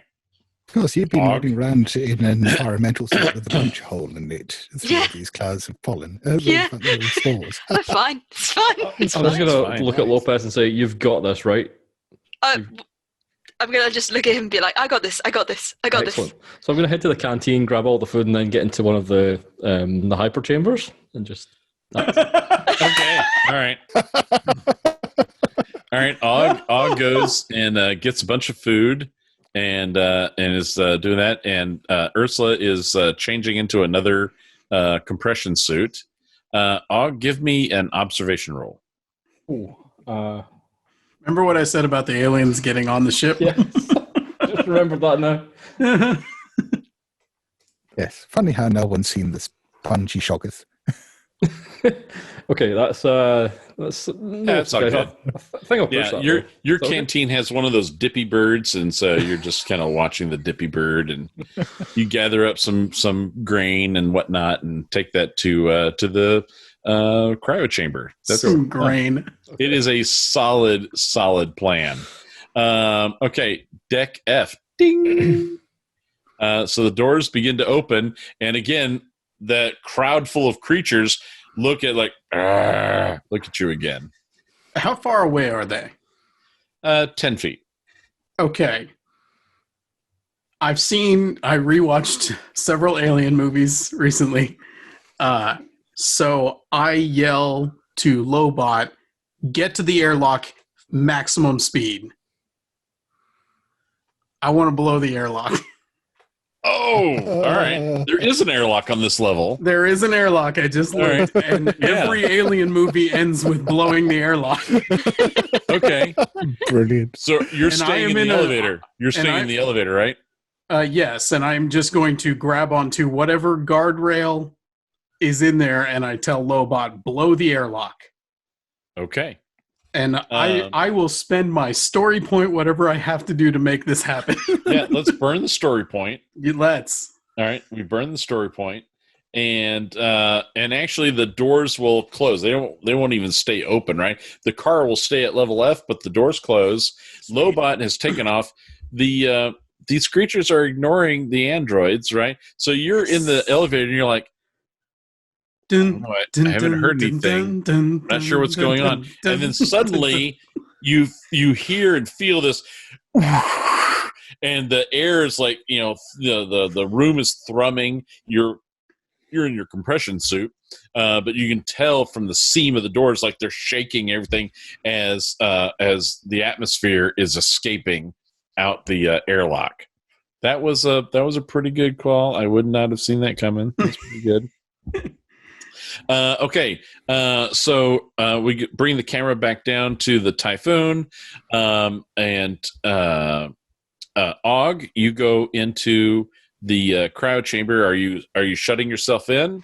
Yeah, Because if you are in the cryo chamber tube, you will be protected from Lockyer radiation. sure. Yeah, I'll do that. I'll serve myself in nachos and just shut that door. Just Okay. close over the hatch. Yeah, no, of course you would. And then Ursula, what are you doing? You are now in a new suit, so you have air level 5. Okay, I'm going to stop for a minute and just have a little think. Take a Okay. really deep breath. How am I feeling? Am I feeling okay?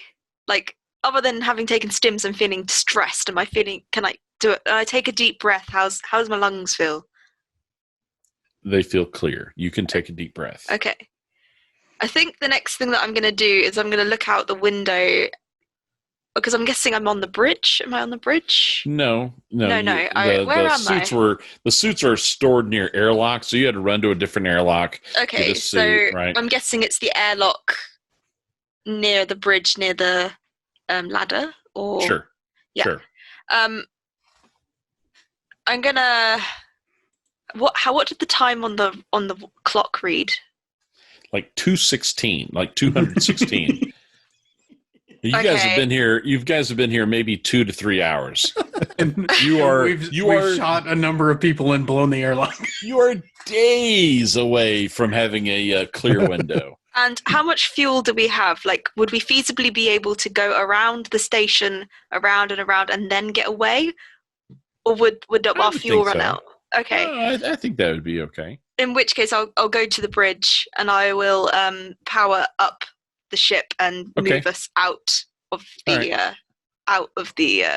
station. Okay. Good. Yeah. So you go and you get into the bridge and you start powering things up. Give me an observation roll. Just casually give me an observation roll. Yeah. No reason. I just like observations, right? I mean, who doesn't? Sook pops up on the windshield. Like, hello. Okay, the last 3 are stress. So I got 4. Right. Awesome. Are there any bodies thunking off the side of the typhoon? Like mold creatures that went out the airlock? They're just spewing out into space right now. So Ursula, as you settle in to your little cockpit area on the bridge, and you're starting to turn on gauges and whatnot, you have almost like this sixth sense sensation, like there's someone or something nearby, and you turn and you look over your shoulder, much like Ripley, when she was in that chair in the in the escape pod. She looks over her shoulder, and not far away, you see this large gurgling mass, and it shuffles and blocks your exit so you can't get out of the bridge. And this thing is basically a moldy Shoggoth, and it starts coming your way. Okay. So What do we let's have in have here? initiative. Intercom and mainframe. And okay. All right. So Ursula, you have a 10. You did not get a good initiative this time. And then my creature, this is a stage 3. Mycelial monstrosity has a speed of 2, so it gets 2 cards. It gets a 3 and a 9. Didn't really matter what it was going to get. It was definitely going to be a less than 10. So this giant, monstrous, moldy Shoggoth comes shuffling towards you. And let's find out which signature attack it attempts. And it's a deuce. Grappled. The mutant attempts to grapple an opponent within short range. Roll for the attack with 9 base dice, damage 1. With a successful attack, no more than 1 point of damage will be inflicted, but both arms and legs have been ensnared by the pseudopods. The victim loses their fast action, and the only slow action that they may attempt is to escape the ensnarement, which is an opposed mobility roll. Okay, all right, I'll worry about that in a sec. All right, so I'm going to roll 9 base dice against you. This is how I die. Let's hope.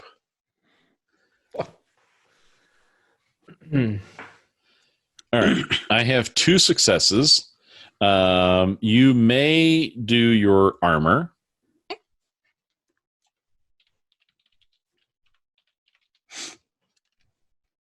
Oh.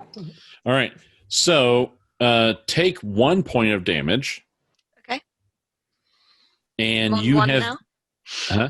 I'm on 1 now. 1 point. You're at 1 now. 1 health point. Yep. 1 health point. All right, so you take that damage, and I have ensnared arms and legs. You have been fully ensnared, so you lose a slow action or a fast action, and your only slow action is an escape attempt, which would be an opposed mobility roll. But I still have another action to do before you, so now I go to my other action. Any grappled victim. All right, so the tail end of this grappled attack is any grappled victim is automatically attacked on the mutant's next initiative phase by the engulf attack. So now let me scroll down to the engulf. Engulf. The mutant attempts to smother an opponent within engaged range with its massive body. If the victim was previously grappled, yes, then the attack. The roll attack is with 10 base dice. Otherwise, it's with 6. All right, so I'm going to roll 10 base dice against you. Fail every one of them.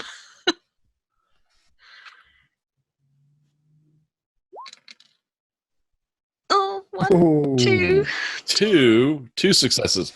All right.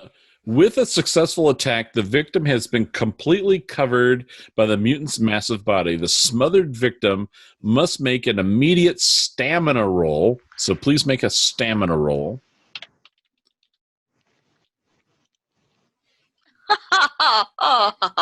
Does that include stress?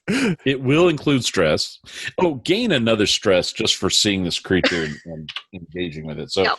that'll give you another die, right? And being 4 eaten stress by now. it. Yeah. That's all good. I got 2 successes on my. Yep. Yeah, so 2 successes, and I had 2 successes, so hold on.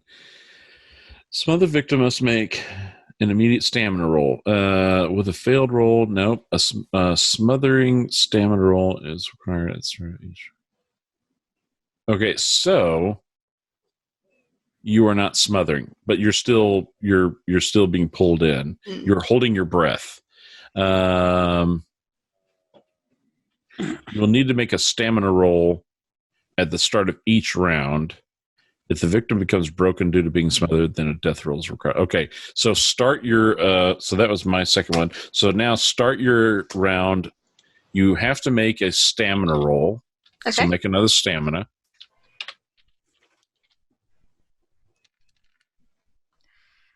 1, but also 2 on my failure. 2 ones on my failure. Yeah, so make a panic roll first. D6. D6 plus 4.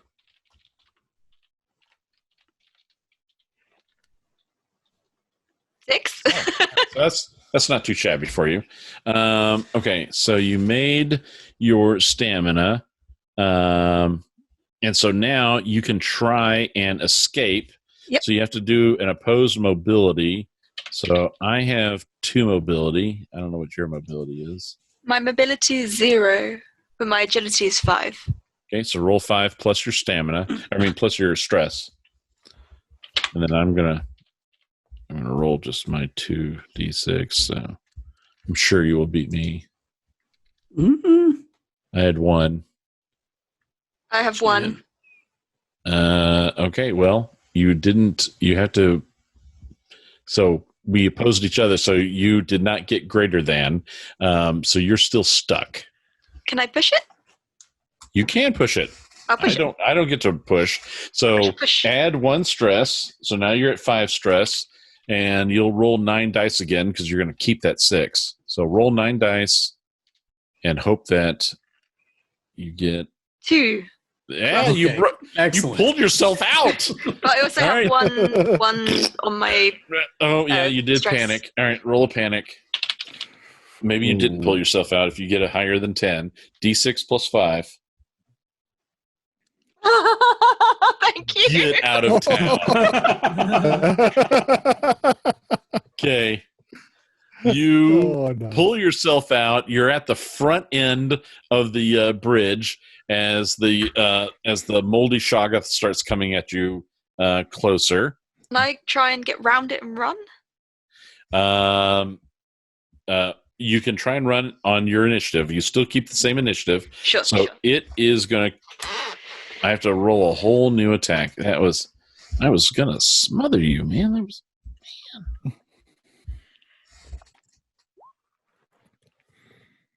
And it attempts to grapple you again. All right. So it is going to do 9 dice. Oops, I totally screwed that up. Unrecognized command, yeah. Be a lady tonight. Please don't kill me. Yes! All right, I got 1 success. Oh no! Oh, I thought it was all ones. No, I got 1 success. So you can roll your armor. So Okay. roll 2 dice. Let's see a 6. Yes. All right. So now, that attack failed. So now we're going to try another attack. Oh man. God, this thing is like, Do another grapple. It's the stims, man. It's the stims. All right. Irritating spores. Several large pores pucker and open across the mutant's body as a cloud of spores are vented into the air. The cloud fills the air up to a medium range. All opponents within the cloud must make a sickness roll versus the mutant's virulent 4. But she's in a pressure. But I'm in you're in a suit, so you're not breathing outside air. Any damage to all right, so none of that. All right, so yeah, it just got angry and just invented gas. Lopez is the squirreliest crew member. Seriously. This And this is like watching someone trying to squash a cockroach that's running around the floor. So you may attempt a mobility roll to Okay. try and get past me and get out. Okay. Right. Come on, Lopez, you beautiful woman, you. Right. Roll, what was it, mobility? So it was 5 plus 5 is 10. Yep. I'm assuming that my stim's worn off by this point. Yeah, let's do Yeah, because I've been rolling as if it has. That's a success. I got a One success. Yeah. Yep. So yeah, you loop around this thing and you're running out of the bridge.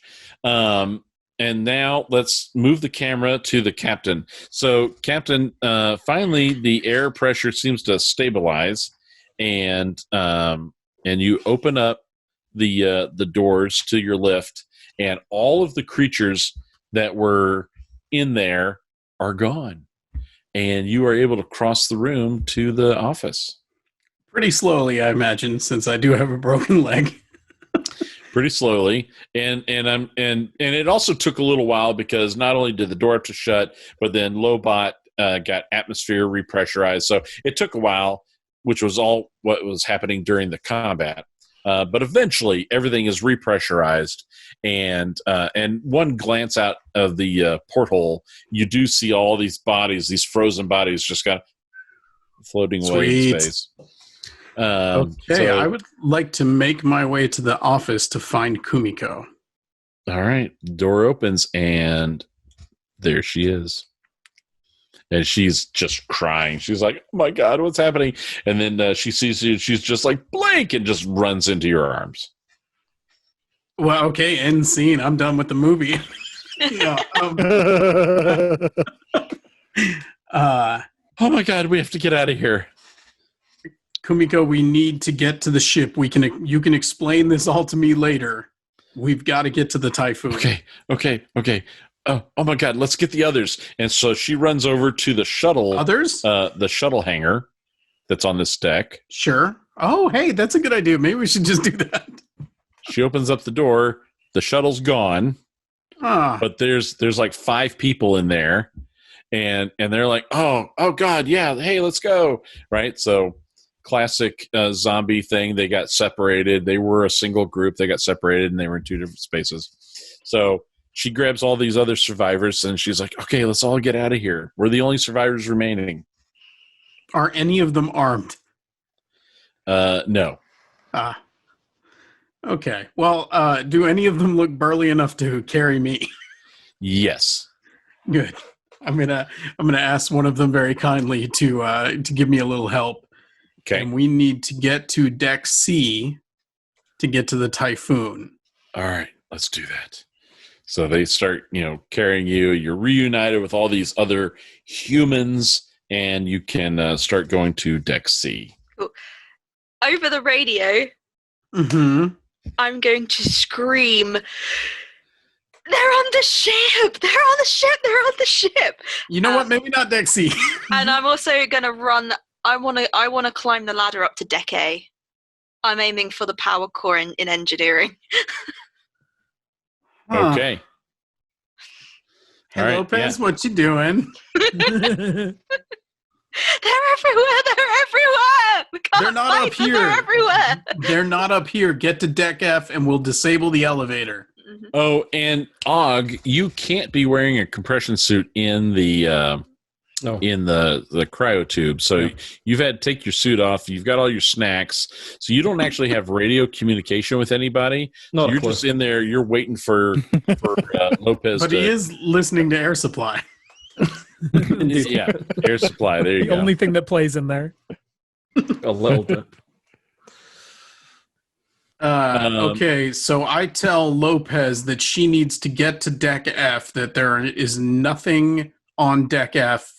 We'll disable the elevator. And I ask her where Og is. When he says that Deck F is clear, my plans change. So I'm going to try and get to an exit off of the ship. Okay.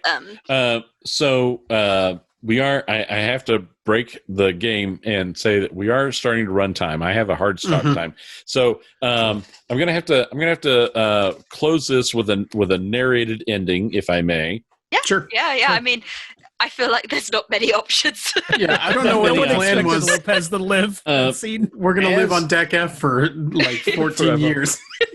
As Lopez was heading up to the engine room of the Typhoon, she found another Shoggoth, moldy Shoggoth that was just blundering around in the engine room, which was unfortunately going to cause a self-destruct sequence, and so soon enough the Typhoon detonates, and it fully takes out Novgorod Station as well.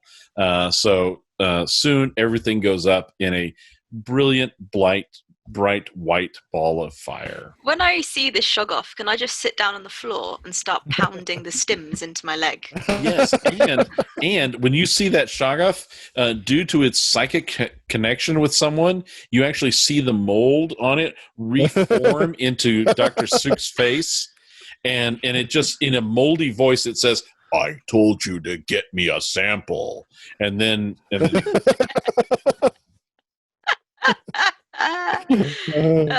That's definitely me being high. That didn't happen. Can we count the exploding space station as Luther's third death? absolutely. I'm so glad I shot you, man. Because I was going to have Luther reincarnate as a stage 2 creature. Can we all agree that Lobot was the MVP of our story? Yes. Lobot was the MVP. Yeah.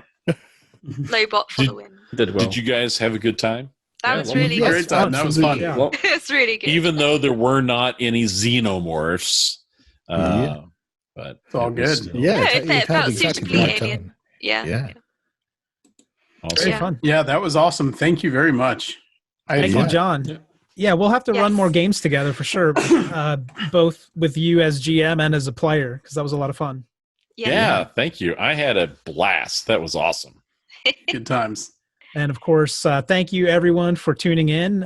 Some people stuck with us through the whole journey, so that's really cool. Wow. Wow. That's so, awesome. Thank continue you. to follow us here on Twitch, and our main feed is Ain't Slayed Nobody Everywhere. Of course, John is Miskatonic University Podcast. Scott is Good Friends of Jackson Elias. Graham is RPG Nook. Kat, please remind us the name of your Twitch channel since we just met. Yeah. Sorry. Sure, no, that's okay. My Twitch channel is Catherine Jenkins Art. My name is spelled a little bit weirdly, so I'll just put a link in the chat just to be safe, Perfect. because it's not spelled in a very easy to find way. That sounds good. And Kat, you're a fantastic player, so thanks for joining us. No worries. I would love to play more, and I'd love to run for you guys as well if you're up for it. So thank Sure. you. Yeah. You Now that guys I know were about all Cthulhu awesome. Dark, yeah, for sure.